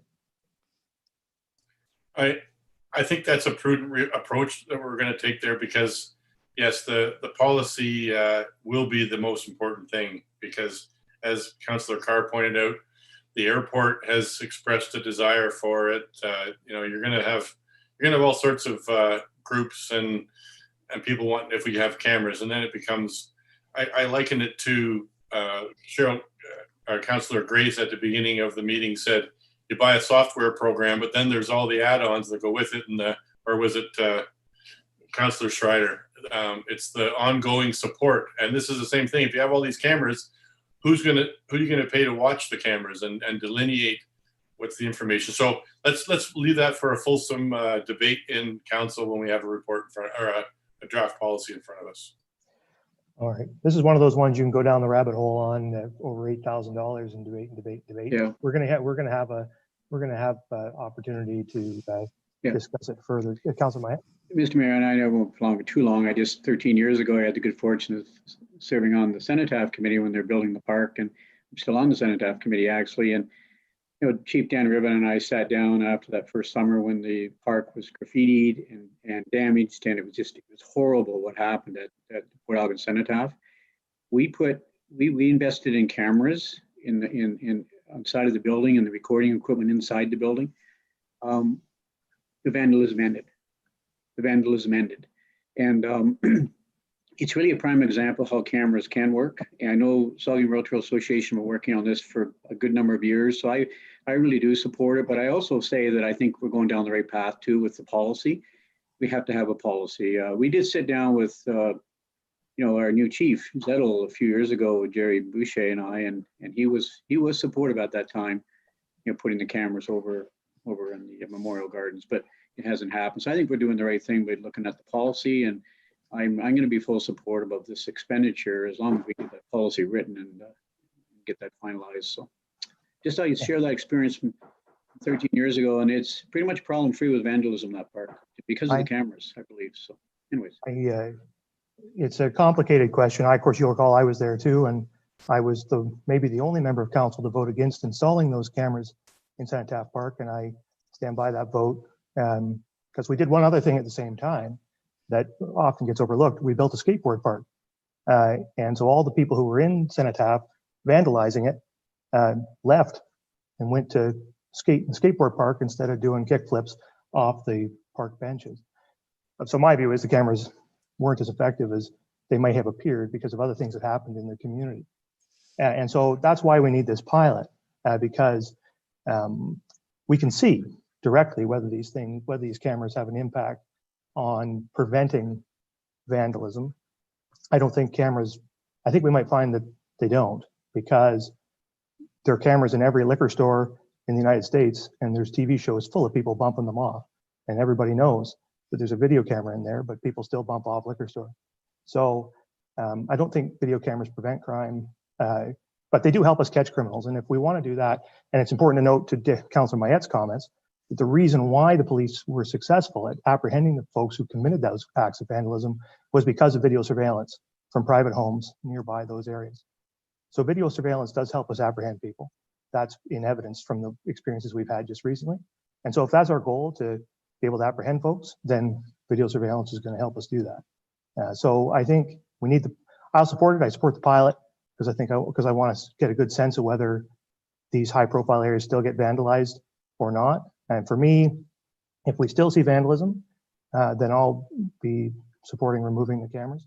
And if we don't, then I'll be wrong. And they do seem to they will have prevented it, and that will be great. So we'll see. But anyway, we've got $8,000 going into the budget, and we'll proceed with it after we get a policy. So the next thing is to proceed with the rest of these. I'm sure there'll be several comments on most of them. Further comments with regard to projects in the parks budget. Vice Deputy. Thank you, Mr. Mayor. Earlier in the meeting, I want to talk about Sharman Park stairs for $40,000, and we talked about the NWO funding. Jane is proposing that Sharman Park stairs be funded for taxation.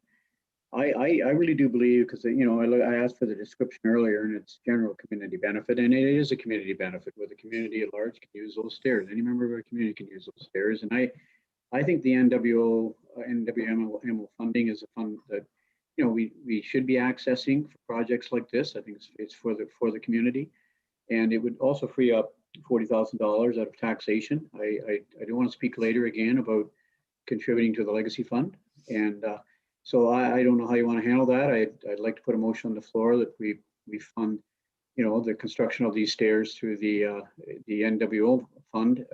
That's if, and I want to ask Jane this question before that motion is put on the floor. Jane, I guess my question is, just down the street, 100, 200 meters, you can still walk down to the harbor just by walking along the side of the road down into the harbor area. And I guess my question is, how critical is it that we actually replace these stairs? You're correct. You can still walk down to the harbor. Granted, that harbor opening that you're referring to is quite wide and used regularly by vehicles. There's no active transportation mode. There's no sidewalk there. We certainly saw these steps being used on a regular basis when Saugeen Street was completed, and I didn't realize how much they were actually used until I was in that vicinity on a regular basis. Okay. So I share that information with you. No, that's fine, Jane. So in your view, the stairs are still a pretty important part of our community for access down into the waterfront area. So having heard that, your professional opinion, I would like to make a motion, Mr. Mayor, that the Sharman Park be removed from taxation, and that it be funded by the NWMO funding. Would you be willing, Vice Deputy Mayor, to just remove it from taxation and have it funded from another source rather than target the NWMO fund? It doesn't really matter where it comes from. We could direct staff to find funding from an appropriate reserve. Future capital reserve, NWMO. I just rather than taxation, I would just like to free up those funds for. Your goal is to remove it from taxation. Yes. So if the motion were to remove it from taxation and direct staff to find funding from an appropriate reserve, would that do? That would be fine with me. All right. So is there a seconder for the resolution? Seconded by Councillor Grace. All right. Comments. Councillor Schreck. Thank you. I think Mike and I are thinking alike, definitely on this one, which is scary sometimes, I think. But anyway, we have a wonderful system with the trail counter system, and those are mobile. And I'm wondering if staff wanted to put the infrared camera on this set of stairs for a summer or a season and see exactly how much use we're getting to see if it warrants the replacement, or do they need to be perhaps closed down. I think a lot of times they've been there for so long that we continue and to fix them, but is there a need to have them? And maybe it's just a data usage to see, do we need to spend $50,000 on replacing these stairs? It would defer it by a year, but I might just give us some data and justify it. Thank you. Through you, Mr. Mayor, if I may, is certainly something we considered late in the game, to be honest. My conversations with the parks manager is that if we were going to do nothing with these stairs, leaving them in another year leaves us at risk of potential litigation. They are in terrible condition, so to speak, and because they are in a shaded area, they rarely dry, which causes them to be slippery on a regular basis. So I guess what I'm trying to say is that if we were to close these steps or if we were to close these steps, we would be taking them out for a year. To put up counters may leave us exposed for potential issue, but we're happy to work with what council decides. All right, are there, so you have a resolution before you. Are there further comments? Can I just comment, Mr. Mayor, on kind of the overall strategy here? Council is certainly able to vote on removing projects or changing funding sources of projects. If the goal, as we go through here on individual projects, is for to free up taxation funding to go to the legacy reserve, as an example. And another option that council would have is to direct staff to find enough alternate funding sources for enough projects in order to meet a specific contribution to the legacy reserve. So we can go through these one at a time as they come up. But it would, if council did want to, at the end of the session, direct, let's say $200,000 of the current tax funding in the budget to the legacy reserve fund, certainly that funding would likely have to come from other reserves, such as our modernization reserve or the NWMO reserve fund, as has been suggested so far. So at that point, it becomes kind of a shuffling of things, but I think staff would be well suited over the course of the next month or so as we approach the final budget to identify projects that would qualify for maybe some other reserve funding to meet a specific goal, if that's clear. I think that, you know, I don't know what, there's a list of other capital requests from members of council at the end of the page here. So it's possible. So, I mean, overall, the philosophy ought to be not to reduce our capital spend from taxation year over year, but to increase it slightly. I think we may still be on track for that. It's just a question of swapping out one project for another and doing different things. So I think, you know, I think council should proceed to make decisions project by project, and we'll have a result at the end with, you know, and we'll decide at that point. I think so long as we end up in a place where we're spending the right equal or more tax dollars on capital one year over the next, and we're not reducing our capital spend from taxation, then we're in a good shape. We're in good shape. And essentially what you're seeing here, Daniel, is council trying to decide, trying to insert itself a little bit into deciding what projects are going to be funded how. And so there's nothing wrong with that, and we'll see where we wind up. Of course, council can always ask staff to do this work too, and that's a good point. And we may choose to do that at the end as well. So, but I appreciate all that information, those comments, Dan, and that's a good option for us to consider when we get to the end of the day. But you do have a resolution before you now on an alternate source of funding for the Sharman Park replacement of existing steps. The resolution is to remove it from taxation and fund it from an alternate source of funding, a reserve to be selected by staff. Is there any just more discussion on that resolution? Councillor Schreier.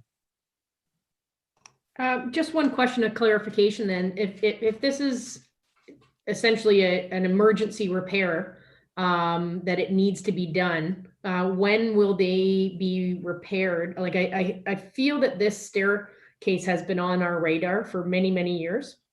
And I guess the question is that if we're deciding to go ahead with approving this project and not collecting data, when will it be replaced, and will it be closed until it is replaced? Yeah, thank you. Through you, Mr. Mayor.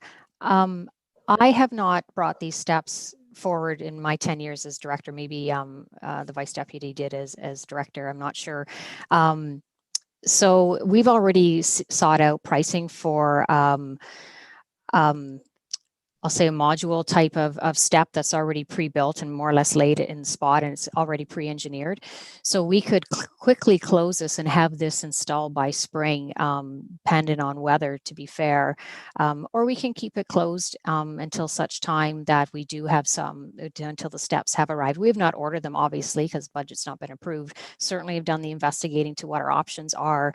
And like I said, in that environment, the fact that it's in so much shade, they're constantly wet. So obviously we don't want to proceed with wood again.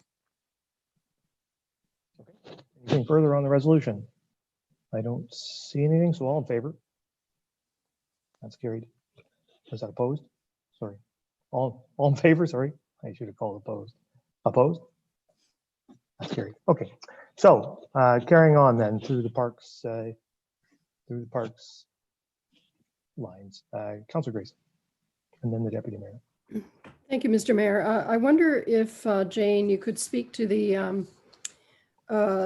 ball diamond lighting in particular at Jubilee Park and what the intentions are there, especially in light of the concept plan for the Jubilee Park improvements.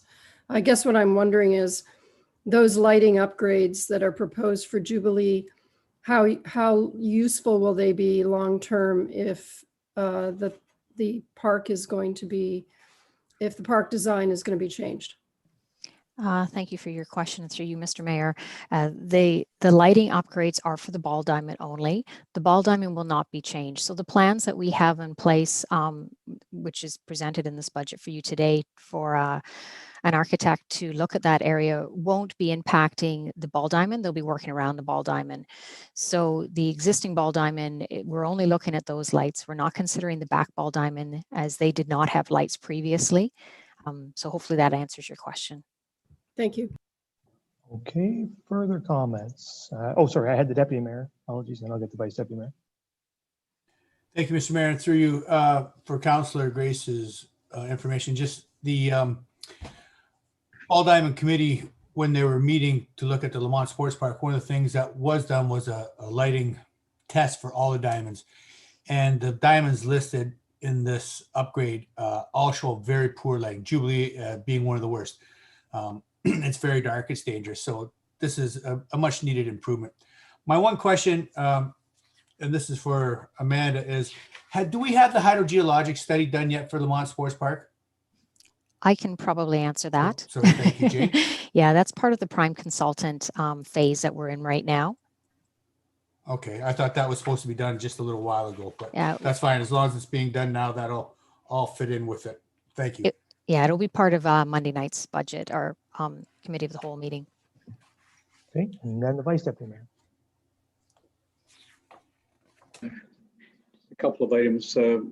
Mayor, if I could, and Jane, Hillowell Park, phase 1 drawings designed for the park, $20,000. We'll be hiring I guess a landscape architect or a planner, or not sure what the title is, who you're hiring, but or thinking about hiring. But I'm just wondering, for Hillowell, is that are you thinking along the lines of obviously it's a soccer complex right now? Is there 2 fields there, I think, and is the plan, so what you're thinking is to expand the soccer complex facilities, 1, 2, 3 more soccer fields, or is this potentially playground structures, trails? What are you thinking for Hillowell? Yeah, thank you. Through you, Mr. Mayor. Hillowell property is a gem. That's underutilized right now. Right now, our utilization is primarily soccer, but we have a considerable amount of individuals who enjoy using the facility to walk their dogs. It's a great piece of property that has prime potential for future development.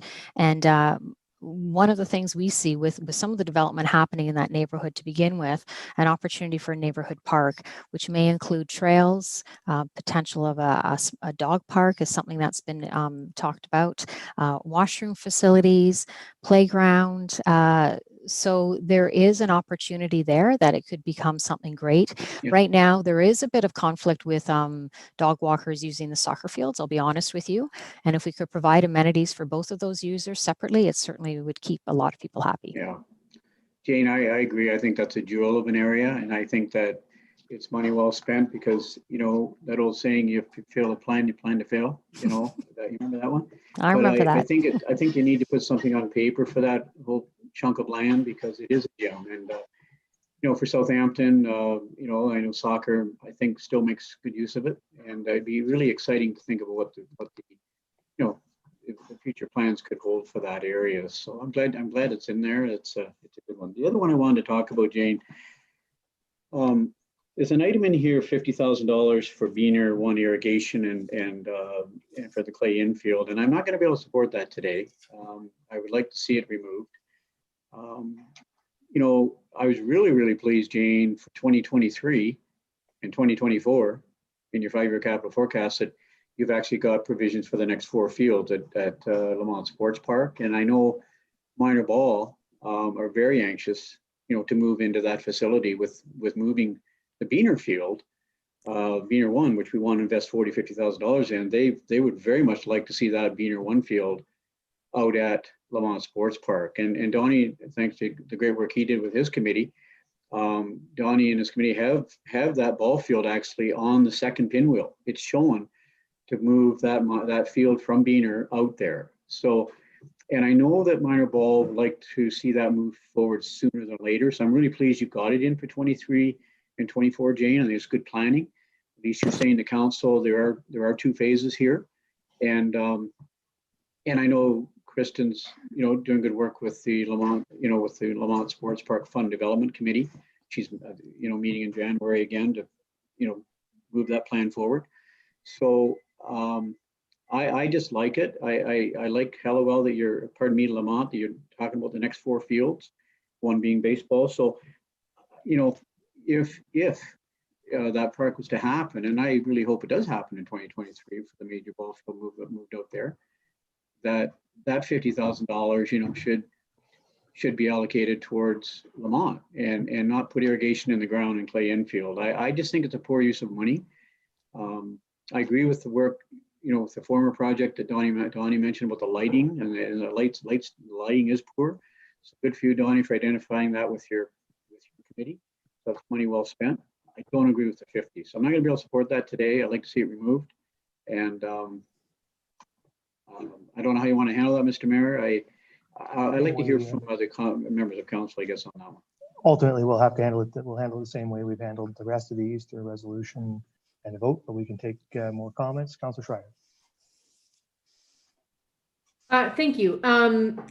So the committee that Don chaired as well, our Lamont Sports Park Ad Hoc Committee, one of the recommendations and the minutes were approved by council from June the 9th was that Beaner 1 Hardball Diamond Rejuvenation Committee. I think the request from that committee was actually to have a subcommittee, which at the time, the members that sat on that committee were representing Minor Ball, that they wanted a committee to look at, could Beaner 1 Hardball Diamond be a little bit of money invested in that diamond, a rejuvenation program for that diamond, allow them to grow the hardball program. And when phase 2 of the Lamont Sports Park took place, and like Mike said, is that it's actually shown, I don't know if it's diamond 5 or diamond 6 on the plan in the second pinwheel with the 300 baseline. I believe what the request was to have a committee to see if, you know, we take that pulse or take that temperature when we go to phase 2 planning, is there still a need for that?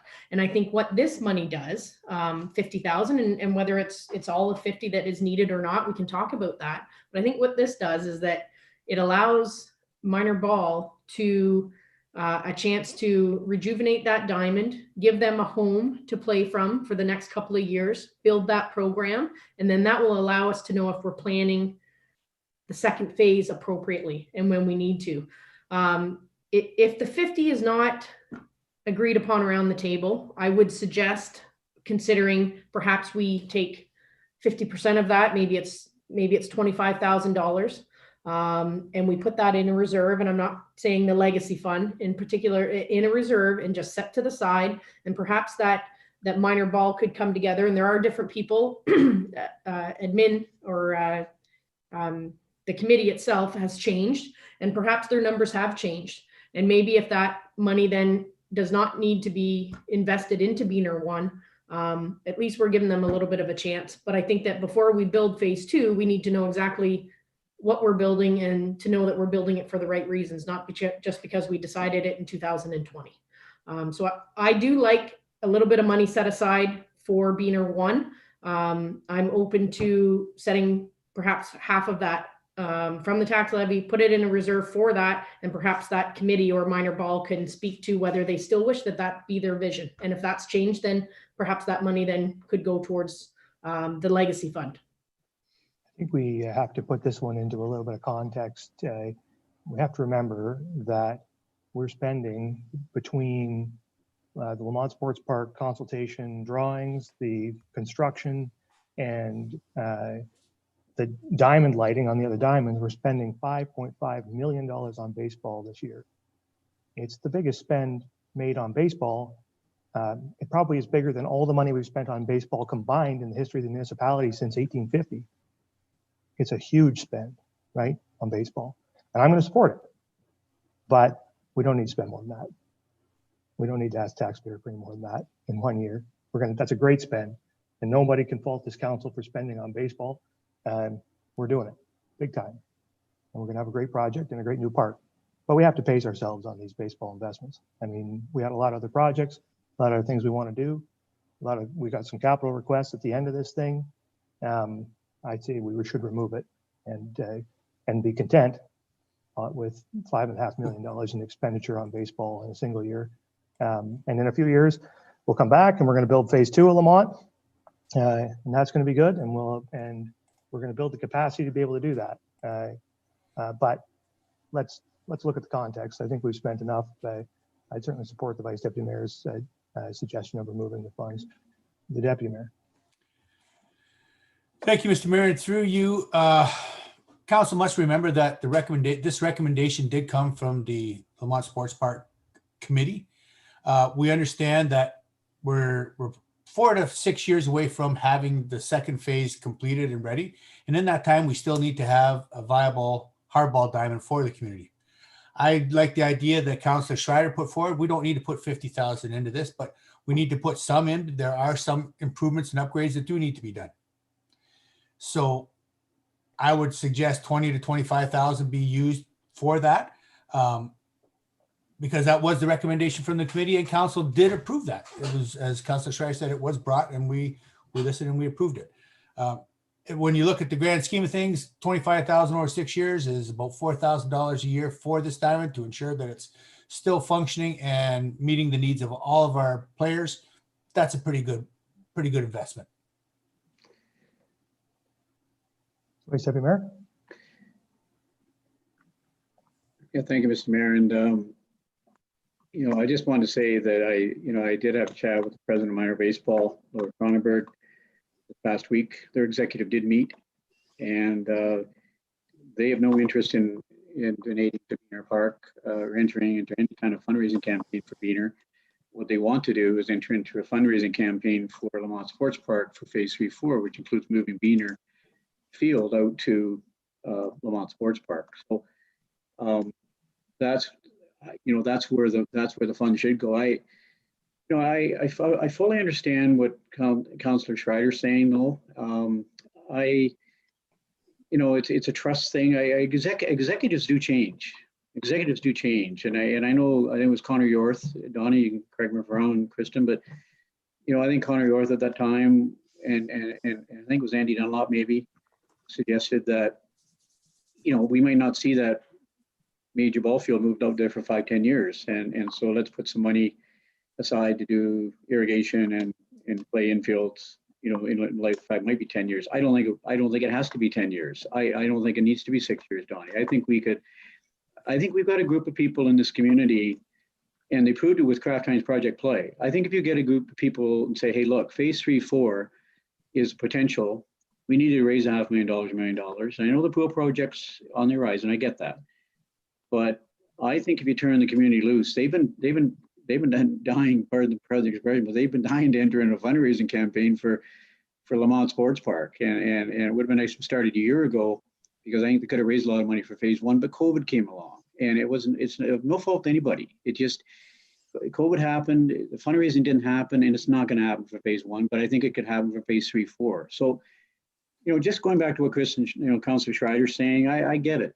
You know, there's a trust factor there that, you know, the group council did approve, you know, the recommendation from that committee that we spent some short-term money, I think, even though council hadn't approved it. They did, I think we looked at that report from June and they said, let's put some money aside. And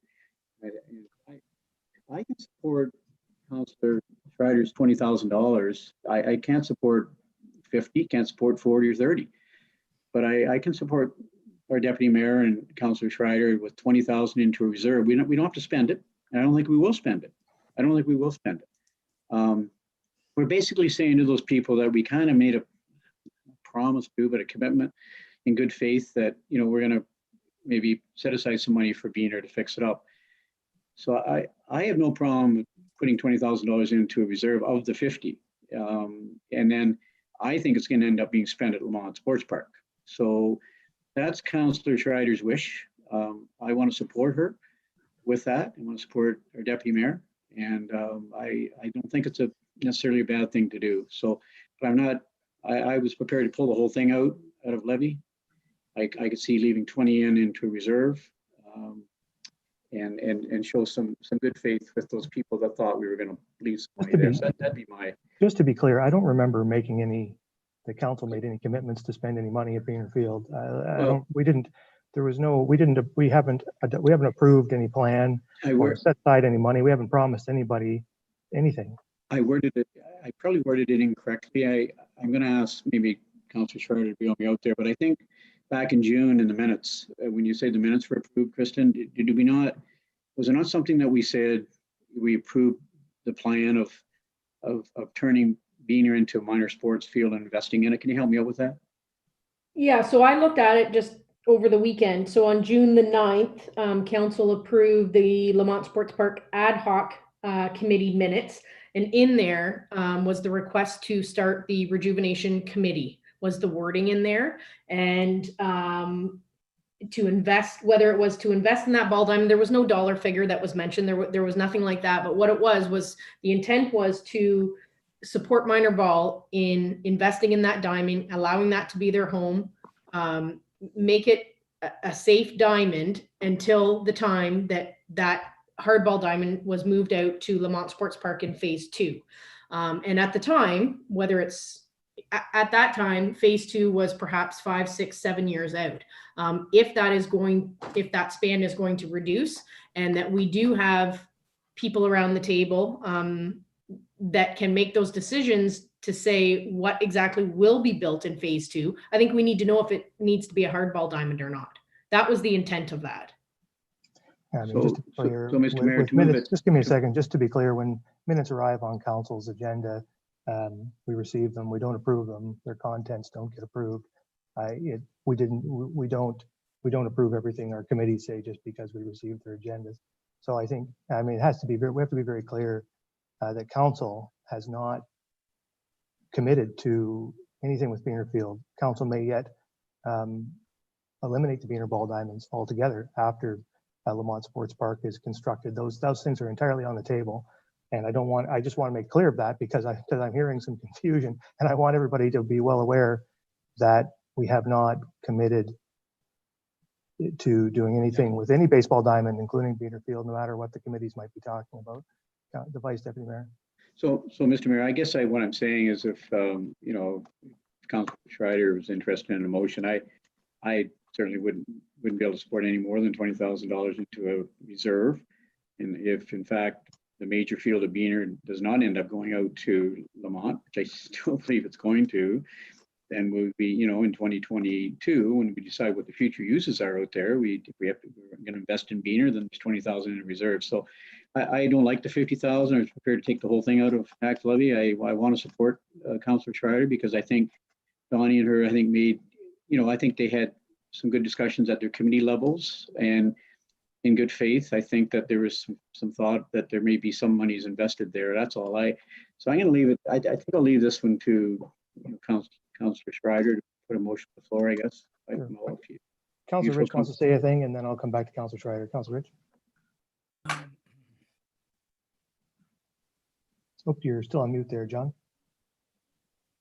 You're muted there, John. There you go.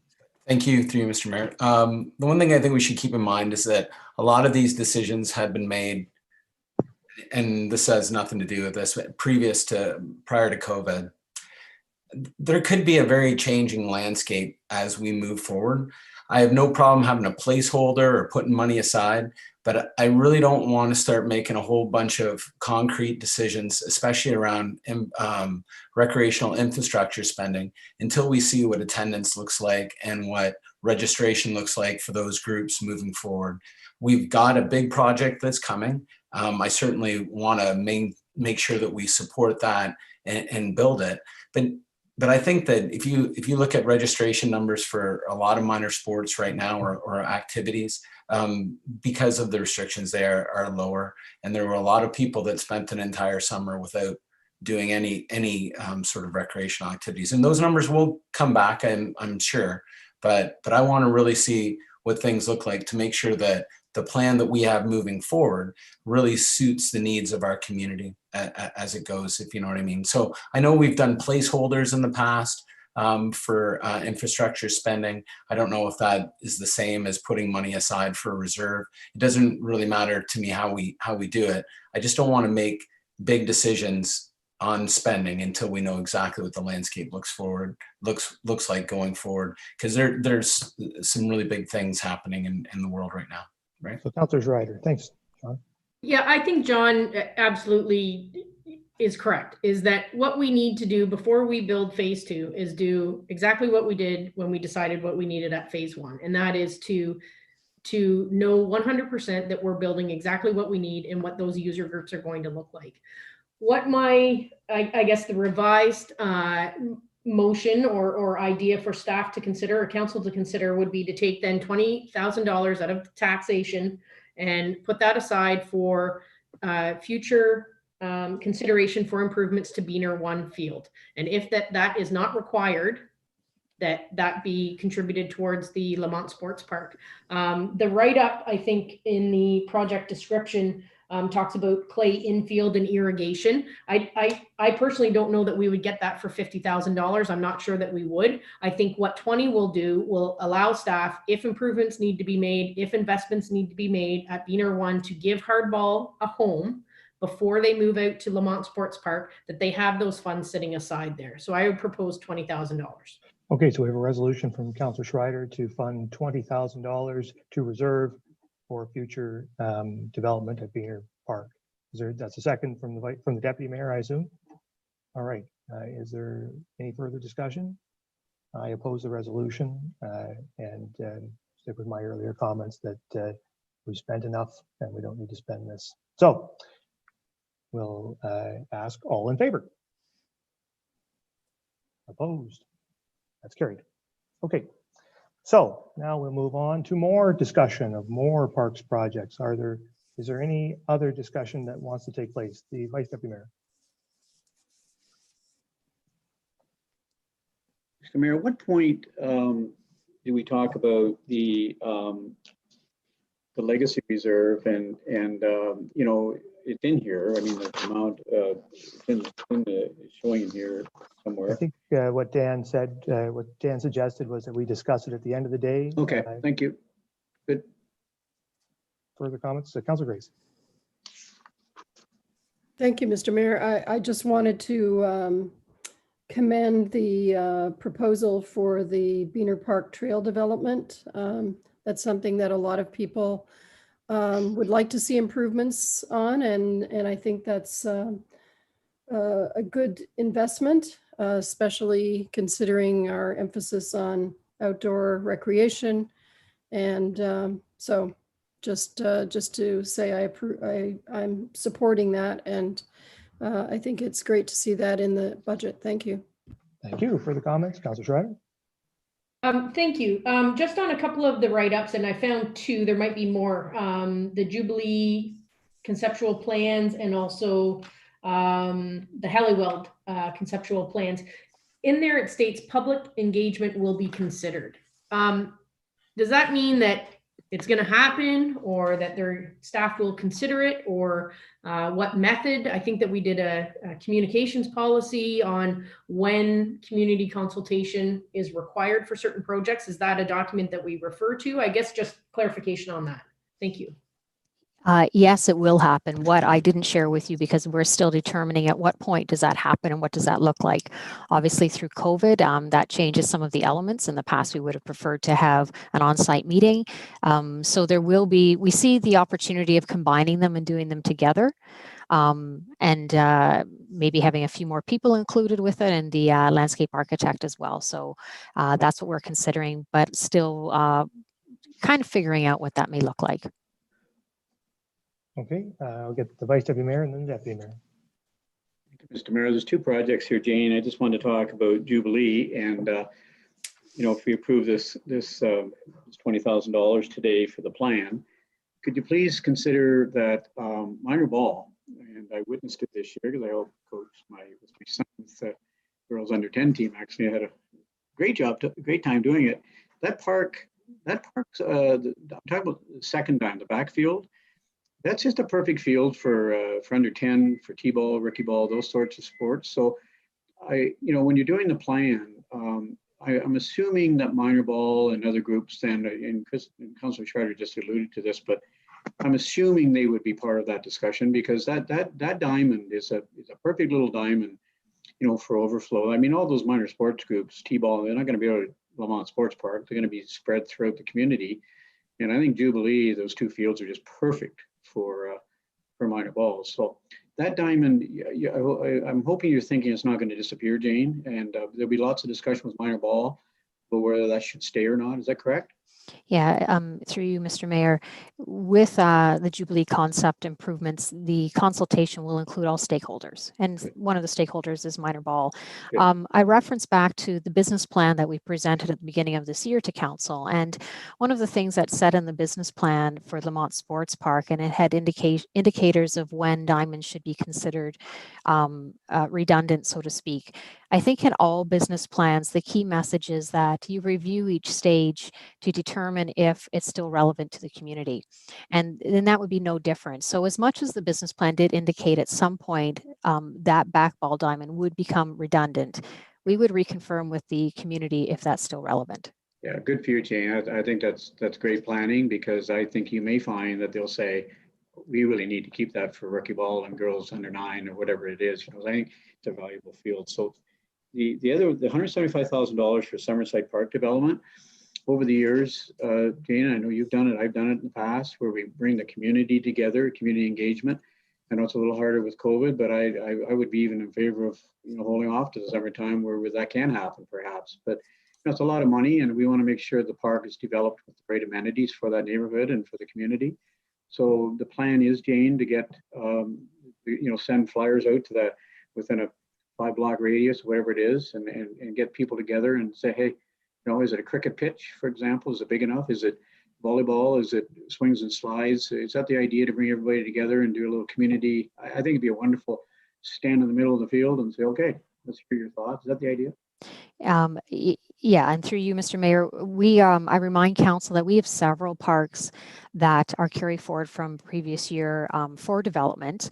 This is adds to the inventory. So we will be going through an RFP through company that will assist us with that community engagement, so to speak, so that we are ensuring we are gathering the appropriate community information and through the appropriate means. So you are correct. We will ensure how we do that. I can't necessarily respond to that right now until we get closer to that point. Dean, you just mentioned about hiring a consultant. I have some pretty strong feelings about hiring consultants for playground designs. Are you saying to me that I just heard this for the first time, but is it in the budget somewhere that we're hiring a No, so it's the RFP for the contractor for playground equipment who will be assisting us through this process. So the playground that you're referring to in Summerside, which is new to us, has been identified that playground equipment is desirable for that location. We as staff can determine what other amenities would complement playground equipment in that area with consulting the public through that process. But just sort of along this, but those 3 playgrounds that were funded last year that I know there was some call to hire a consultant for the designs, and you end up just going out with an RFP. We're not spending money on a consultant to design those 3 playgrounds. No, and we have not gone to an RFP as of yet. That's what I'm Okay. referring to. Okay. Through economies of scale, we'll include Great. all of the playgrounds together. Anyway, Jane, this is this budget is there's a big stuff in here, Lamont Sports Park and other playgrounds, and it's a meaty budget for our community to move forward with green space and growth in the green area, of playgrounds and equipment. And it's a big year for community services. I just want to thank you and your staff. I know it's been a lot of work putting this together and to get to the Lamont Sports Park stage. And I hear the tenders getting ready for Lamont. So it's just a good news story for community service. I just want to thank you and your staff for all your great work. Well, if I may thank council too for supporting our vision with bringing on Steve Hardy as our project manager. He's been able to check off a lot of those projects in the backlog. So thank you. Yes, lots of park advancement this year, so it's good. The one question I had, Jane, around the Jubilee Park accessible modular washrooms, and I just wonder, is there funding included in that for an accessible change table in that washroom? We could certainly ensure that there is an opportunity in there for an accessible change table in there. We've set out preliminary contacts with the preferred contractor for that, and we in essence put the order in. If there is something that they have prefabricated already as part of that order, it would be simplest if they included that with their overall order as opposed to purchasing it separately. So we can definitely look into that. That'd be good. I know that's a really high priority for the Accessibility Advisory Committee, and so if you could find a way to add that, that would be very well received, I think. The Deputy Mayor. Thank you, Mr. Mayor. Jane, the modular washroom, are we looking at something like what we just put down at Lakeview? Is that the modular style you're talking about? Yeah, similar to that, but obviously without the showers in there. Yeah. No, those are fantastic. Just a couple thoughts when we're looking at all these playgrounds that we're talking about. Great to have them, very important because of our growth. But the one thing that we do not usually concentrate on is our teenage youth. I'd like to see more basketball courts. I push for this at the back of Jubilee behind the Rotary Hall, and I'm still going to push for that as we move forward. 2 to 3 courts there. Halliwell.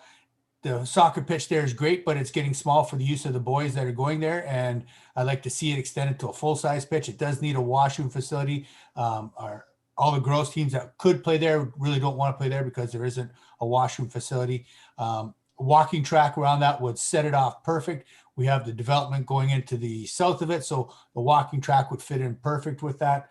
But I really would like to see our teenage youth have some more facilities, whether it's at Jubilee or at the new one in Port Elgin, or even Davy Park.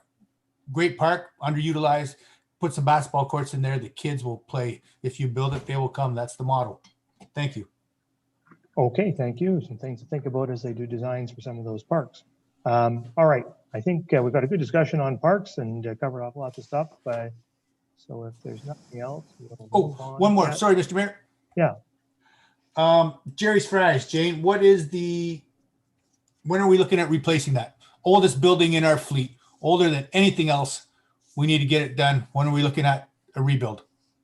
I'm just flipping back to the 5-year capital forecast because I do believe it's in there. Is it 24, 25? I'm sorry, I'm still looking. It definitely is in the 5-year capital forecast because I remember seeing it.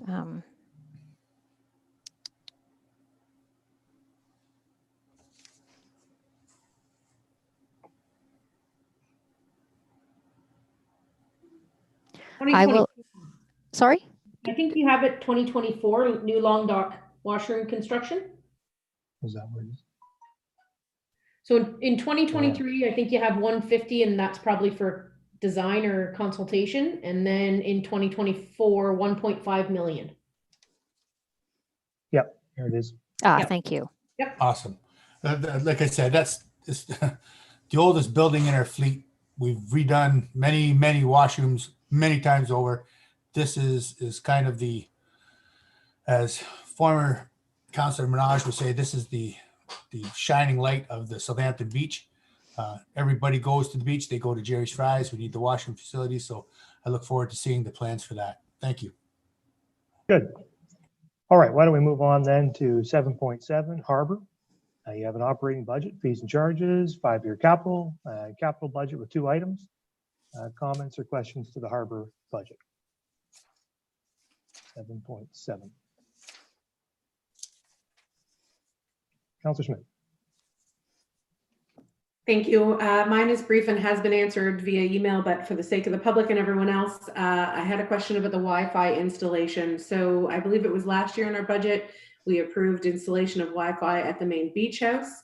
I was curious if we have any statistics on usage and in terms of any additional operating costs that might be associated with the installation at the harbor. The budget already supports an operating cost from previous usage, and I do not have any stats, but I can look into that to see if those are available. Okay. Thank you. All right. Further comments about Harbor? The Deputy Mayor? Thank you, Mr. Mayor. Through Jane, I'm glad to see the dock replacement. Will that be going out to tender, or do we have somebody already designed for that? No, it will be through a competitive process. Okay, so we'll be looking at docking. Are we putting electrical in that section as well? Yes, I remind council that due to the high water this year, we had to abort the electrical there. Yeah, so it'll be a kind of a total rebuild down on that side? That's correct. That's awesome. Thank you very much. I think I saw Councillor Schreider. Great, thanks. Just 2 questions, Jane. I think that there's no increase for seasonal boat fees, and then there's a 2% increase for transient fees. Why the difference for those 2? We wanted to recognize the patience, I'll say, that our seasonal boaters had with the delay in opening this year. Transients were reduced to begin with. I mean, as far as numbers frequenting the harbor. Without the American visitors, there really was a reduction. By ensuring that we go with the 2% annual increase, make sure that we're with the industry norms as well in our neighboring harbors. So we're confident that the 2% reflects that. But like I said, the 0%, we wanted to appreciate our seasonal boaters who have been with us for a number of years.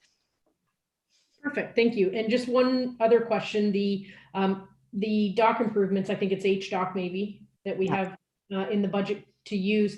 So right now, we're still paying a debenture payment each year, 26,500, I think, each year until 2028 to pay off B and C, is that right? Yeah, those are the south end docks, you're correct. Yep. And then what will this 500,000 do for that, and how long will that debenture payment be? We have yet to come up with that strategy for those annual payments and what that looks like. Currently, we're showing it as debt financing. I suspect that will be a conversation with council. So as of right now, we don't have those numbers in front of us. Okay, I know that they need to be replaced. I realize that. I guess I just look at the bottom line, and I look at, last year, what did we make? $8,000. But I know that that also includes the debenture payment. So I guess I'm caught, like, we're not making really any money down there, and I know it's a service, and that's fine. But I think as those debenture payments fall off, that we will have a revenue that will be generated. But anyway, that will take years and years to come as we keep perhaps debenturing these payments of capital. And what we tend to do is those debenture payments, and we wrap those into other debenture payments so that at least we have a process of attempting to rehabilitate or update some of the components at the harbor, because as we know, they were quite dated. Mm-hmm. Okay, anything else on the harbor? Don't see anything. So we'll move then on to 7.8, waterfront. You have an operating budget, 5-year capital forecast, and 2 items in the capital, 2 capital project items. Questions or comments? We'll get Councillor Carr and then Councillor Grace. Thank you, and through Mr. Mayor. I'm guessing this question is going to go to Jane. I'm just curious, when I look at our waterfront leases that we're collecting money from, just wondering why the CCV isn't included this year. I'm assuming that we are supposed to start collecting that rent because we're not receiving services in lieu of yet. Am I not correct? Yeah, and I don't have the dates in front of me for when those leases start. I can definitely look into that and get back to you. Yeah, if you could, because that should mean another 80,000 there, right? Yep. All right. Okay, thank you. All right, Councillor Grace then. Thank you, Mr. Mayor. Jane, just a question on page 226 on the Southampton beach access improvements. This is just really for the sake of the public, because Frank did answer these questions for me, but that page shows a drawing of, or a picture, I guess, a photograph of something that might, it's a concept only picture, but I am glad to see in the proposal and in Frank's answer that there will be public consultation on the designs for the improvements. I think it's really important to involve the public in, I'm just looking at this picture and saying, I think that the public might not like something like that at the end of Morpeth or whatever. Yes. So I really am appreciative of public consultation on that. Thanks. Thank you, and through you, Mr. Mayor, if I may, we used in-house resources just to give a pictorial for council, so they understand or appreciate the location that we are looking at. We continue to receive numerous complaints on those seating areas that are slowly falling apart, and I couldn't tell you how many coats of paint they have on them. You might be wise not to distribute images too far before we've had that public consultation. Mm-hmm. I think I had, Councillor Grace.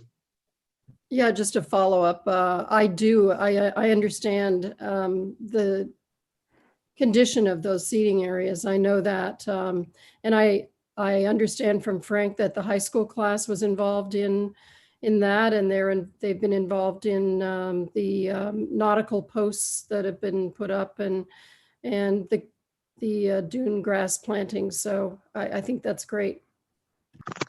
Good. Further comments? The Deputy Mayor. Thank you, Jane. Like Councillor Grace has said, I've talked with Frank and I mentioned it with you. The planter boxes are beyond repair, but would it not just be easier just to replace them? Because the benches there are what people really want. They come out, they want a little place to sit. They're not obtrusive. They're not extending out onto the sidewalks. Would it not just be easier and cheaper just to replace those boxes with benches on them? Certainly that's something we can consider, absolutely. What we find is that there is a high demand and a high need or want or wish from residents for in our bench program. And so this is another opportunity that we could consider for benches within that area. So yes, and if that's what comes through the public consultation, then we are certainly happy to work with that. Okay, thank you. If I may add to both Frank and I have met individually with the Beachers Association and Southampton Rotary, who are in support of this and potentially could work with us through this project. No, that's great. Further comments about waterfront? Just make the note for anybody who's watching that there's the range light repair line item there with $100,000 total expenditure to repair the Southampton front range light. And I think that I've heard lots of people have talked to me about that over the last few months and have been eager to see an investment made there, and that investment's going to happen. So it's very positive. If there's nothing further then on the waterfront, we'll move on to 7.9, the Coliseum. Here you have an operating budget, fees and charges, 5-year capital, and 1 capital item, roof repairs. Any questions or comments of the Coliseum's budget? Don't see any, so we'll move on to 7.10, the complex. We have an operating budget, fees and charges, 5-year capital, 2 capital items there for your review and comment. Any questions or comments? Councillor Schreiber. Just one question, Jane. I think we have the pro shop and the canteen rental. The revenue is the same. did we offer, or were there any requests to come through for, and maybe this is across the board for all of our leases, but the tenants here at the pro shop and the canteen, do we anticipate that are they open now, or will they be open, and will we charge them full rent? Yeah, through you, Mr. Mayor, they are not open right now. At this point, we do not know when they will be open, and when they do open, what that may look like. So it'd be premature for me to answer that question right now, but Lisa continues to work with those service providers and developing a plan, because obviously we want to see them all open here, but we want to ensure that it's safe for everyone for when they do come. Absolutely. Would there then be a break in the rent if they weren't open? Correct, there would be, and we would negotiate that with them. And I assume if we have revenue shortfalls here, that we can cover those off with the COVID funding that the government has made available. So we're not under much, because I look down the revenues here and it's Coliseum and see risk. There's the possibility we don't meet these revenue targets for various reasons. So, but we can always fund them that way. Is that correct? That's how we funded them last year. You are correct. That's it was somewhat, I'll say, difficult in developing the Coliseum and Complex budget and predicting where we may be, and knowing that we have that scapegoat, so to speak, of the COVID funding will be a benefit to these two budgets if needed. Okay, good. The Deputy Mayor. Thank you, Mr. Mayor. I know we talked about the replacement of the clock a couple years ago, and we just did a little bit to it. So when we go to place the scoreboard, there's a clock underneath it with a business that is no longer in business. And I've had several businesses say, hey, if you're interested in getting a new group to fund and put their advertising on that, let me know. Is that something we're interested in doing? It's certainly something we can consider. I'll be honest with you, we have not considered it to this point, but as we approach the, purchasing these products, so to speak, and when we start doing the more detailed pricing, that's certainly something we can consider. So I thank you for that. Well, I really like the little clock underneath. Really does need to be updated as well, and it's been gone for a long time. So if you are, let me know, and we can put word out to the local businesses. I'm sure there'll be many that would like to pay to have their name on that clock. Okay. Great. Councillor Smith.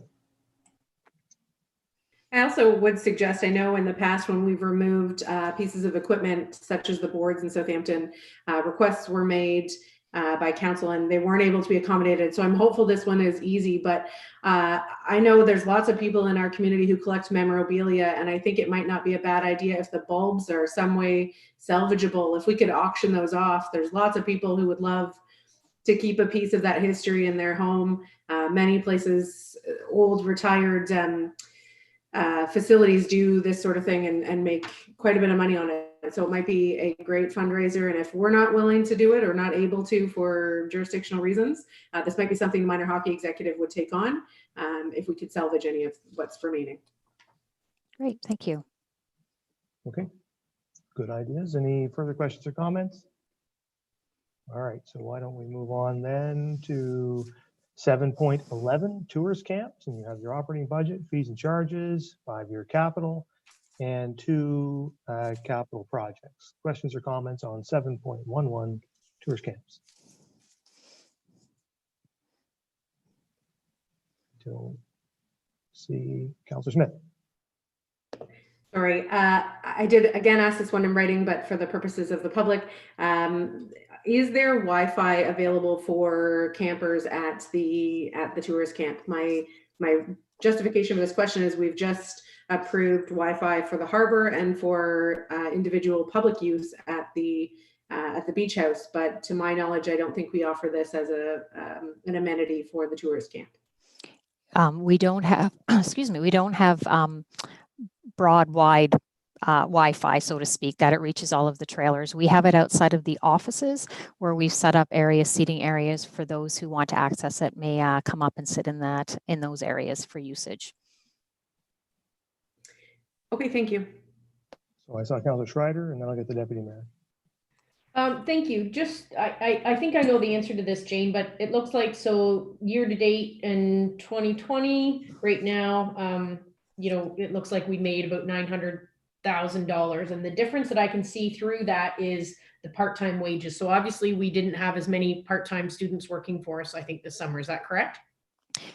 We started late, very late with our seasonal students and our 2 managers as well due to COVID, and we had a reduction in the number of staff as well. So the combination of both of those contributed to a lower budget for wages.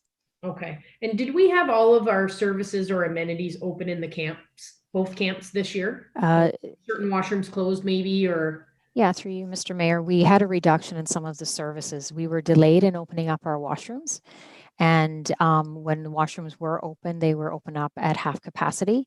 And we did not do garbage collection this year. Okay. Okay, good. Great. Thanks so much. I think so. Deputy Mayor? Thank you, Mr. Mayor. Jane, question for you about the tourist camps. Have we ever thought about talking to one of the local cable companies about coming in and having them put in cable lines to each of the individual campsites? That way that would allow them to access TV and internet and at no cost to us? I'm I'm a deer in headlights right now. Sorry. I'm trying to go back and remember some of the conversations we've had over the years at the tourist camp. One of the main concerns or issues with the tourist camp is the infrastructure that we have currently, in the fact that it's how can I say this? It's complex. Certainly something we can consider and look into. We have not looked into it probably in the last number of years, but with new technology, there may be some opportunities there that we could be considering. With today's, 20 years ago, I put it in many of the camps in Saugeen Beach and all over the place. But with today's need for, well, not need, but everybody's wanting of Wi-Fi services. Everybody goes, it doesn't matter where you go, you need Wi-Fi. I think that's something we should be looking at.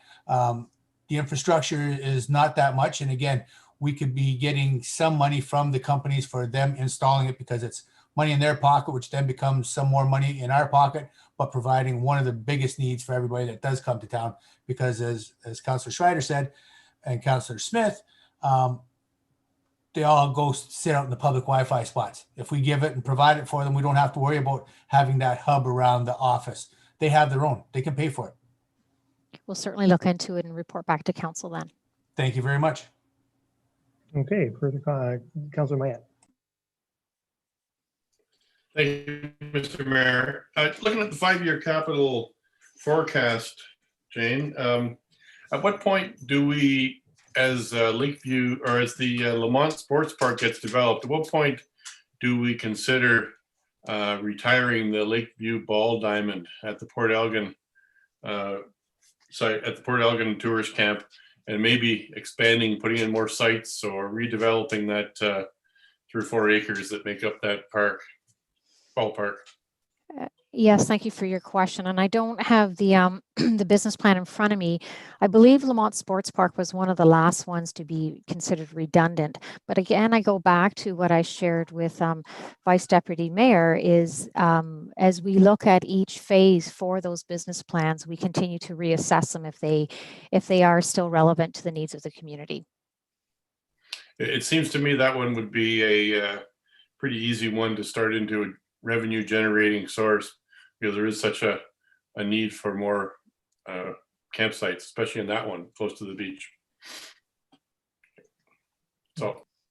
Yep, thank you. We can again look into that too. Yeah, I think we're going to have more discussions coming up in the next while about baseball diamonds that we have existing and which ones might be surplus to our needs and when we can phase them out. On what schedule, et cetera. And I'm sure that one is going to be part of that discussion. Okay, if there's nothing further on tourist camps, we'll move on to the last item under community services, which is 7.12, the pool. We have an operating budget, fees and charges, 5-year capital, and 1 capital project. Any questions or comments about the pool? Councillor Schreiber. Again, I think I do know the answer to this, but Jane, we're responsible for the exterior maintenance of the building. It's not the school board's responsibility. Through you, Mr. Mayor, you are correct. Okay, thanks. Anything further? I don't see anything. So that brings us to the end of the community services budget. Thank you, Jane.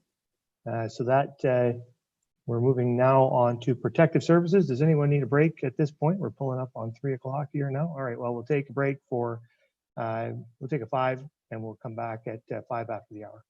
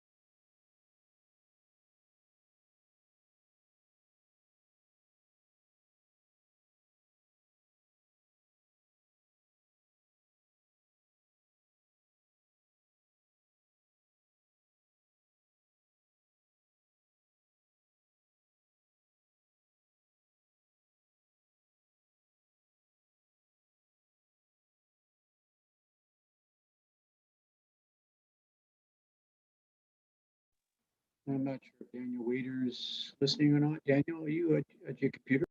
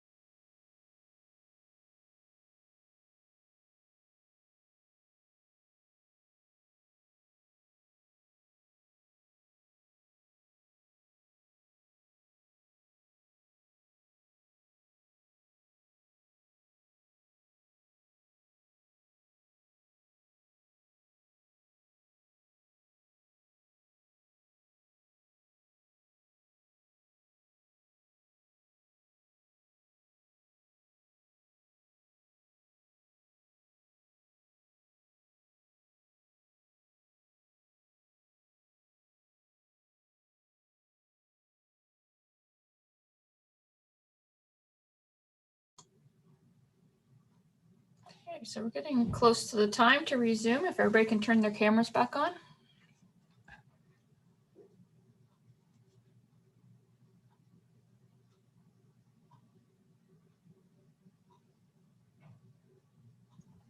How are we making out, Linda? Are we ready to go?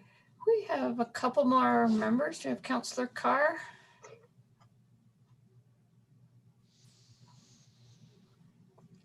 Yep. He changed rooms. He moved. And Waiting for Dave. we are waiting for Dave. Thank you. I thought he was just giving us that look, but he's not. Suspended in time. That's right, frozen in time.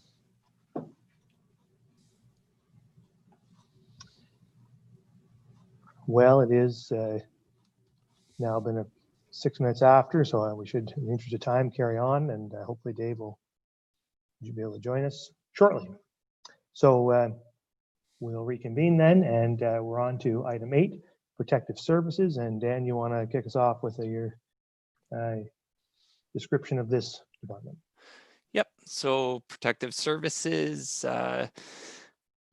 covers our fire and rescue services, corporate health and safety, community emergency preparedness, nuclear emergency preparedness, building services bylaw, as well as some corporate training and what we're calling access to primary health care, which involves our both our medical buildings and our doctor recruitment, all of that under the direction of the Director of Protective Services.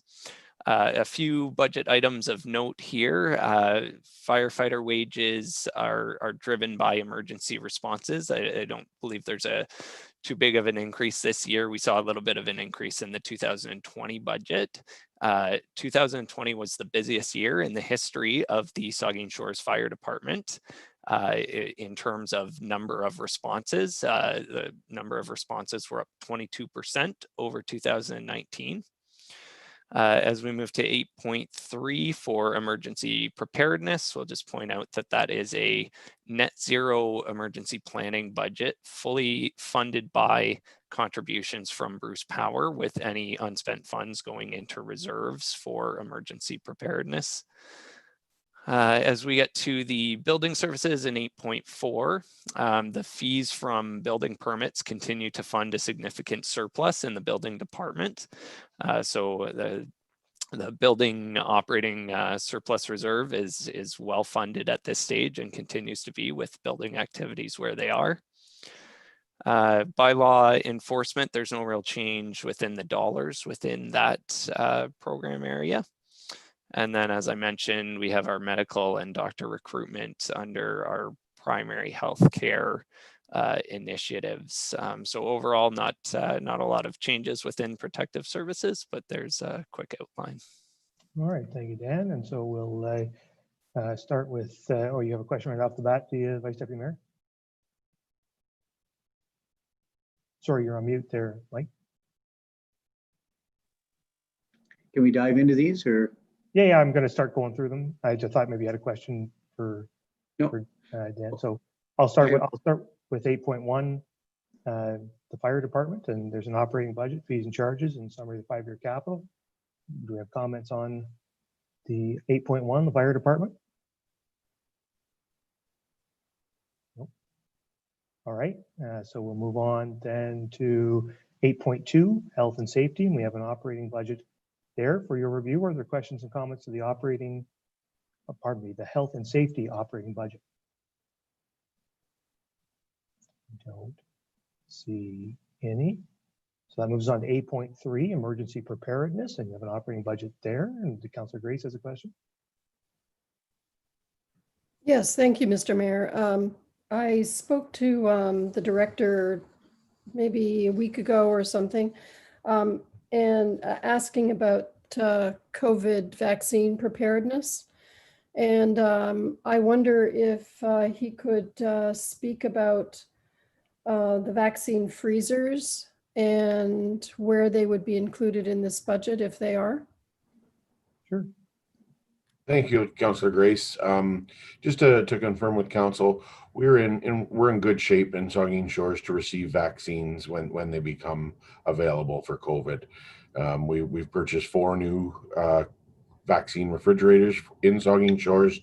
They're in place now. We have some redundancy backup in emergency power as well as locations, and we're very pleased that all 4 fridges are monitored and in place now if it becomes available. They were funded through a variety of sources in the 2020 budget, so no impact to the 2021 budget moving ahead. Thank you. And I'll just point out that the director has done excellent work on being very proactive and ensuring that we're well prepared for the COVID-19 vaccine rollout, and did some excellent work on the flu vaccine rollout as well to help us contend with COVID-19. And so we just want to commend him for that work. It's been certainly his initiative and quite proactive, and stands us in good stead to be ready for those vaccines when they come. Vice Deputy Mayor. Thank you, Mr. Mayor, and I echo your comments to our I keep saying fire chief, but I know it's more than that now. Sorry, Phil. I'm just wondering, I think I watch a little bit too much CNN sometimes, and the vaccines and the storage, they'd be minus 70 degrees they talk about, and these cold refrigerators. So Phil, how does that work? I'm just curious, really from a public interest standpoint with storage of the vaccines, like what kind of refrigerators are we talking about? So what we have purchased here are the daily use refrigerators, and they're good for a 2-3 day use to administer the vaccines. The ultra deep freezers to minus 70 will be handled by the provincial or federal government. Oh, I see. I got you. What we're ready for in Saugeen Shores is to be able to receive the vaccines, hold them for a couple of days, and administer them to our residents. I see. There's 2 levels. Then there's the federal level, and then there's the deep freeze fridges, and and then there's the regular fridges. Okay, gotcha. Thank you. I'll be, as I said at the beginning of the day, I'll be in about an hour's time. I'll be hearing more from the Premier and Minister of Health about vaccine rollout, and I'll certainly report to Council on whatever details, additional details they're putting out at that time. One question I had for you, Phil, so obviously we're in a declared state of emergency. I think it's the first time that I've ever looked at the emergency operations budget. Definitely the first time I've ever looked at the emergency operations budget in the context of an active state of emergency. And I wonder what work, I know you're doing work, so I just want to hear you describe it. Are you doing to incorporate what we're learning right now in the longest declared emergency, one of the most complicated emergencies ever declared, into our emergency operations planning for the future?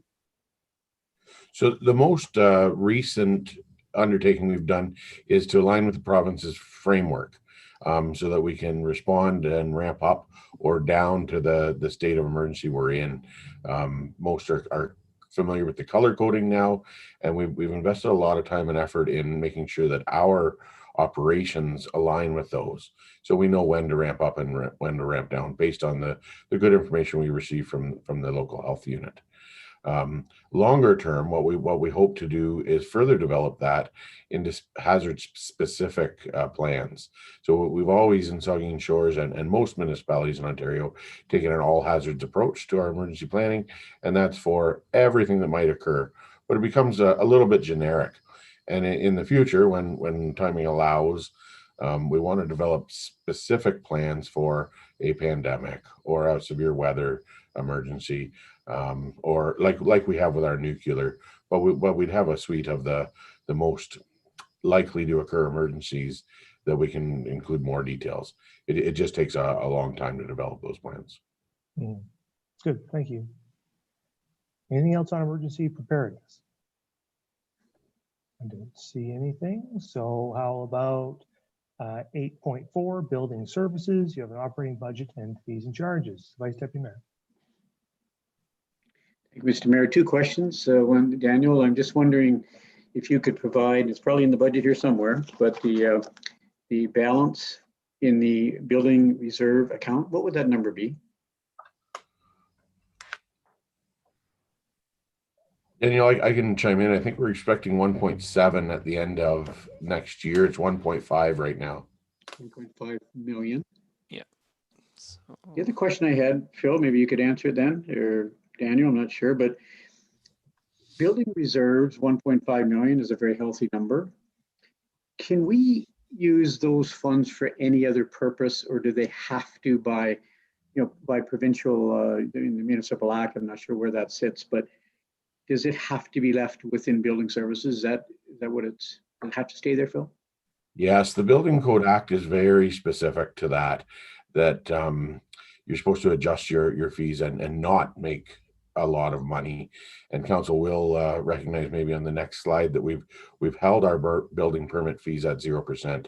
Corporately, we had some increase, and this year we're recommending 0% on our building permit fees. That will impact our revenue slightly, but we are still expecting $200,000 surplus at the end of this year. Yeah. To answer your question, Mike, no, we can't use it for other projects. It is. That's an absolutely, that's a dead end, right? That you just can't take $100,000 out. It's meant for enforcement of the Ontario Building Code and the operations to support that. Okay, thank you. Yeah, we have gone through some lean years in past years, and we had to draw on those reserves. And I think we're very smart to maintain them because we'll go through lean years again. And with a healthy reserve like that, the taxpayer will never have to pay for the building department, and so that's good news. I do wonder though, at the decision, Phil, not to increase the fees. I'm in a department like that. I wonder why are we freezing, the fees and charges? Like an inflationary increase at minimum should be, our costs go up by inflation. Inflation's a little less than 1%, even a 1% increase just to maintain inflation. It seems like it would be prudent. Is there some other reason acting against that? So recognizing that a 0% might even be a little bit of a decrease, considering inflation on our costs. It was really to align with our reserve strategies. So 1.5 is a lot to have in our operating reserve, and we don't want to grow that to 2 million or 2.5 million. So we were wowing up based on the high volume of calls or high volume of building permits we're processing, creates high revenue. And so our thoughts there are hold the line on the fees, building permit fees, and our reserve will slow its growth. Okay, further questions or comments? Don't see any, so we'll move on. Sorry, just go back. We'll move on to 8.5, bylaw enforcement, and you have an operating budget there. Or any questions to 8.5 bylaw enforcement? Cheryl. Thank you, Mr. Mayor. This is also something I spoke about with Phil. I actually put in a council budget request to consider increased bylaw enforcement in the summertime. I just wonder, Phil, if you could explain why. I think it's a satisfactory response that I got from you, but if you could explain what you see as being the solution for increased bylaw enforcement needs during the summer, this coming summer. Thank you, Councillor Grace. And I really have to give credit to our bylaw enforcement officer. When we looked at your request, we really looked at where our pressure points are and where our need for service is. And it certainly wasn't a Wednesday in February. It was definitely the summer months. And even more specifically, the 8 weeks of summer, July and August, and Friday, Saturday, Sunday. That is when our beaches are full. That's when all of our calls were driven. Parking complaints. I don't have to explain. Council's very familiar with those complaints we get. And it wasn't the rest of the time. It was 8 weekends of the summer, and that was really our pressures. So instead of recommending additional staff for those 8 weeks, our bylaw officer, through a very gracious offer, has offered to adjust his schedule and work every weekend all summer long and take weekdays off. So we will have full strength bylaw enforcement for Thursday, Friday, Saturday, Sunday of the week. And if we are falling behind on the other stuff through the week when he's off, we'll look at it then. But I think our strategy to adjust the bylaw officer schedule to our highest level of service needs may eliminate some of our concerns. Okay. Okay, thank you. Further questions around bylaw enforcement? I don't see any, so we'll move on to 8.6, the Saugeen Shores Medical Building. You have an operating budget there. Questions or comments on the Saugeen Shores Medical Building operating budget, 8.6?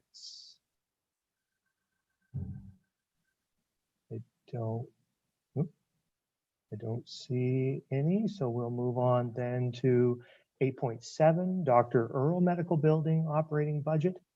Any questions to the Dr. Earl Medical Building operating budget, the Vice Deputy Mayor? Quick question, Phil, through you to Phil. Phil, are our spaces at the Dr. Earl Medical Clinic, our office spaces completely filled, or is there room there for one or two doctors still? I wasn't sure where we were at with space. There is 2 pods currently open at the Dr. Earl Medical Building. We're very hopeful to be able to present a plan forward to council shortly, very, very soon, to fill those. But currently, there's 2 vacant spots in that building, and we're working on filling them.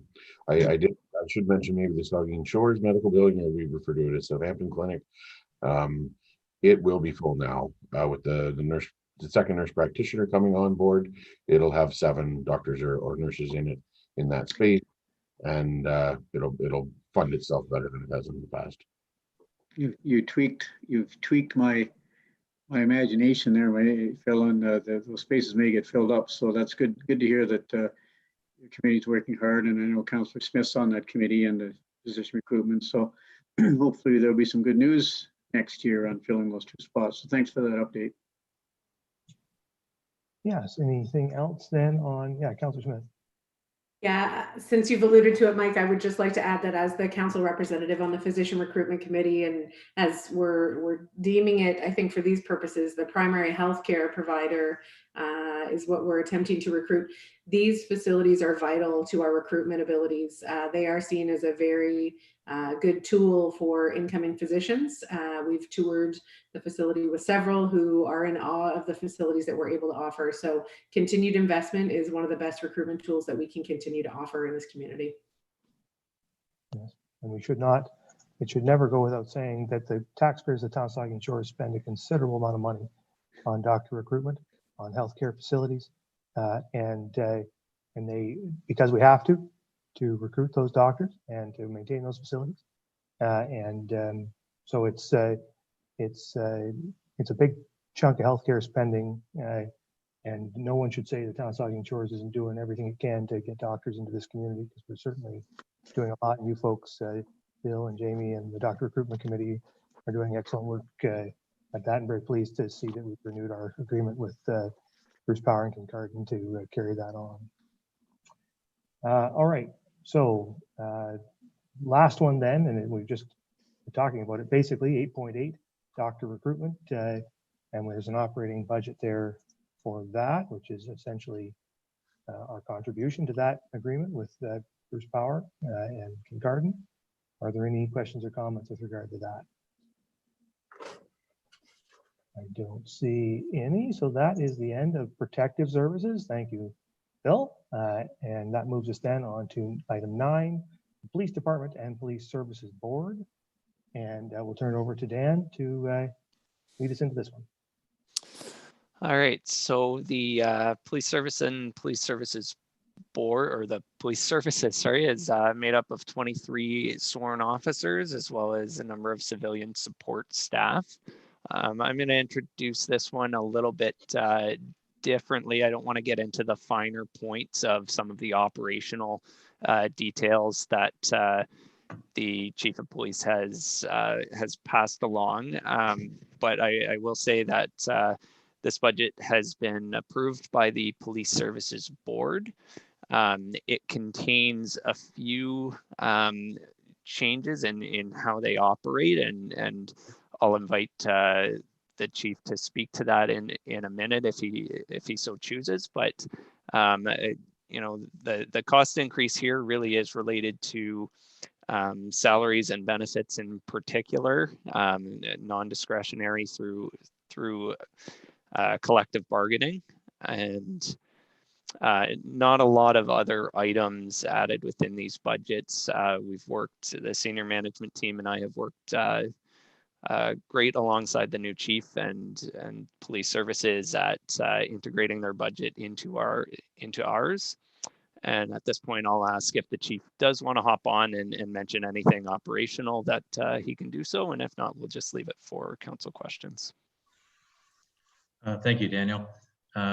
Just a few changes in regards to our court case management. We've had the court case management portfolio for about 4 years plus. West Grey Police Service has now taken it over, and we contract services from them. It rotates between West Grey, Hanover, and us. So we've done our turn at it. That loss of running the court case management equates to about an $8,000 expense to the Saugeen Shores Police Service extra because we pay a contracted fee.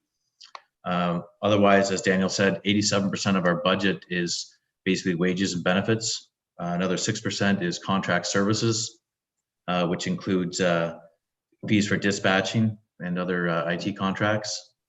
We also have, so the remaining 7% is basically equates to our fleet, our building maintenance, uniforms, equipment, and so on. So a very small portion that we have really any control over whatsoever. A lot of the fees that are based on population. So every year as the census comes out and as the population grows, and then those rates for our dispatching services obviously increase. Cost for our radio services and all those kind of things increase according to population as well. So subject to any questions, that's what I have. Thank you, Chief. And so you have the police services budget in front of you. Both, we'll take them all together. We've got the police with operating budget, fees and charges, summary of 5-year capital and a capital project, as well as police services board with an operating budget. Of course, as council well knows, we can't really take these budgets item by item. We have a one-line bill, and we can either pay it or not. So that's the discussion really before us. But I'm sure that the chief would be open to answering any question about the service that you wanted to put. So questions or comments, Vice Deputy Mayor. Thank you, Mr. Mayor. I just, Chief Zettel, I just wanted to welcome you and congratulate you again. I know it's been a little while since you've been appointed, but Town of Saugeen Shores is, and Dave Mayette as chair of the police board made an amazing choice. And so I just want to welcome you and thank you for all your great work over the years and congratulate you. So I just wanted to ask Daniel, this is a very responsible budget, obviously. It's not a huge increase by the looks of it. I just wondering, Daniel, if you remove the fleet reserve of $30,000, you know, what is this budget actually up percentage wise? I just like to know the number. So the net number is a little bit over 6%. I think that's probably a misleading number, so I'm hesitant to use it. There's a couple of factors within that that we are starting to charge for an interdepartmental transfer for snow removal, which has not been there in the past. Again, I go back to kind of the benefit increases, although gets a little complicated in how we did things last year. But I'll just put it this way, the 2020 benefits number for police, although it was accurate, it didn't have as much cushion in it as some of the other benefit numbers. So you're going to see a little bit bigger increase in percentage for benefits for police. No changes to the plans or anything like that, just how it just happens to be how the numbers worked out year over year. About 6, so it's the 6% really isn't an accurate number. I mean, it's an accurate number, but when you look item by item, there's explanations for. Okay, that's for fine. that I was just trying to get a general feel for, each of the departments, how all the budgets came in. So yeah, and I just want to make one more comment there. When you're looking at the net number, one of the things that we want to avoid is any disagreement between the corporation and a whole and police services in terms of the fees or charges that we're transferring between one service to another.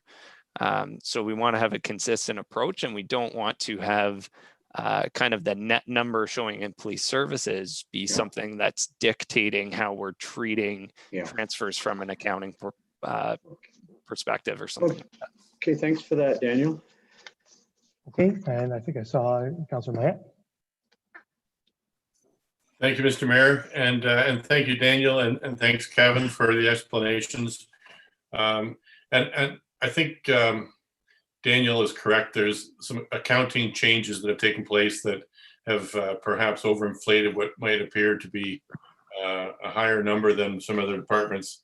But suffice to say, we've done a lot of work, and Kevin has done a lot of work to try and keep the budgets in line. The collective agreement process we went through was rather arduous. In fact, all of 2020 has been somewhat challenging with leadership changes, as you pointed out, Mike, or Vice Deputy Mayor, and then the collective agreement process. I might say that I think we're the first management bargaining team that went in with a initial offer of settlement and came out with a lower wage increase offer than we initially went into. I don't think it's ever been done in the history of management bargaining where you're able to actually back down from your initial offer, which we did.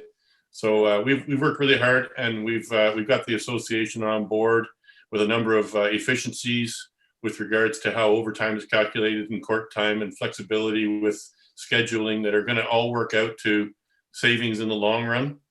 And not only that, we have 3 more years of a 4-year contract with the association, so we won't have to do any bargaining until well into the next council session. So I think from that point of view, we're in good shape. But as the chief pointed out, our population continues to grow, and our current complement is based on a census number from 2016. And we all know that our population is coming up and up. So at some point in the future, I don't know whether it's going to be in 21 or 22, but at some point in the future, we will have to start talking about complement numbers within the police force, because the number of calls that the police are getting are continuing to rise with the rate of population growth. And not only the number of calls, but the complexity of calls. And that's reflected in some of the capital items that the chief has requested here. Things get more complicated cyber-wise, and we're putting in tools that are going to help the police to be more efficient in the way that they process calls for service. So thanks, Kevin, and I'll leave it at that. Sure, thank you. The Vice Deputy Mayor. It was just a follow-up, Mr. Mayor, and I meant to say this earlier, but I just want to thank Councillor Mayette. I think he's done just a tremendous job with the Police Services Board. I mean, to come up with a 4-year agreement and some of the details he just provided, he came in a little bit lower even. I know Dave's been on the board for 6 years. He's chair of the police board now. And what he's come up with a 4-year agreement, I think, is unheard of in some other towns. And so, Dave, I just want to congratulate you and thank you for all the great work you've done. And I know there are other situations that you handled as chair of the police board that you need to be commended for. So I just want to say thank you. Okay, thank you. Is there anything else on police? If not, then thank you very much, Chief, for coming in this afternoon. All right, so then that moves us on finally to number 10, fleet, and we'll turn it over to Dan to introduce this one. So I don't think I have much to introduce here. This department speaks for itself, I think. It is the entire corporate fleet from public works vehicles to police services vehicles. It's got an operating budget for the maintenance of those vehicles, and the operating budget contains a transfer to the fleet reserve. That is the that forms the basis of how our new vehicle purchases are purchased. So that reserve transfer is obviously important, and you can see that there is a five-year capital forecast laid out there. That we do have to delay certain spending within the fleet in order not to put that reserve in too much of a deficit. But the full 2021 purchases are laid out there for council. Okay, so you see the fleet. There's only one item there, 10.1, and you have an operating budget, 5-year capital, and 5 capital projects. Are there any comments or questions about the fleet budget? Councillor Schreider. Thank you. I'm not sure if this is Phil or Jane, but for the Zamboni replacement, A, is it going to be a Zamboni or ice resurfacer? And B, why is that being funded under facility improvements reserved? I can certainly answer that. We have had an ongoing reserve for Zamboni replacements for a number of years, and hence the reason why we are continuing to allocate funds for that reserve and pay for Zambonis an ice resurfacer, depending on what it is, on a regular basis. I was wondering about that one myself. Why doesn't Zambonis get rolled into the fleet reserve? Why doesn't that happen? And it certainly can. I think I can say since we started the fleet reserve budget is we somewhat neglected the fact that we had an additional reserve occurring in our facilities that has been there for, quite frankly, years, so to speak. Moving forward, we certainly can roll that into the fleet reserve. Absolutely. I guess sorry, carry on, Councillor Schreider. Sorry, I'm taking your Sorry, question. and maybe it's just a play on words. To me, when I read facility improvement reserve, that is actually for the structure itself, not for equipment. So anyway, maybe it's just the wording. Yeah, the wording is certainly deceiving for sure. But I guess we have a review ongoing. My understanding that the Director of Corporate Services is doing a reserve fund review. Is that something we could expect to get reconciled as part of that review, do you think? Yeah, I don't want to speak on behalf of the director, but absolutely we could consider that consolidated, so to speak. We've had good success at consolidating all these before. I think I think it's smart and be something to look at. Certainly. Further comments, the Vice Deputy Mayor. Mr. Mayor, through you to Phil. Phil, I'm just going back to page 25 of the, the reserves, fleet reserve, and I see that the balance at the end of 2020 was 91,000, and we're contributing. I think we're spending. You need to help me out with this a little bit, but I think the estimated balance 2021 is that it? Am I reading deficit, Phil, of 491,650? That's my first question. I think red obviously would be deficit, or is that the balance of the actual fleet reserve?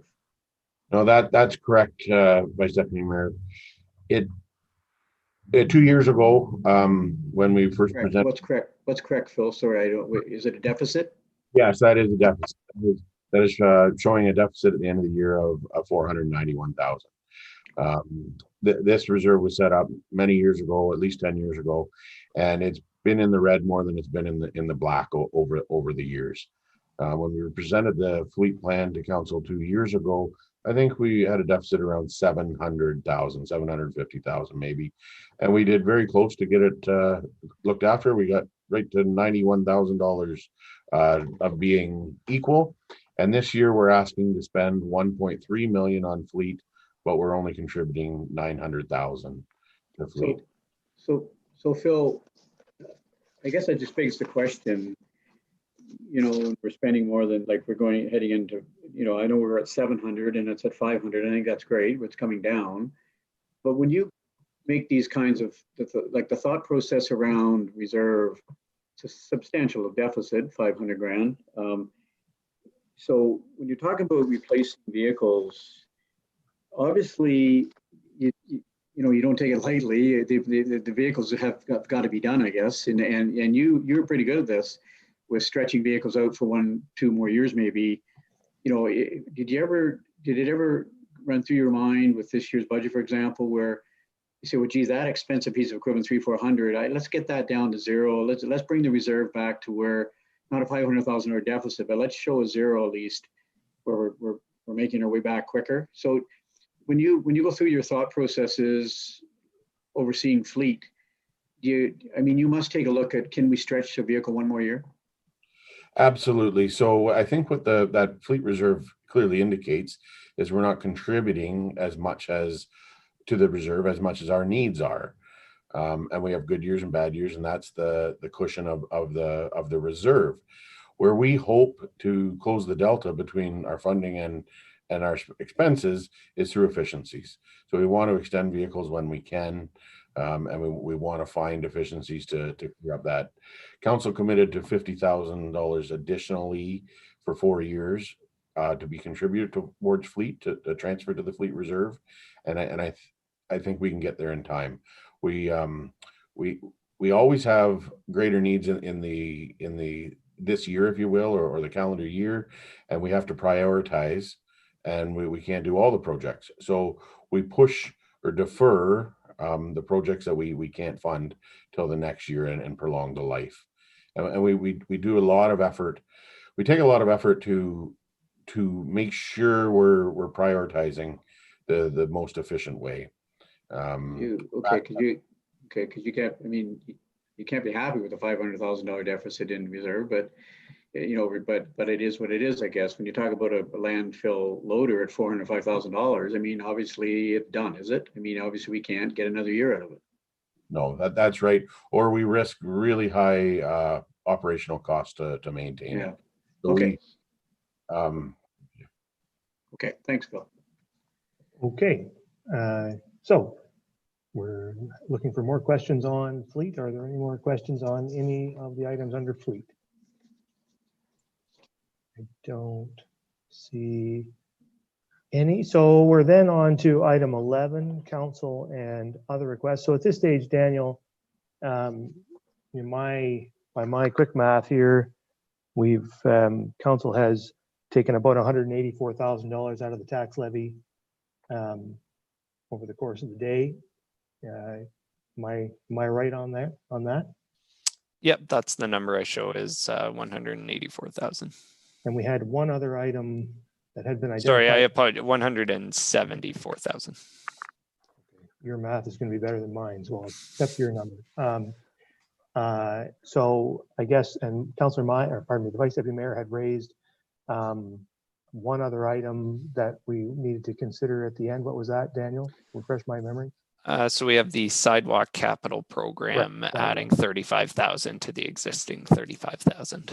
So that's the only additional request through the course of the day that I have heard beyond what we see in front of us here.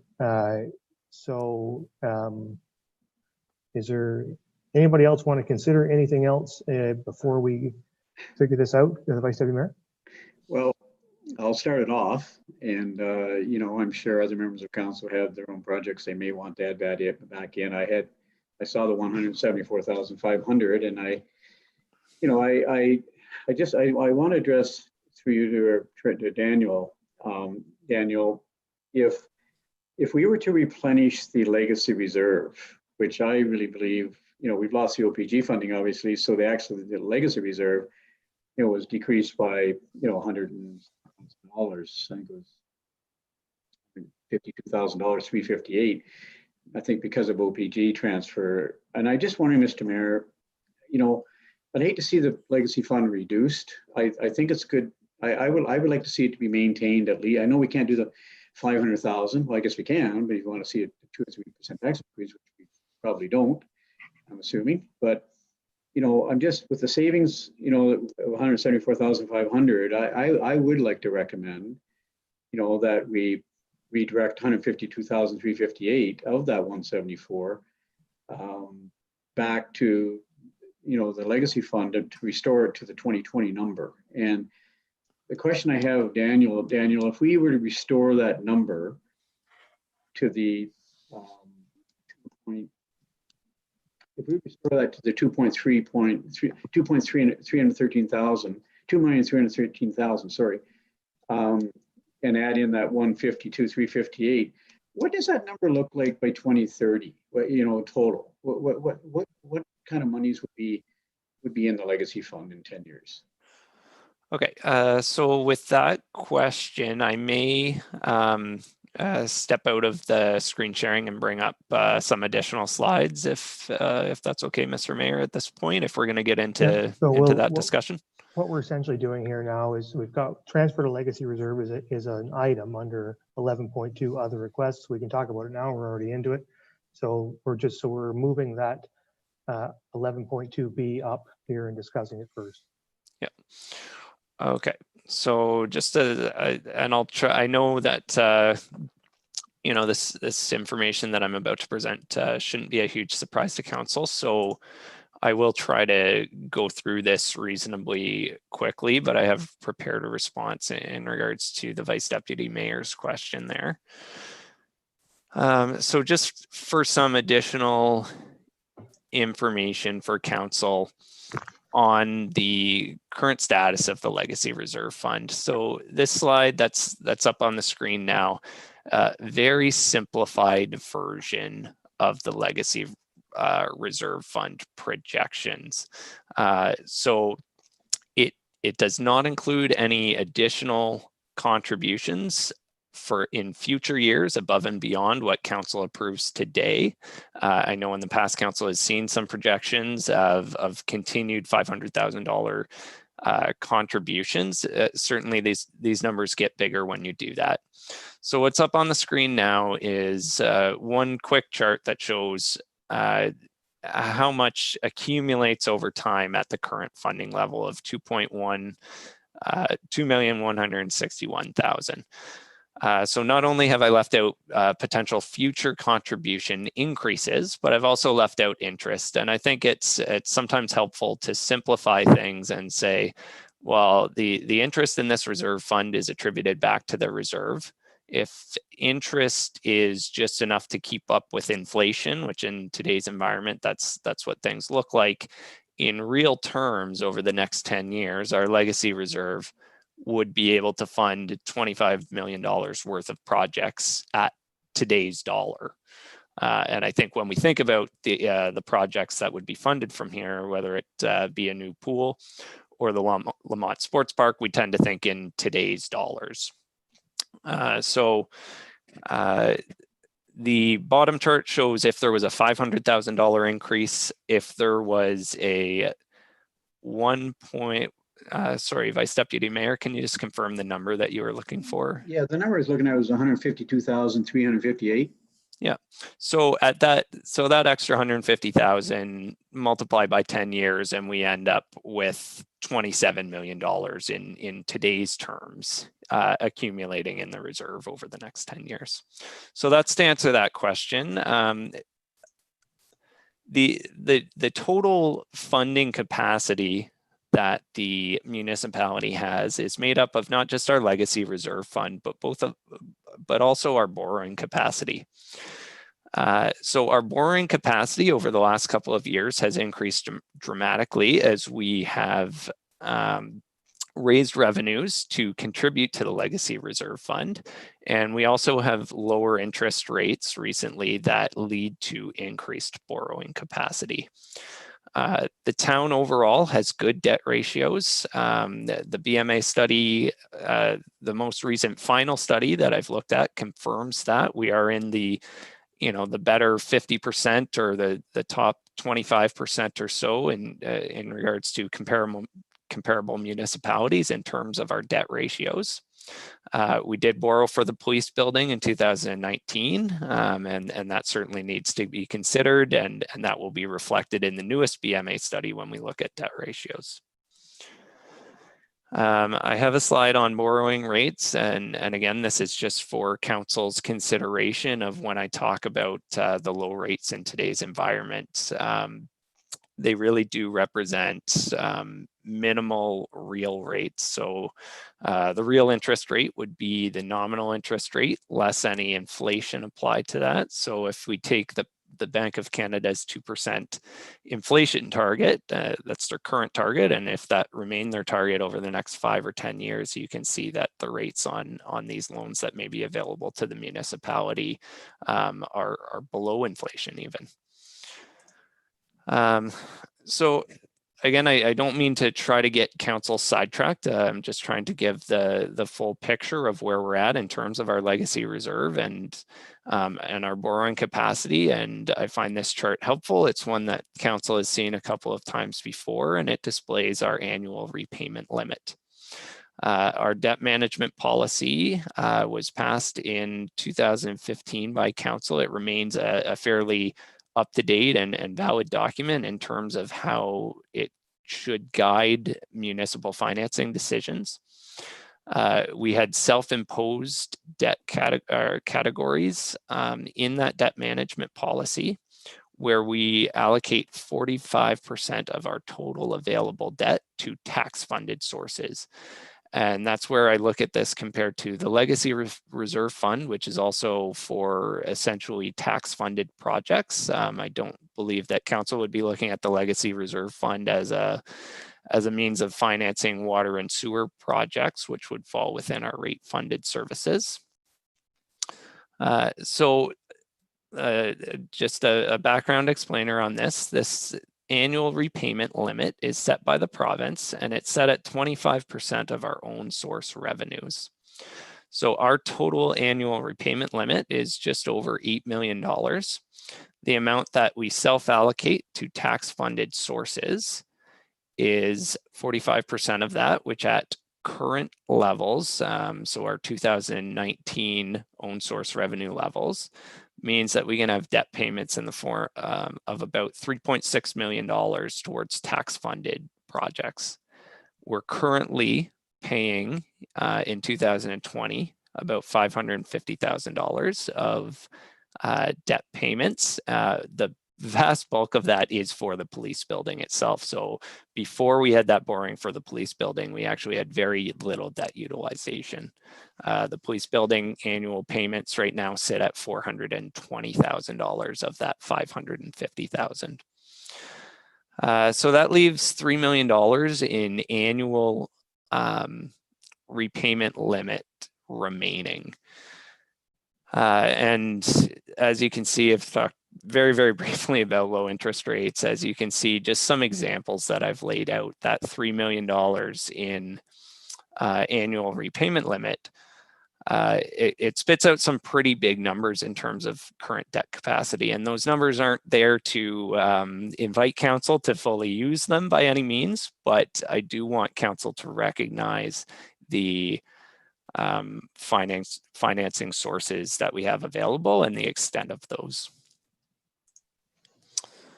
I'll skip over this slide other than it does touch on our current debt management policy. And I don't want to repeat some of the points I've made before, but we do have access to borrowing costs that are much less than what other institutions have. The rates on loans that are available through Infrastructure Ontario are able to be locked in for longer terms than any other individual or institution would necessarily be able to achieve.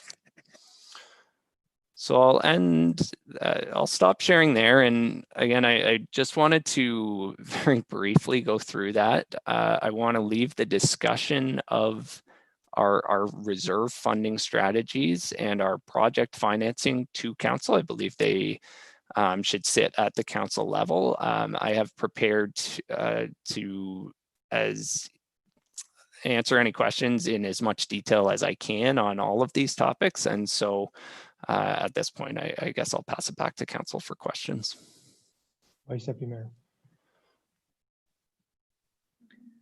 Thank you, Mr. Mayor. And Daniel, so what you're saying is, our fund, would be with, if we contributed, the 152,358, that fund could go to 27+ million by 2030, I think is the number I heard. The question I have of you, Dan, if you could explain to me so I get an understanding of it, through Infrastructure Ontario is offering up some pretty some pretty cheap funding. I mean, if you talk at 2%, I think the police building we financed at 20 years over, I think it was 2.5% if I recall, I can't remember. But if it's 2.5% and now borrowing costs are, around the 2%, does it make more sense to long-term finance the Lamont Sports Park through debt financing, through a loan, like through the Infrastructure Ontario? Like, I just like to get your professional opinion on that, in terms of, should we be, the money's so cheap over 20 years that it's hard to turn it down and just let the legacy fund continue to compound. And so I want to get your opinion on that, in terms of borrowing from infrastructure and Infrastructure Ontario, the province of Ontario's made that available. What's your thoughts on that? What would you be recommending, I guess, to this council? Yeah, so the recommendation in the budget, there is approximately $5.5 million allocated in the 2021 budget towards the Lamont Sports Park. And the recommendation in the budget is for debt financing for that project. And the reason for that is for a lot of the reasons you spoke of, in terms of where interest rates are at right now. But that doesn't mean that there's no downsides either.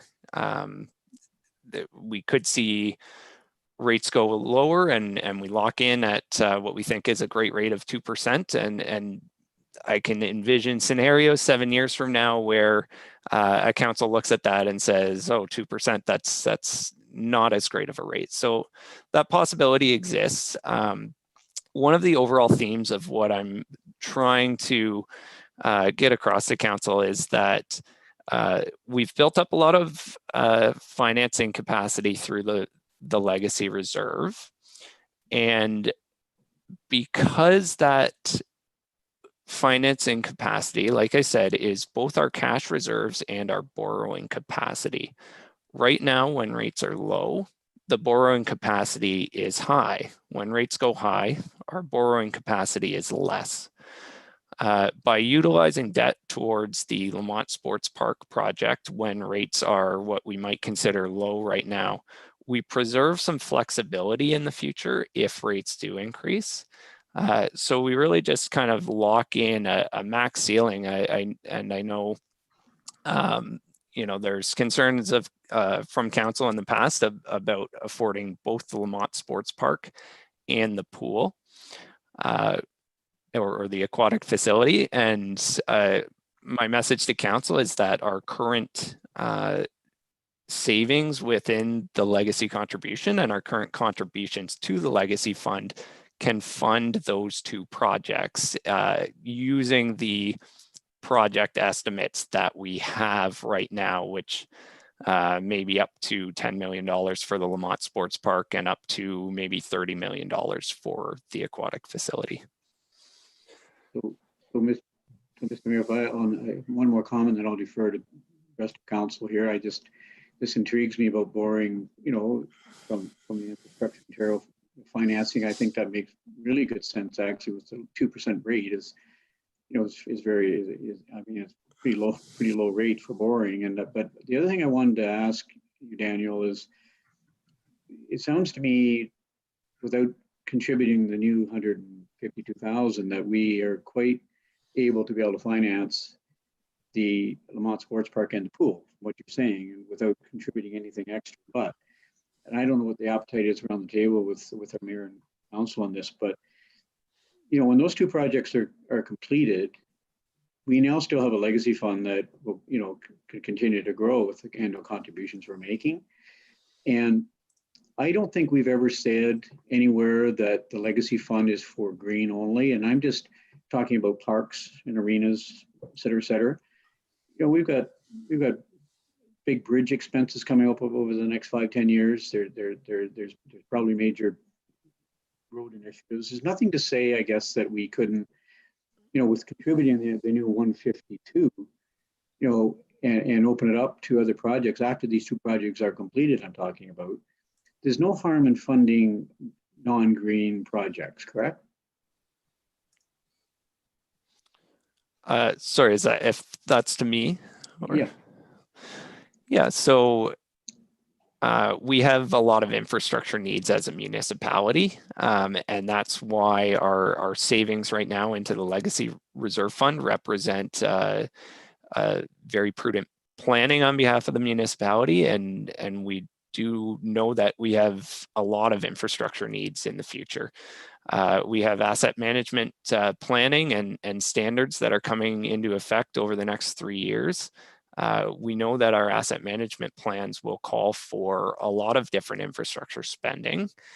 We also know that we do have reserves today that we're not funding to the full maybe amount that we may need to in the future, and the fleet reserve is maybe the first top of mind one there. So I think that what we'll see over the next few years is that both staff and council need to look at all of the contributions that are going to the Legacy Reserve and properly allocate those to projects, and maybe properly allocate those contributions to either debt payments for recreational facilities or to reserve transfers in other areas as well. Thank you, Mr. Mayor. And I just go back to my original recommendation, and it was to transfer, to Legacy at 152,358 to bring it to the 2020 number of 2.3 million. There may be other projects that may win out over what I'm recommending, and that's fine. I would like to see $35,000 to the sidewalk, doubled from 35 to 70, and it almost gets to where we found the savings. But there are members of council may want to be adding in that might lower my recommendation from 150 down to something. I just think we need to contributing to the Legacy Fund. So thank you, Mr. Mayor. Yeah, sure. I think we can leave the Legacy Fund discussion. We'll go through the rest of the proposed projects, and then we can decide if we want to make a contribution. I think what we've heard from Dan today is we don't need to sweat the Legacy Fund contribution too badly. That we can add some more or less. Sorry, my screens are changing here. And that won't compromise our ability to fund some of these things that we want to fund. What we should focus on first maybe is those capital projects that are council requests here, see which ones of those we want to do, and then we can make a decision about the Legacy Fund after that. So why don't we loop back up to the top of that list, 11.1 council requests. There are 4 requests there. The first one is paved shoulders. I don't know where it came from, but I can guess. And so we'll turn it over to the deputy mayor. Yes, that is me. We do reconstruction of the paved shoulders on roads every year with gravel, and that costs. We know that if we put a little extra in, we're going to get more years of usage out of our roads. But the biggest part is with the active transportation and people walking and riding, our roads aren't safe. I take in particular account the 10th going down to the lake from the corner. It's a very, very dangerous road for people walking and or riding. You try to get off the edge of the road. If you're riding a road bike, you can't do that because the gravel will just blow a tire. We also have one of our biggest investments in the town, which is sport tourism. People come to this area to ride. We see the impact that the Grand Fondo has had in the last 2 years, over $300,000-$400,000 raised for our local hospital, people riding. And the more we build up our roadways, the more people will be coming to use them. I imagine one day, we work with Kincardine and we do the beeline all the way from Port Elgin to Kincardine. Imagine the road race you could have that, the Saugeen Shores Kincardine road race. You start 1 year in each and end. It's just fantastic. But the biggest part is it adds life to the roads. When you grade, you break down the edge of the roads. Councillor Mayad himself has said, it's pretty bad every year when the snow goes away, you see all the gravel that is washed into the dirt, into the ditches, because that's just what happens. But if you pave those shoulders, you don't call them bike lanes, they are paved shoulders. So I would like to see us start paving the shoulders. And the easiest one to start with would be the 10th this year. So you're requesting, because maybe I'm right, correct me if I'm wrong, you're not requesting that we spend $451,000 in 2021, or are you? No, I'm not requesting 451. I say let's do this in a nice manner. Start with one road and see how it goes. Get the public's input on what it's like. We have 3 listed there: the Doll Side Road to County Road, Bruce Road 3 to Concession 14, the 10th to 21, or 21 down to the Miramichi. Any one of those are good. I would start with the 10th because I believe it's one of the busiest roads in town, most dangerous roads. You come over the hill, it's a blind spot, but if you have those paved shoulders, accessibility, safety, active transportation, it's all what we're about. So you've got a proposal there from the deputy mayor to pick one of these 3 projects that are on here to fund. Are there any thoughts? Councilor Ridge. I would second that we do the concession 10 one phase, probably from to the Doll Side Road. I think would be the first step, or maybe no, actually concession 10 to Miramichi Bay I think would be the best first start for that. I would second that. So item number 3, concession 10, Highway 21 to Miramichi Bay Road. All right, so and I assume, Don, you moved that, did you? Yes, okay, so I got a mover and a seconder to fund item number 3. Are there comments on that? There's plenty of comments. We'll start with Councillor Mayette and move to Councillor Schreider. Thank you, Mr. Mayor. It's been my assumption all along that, at least for the last 6 years, that we would always consider paving side road or shoulders when the road is being repaved at the point of reconstruction. And I would certainly be, in favor of, adding an incremental amount to widen the road with the paved shoulder when they're being done. But are any of these roads that are being proposed here on the schedule to be repaved this year? I don't believe they are. I'm just No, I don't. They're not on the schedule for this year. Where do they stand, Amanda, in our capital forecast? Sure, thank you for the question. Doll Side Road is in poor condition, so we think it's going to be within the next 3 years that we do at least from the bend at concession 10 where it turns to Doll Side Road to concession 14. So we could do those phases as part of that program. For the section from the highway to Miramichi, it's not on the reconstruction plan within 5 years, but the shoulders from the bathroom to Miramichi are on next year's gravel shoulder program. So if we did this, then we would not do gravel shoulders. We could do gravel shoulders elsewhere. Okay. I think I had Councilor Schreider next, and then I'll get the Vice Deputy Mayor. Sorry, and through you, Amanda, that was good information that you had just mentioned about from heading down to Miramichi from the washroom down. What would the value of that shoulder grading be? I don't know the value of the grading shoulder, but the paved shoulder would be half, so 55,000. And our maintenance gravel that we do is about 100,000. So you're sort of close. This would cost more than gravel shoulders for sure, but I don't know exactly. I can get that number to you so you can compare the difference. Yeah, I think I get it. Is there any other way, and maybe this is a question for Daniel, instead of 100% coming out of taxation, is there any of those other reserves or funding sources that we have that could help less the impact for taxation? All reserves are available for council's use, I guess I would say. There probably are some that are more appropriate for this purpose than others. Our future capital reserve has some balance in it. It's again, whatever council's recommendations are for this project or this year. We can find an alternate funding source. Anything that we spend out of future capital reserve or any other reserve is less money that's there when we need to meet our requirements in terms of our asset management planning. Oh, sorry.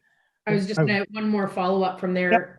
I do like Highway 21 down to Miramichi. I know that the trail crossing on Highway 21 from the rail trail, that is still on the Saugeen Shores Rail Trail Association radar. I know that some members of council as well have been revisiting that conversation with staff. This maybe provides us with another alternate route to get from our rail trail to our waterfront as well. And I think I would support the concession 10 Highway 21 to Miramichi Bay Road. Vice Deputy Mayor. Yeah, thank you, Mr. Mayor. I'm not going to support the recommendation. I do agree with Councillor Mayette. I think he's right on. When we're reconstructing roads, I'm the biggest supporter of paved shoulders. I just think we should be doing them when roads are being reconstructed. And I think that is the right way to do it. I think at County Road 25 from Goebels Grove up to the highway, we're paving that shoulder, the off-road, at the time of redoing the road. And I think that is the time and place to do it. So I won't be supporting it. I think it's $110,000 that, well, I think he's recommending concession. Oh yeah, it was 110,000, is that correct? Yeah. That's correct. So, you know, we found some savings, I think, here of 174,000. That would be 110, that would leave 64. I'm not convinced that that's where we should be spending it. So anyways, I just won't be supporting the recommendation. The other thing I'd like to ask Daniel, though, Daniel, is as we go along here, you know, if this happened to go through, I would like to know what it's doing to the 0% and keep it running total, because these are big chunks. We're looking at 110,000 or 152,000 to the legacy fund. You know, I'd just like to know where the number's heading, up or down. Yeah, we have 175 here to spend, and if we spend it, we can stay at 0% on the overall levy. So that's basically what you can run your total on. Now, whatever out of that chunk you spend here on these council requests and other requests is okay. You know, can't go above that. So I think I saw Councilor Rich first, and then I'll get the Deputy Mayor, and then I'll get Councilor Mayette. Councilor Rich. Thank you, through you, Mr. Mayor. So,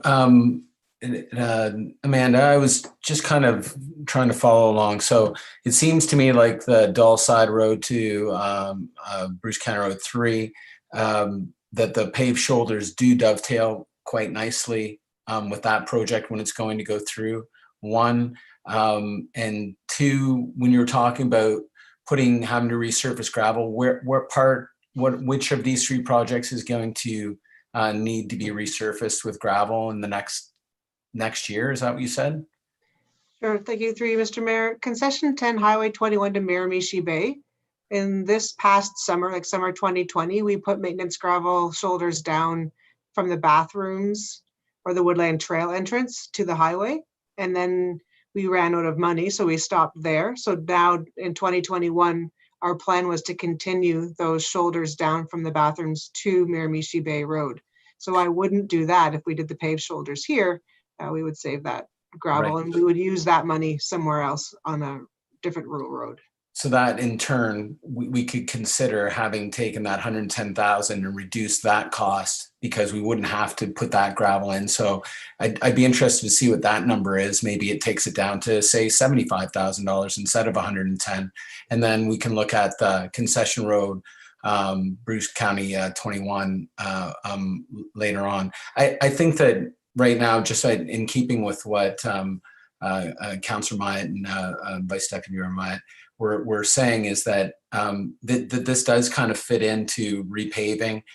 It's going to save us a little bit of money on doing gravel. So I can see how that is kind of almost resurfacing it.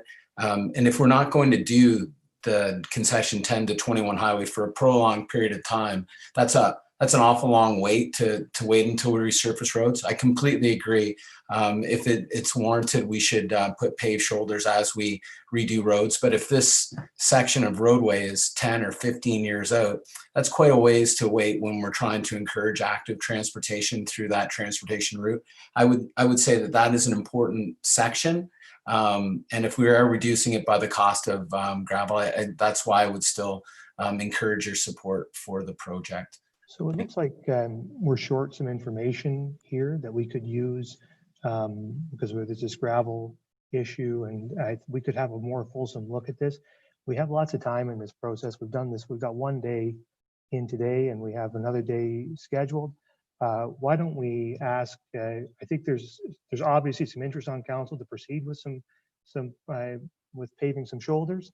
Why don't we ask staff to come back at a subsequent budget discussion with a more detailed look at what the deputy mayor has put here, with particular focus on concession 10 to Miramichi Bay Road, and give us some detailed information about what that might cost and what the trade-offs might be, so that we can make a final decision. Is that agreeable to everyone? The deputy mayor? That's good. As well as if Daniel could look and see if there are any other revenue streams that we couldn't tap into. It's important to note that this is a tough decision. Grey Highlands did this. Their director of recreation bought into this. He got the manager of roads to look after this. And with that, now they have over 1,500 people coming to their community every weekend just to ride on the roads because they're safe. There's places for people to pull off as a car goes by. If you don't ride a bike, it's hard to understand. If you don't walk on those roads, it's hard to understand. I know everybody has different venues, but this is a very fast, very dangerous road, but it's also very well used by pedestrians and cyclists. So if staff could come back, I'd appreciate that. I think looking at all, you're right, look at some alternate funding sources, look at timing of construction. Is it best done in 2021 or 2022 based on Amanda's project with shoulders? I mean, come back and give us a real good picture of how to fund it and when to fund it and what's optimal. I think what you've heard from Councillor Amanda is it's keen to look at a project on concession 10 and how would you do that, and give us a good recommendation for the next budget discussion. Does that make sense to you, Amanda? It does, and I can do that, no problem. Excellent. All right, so we'll carry on this discussion at that time. So then the next item there is the Victoria Street catch basin. Where'd that one come from? I believe that's the deputy mayor as well. Oh, is it? Yeah. The Victoria Street catch basin? You're in mute now there, Don. This section of town it's the dip. So if you come in from Square Deal Neils, you come to the Adelaide Street corner, you go down the hill.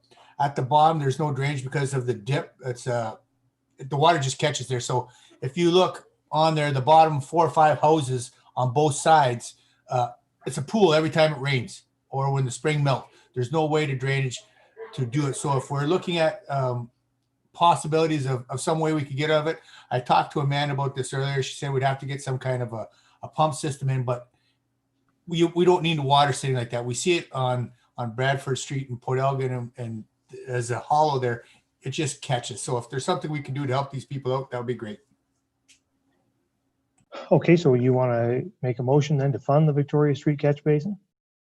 Do we have any, again, what revenue reserves do we have building construction that we might be able to draw on to fix this?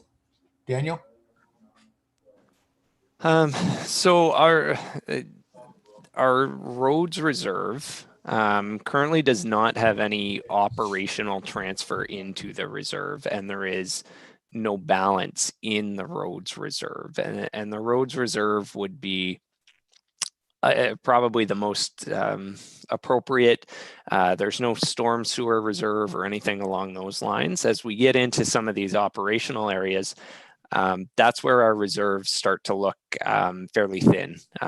There's just there's not high contribution rates into those areas, and there's not high reserve balances. So, I can take a look at the full list of reserves again and how that might, how usage usage towards these projects might fit into our overall reserve strategy.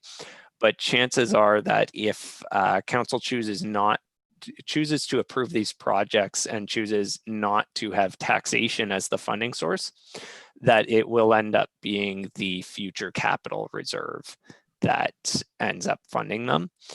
I say that with pretty high confidence that that's what the staff recommendation would be. Our future capital reserve has, like I said, a good balance in it right now. I believe it's around 1.6 million.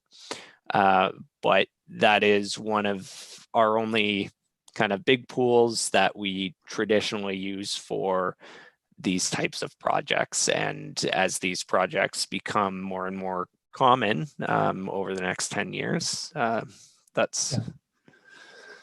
Sure. Okay. The Deputy Mayor. Thank you, Mr. Mayor.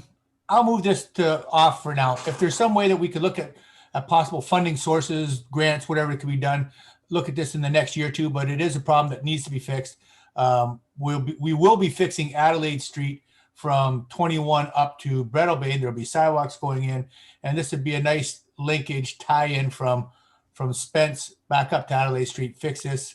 And the road is in bad shape as well, so Amanda might be able to comment on that, but I'd look at doing it in the next year or two, if that's okay. Yeah, Amanda, do you have, is this something we can look at in 2022, or do you have some timeline? I was just going to suggest that I can come back and let you know when this section of Victoria Street falls in the capital program. All right, let's do that. Let us know and we can go from there. Okay, good enough then. So the next is Snyder Street reconstruction. I haven't heard of this one before. This is obviously one that is of interest to most of us, and I don't know who wants to kick it off. Vice Deputy Mayor. Well, yeah, it's been 4 or 5 years we've raised this question about Snyder, and I know it's a significant amount of dollars, and I just have invited all members of council to take a drive down due to passes, you know, and it's pretty rough, and neighbors down, residents down there have been pretty patient. Significant dollars, but you know, it just, in my view, has got to be, it's just one of those expenses we have to get it done. Yeah. And I'm just pleased to see that there's work being done in 2021, and then we're looking at 2022, you know, with the actual work. And I think that's your recommendation, Amanda, is that the 655 be placed not as an additional item in 2022, but actually placed in the regular budget from tax levy and other sources for 2022. Is that correct?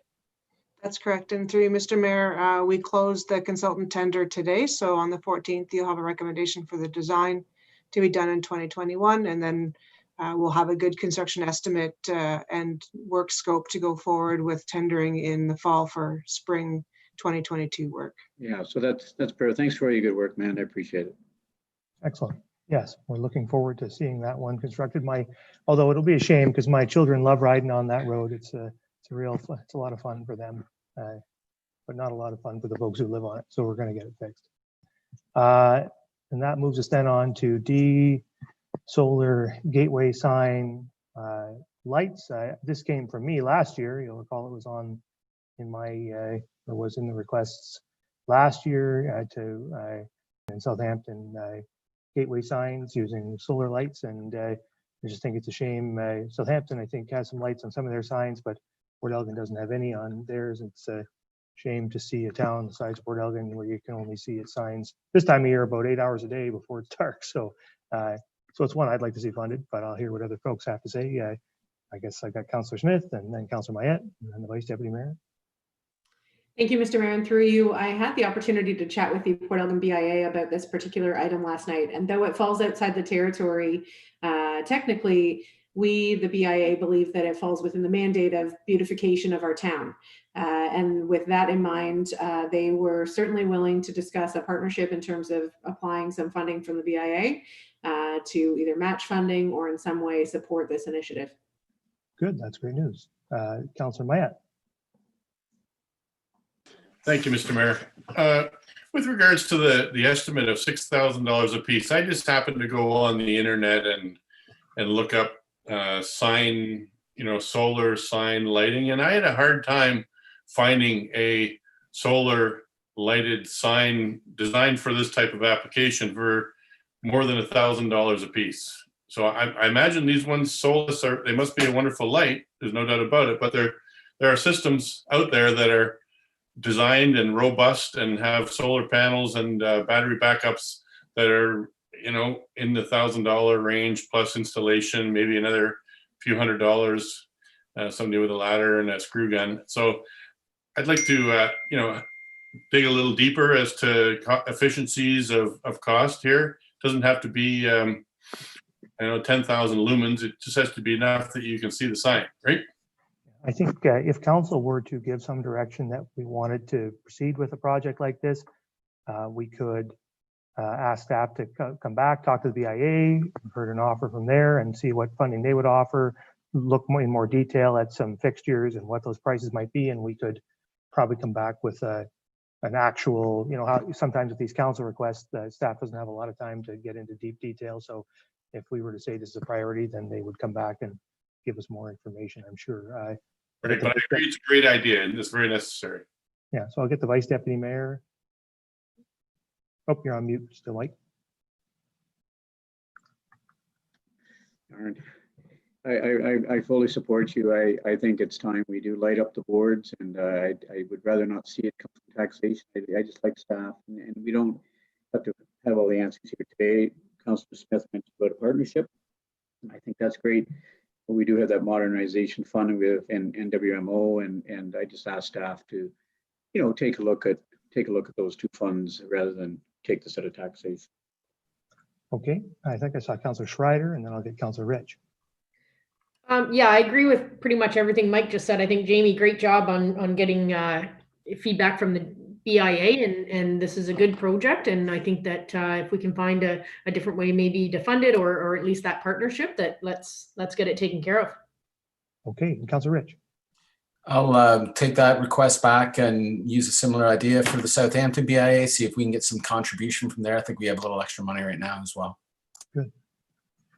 Okay, so I think what we're hearing, Amanda and staff, is council's interested in pursuing this, and if you can come back with some options on funding sources and maybe some more details on the cost, then we can make some final decisions about proceeding with it. Is that clear enough, Amanda? That is, I can provide council with the quote that we had for this, but in 2021, we would go an RFP, ask for quotations to install, and it may come in less than that, but we have a good quote for this number, so I know that this would do it as well. Yeah, so really the discussion is funding sources at this point, and we have some options in front of us, and staff can consider other options within the municipal budget as well, and we can figure it out. Okay, so that takes care of that. So then we have 11.2 other requests, and we have a donation request from the Huron Shores Hospice for $2,500. I wouldn't want to spend a lot of time on that. Does anybody want to move that? Moved by the Vice Deputy Mayor, seconded by Councillor Rich. All in favor? We'll make that donation for $2,500. So then that moves us on then to back to transfer to legacy. So we had a suggestion from the Vice Deputy Mayor that essentially we increase legacy fund contributions from tax levy to their 2020 levels, essentially making up for the loss of the OPG funding. And so that was $150,000. And we have a few projects here left that we've asked staff to go away with and look at how to do them, how to fund them. So my suggestion would be, as I say, we have some time built into this process now. We've done a lot of work today, gone through capital and operating. I would suggest that we ask staff to take our conversation here that we've had about these requests, bring us back reports as we've requested them, and then we return and make a final decision on each of those items and the transfer to legacy at at a subsequent meeting, and then we set it up finally. Give them a chance essentially to take into account everything we've done here today and come up with a final that we can discuss. Vice Deputy Mayor. Well, thank you, Mr. Mayor. I just didn't want to lose my original thought from earlier in the day. Amanda got back to me on the sidewalks and mentioned that 150 meters of new sidewalk could be installed for $35,000. I would like to see it doubled from 35 to 70 for new sidewalks for areas that, I think, again, former Councillor Minaj did a great job with his presentation, and there are, I think we need to speed up the sidewalk process and make our community safer. So if we could not lose that thought, I'd appreciate it. Yeah, my apologies. I lost track of that, and I shouldn't. Okay. Why don't we'll include that one in the mix and ask staff to come back with recommendations on that, potential funding sources. Essentially what we have here is we have reduced the tax levy, council has, by $175,000, and there are some other options. So that's given staff some options, some flexibility to come up with some answers. I will just make a statement. I'm late, but I do want to make the statement about the 0% tax levy and what that means this year. I think that obviously we've had a difficult year. We have several businesses in our community who are struggling, and the entire economy is struggling. And so a 0% municipal tax levy increase is an important thing to do in the year 2021. But it has to be made very clear to anybody who is listening that is a temporary action. It's a subsidy, essentially, from the municipality to every taxpayer for this year to ensure that we don't create a new burden for them at a moment when they can least afford that burden. But the municipality is growing. We have important projects we need to get done, and those projects are for the benefit of everybody, and we want to get them done. And so everyone can expect that although we will deliver, I think, a zero at the municipal level this year, at our lower tier level, that's not going to continue. That in subsequent years, taxes will go up again, and because they have to. And we have a hiring freeze in place this year at the municipality, so if we can deliver that zero, that freeze will not continue. We will need more staff because the community is growing, and we have to resource that and provide the services that everybody expects. So I'm very hopeful that we'll be able to, after we've heard back from staff at our next meeting, deliver a 0% at our level and a very low tax increase, a very low combined tax increase, probably around 0.5% or so for 2021. But I want to be very clear with everybody that that's an intentional move for a year's time, and no one should expect the municipality to maintain 0% increases next year or into the future. So is there anything else that anybody has? We'll get a report back, several reports back from staff when we meet next. When will we meet next to discuss the budget again, Dan? Will we use our second date, or will we just take this at a council meeting in January? I think with the progress that we've made today, we would likely just bring it to a council meeting, but staff will have to talk about that and whether we feel like another session is necessary. Okay, so we'll be hearing from staff when we'll be talking the budget again. And so that brings us to the end of today's budget meeting. Thank you all very much for your indulgence and patience. And thank you, staff. And we will talk to you all again soon. I'll take a motion to adjourn. Moved by Councillor Grace, second by the Deputy Mayor. All in favor? We stand adjourned. We'll see you all later.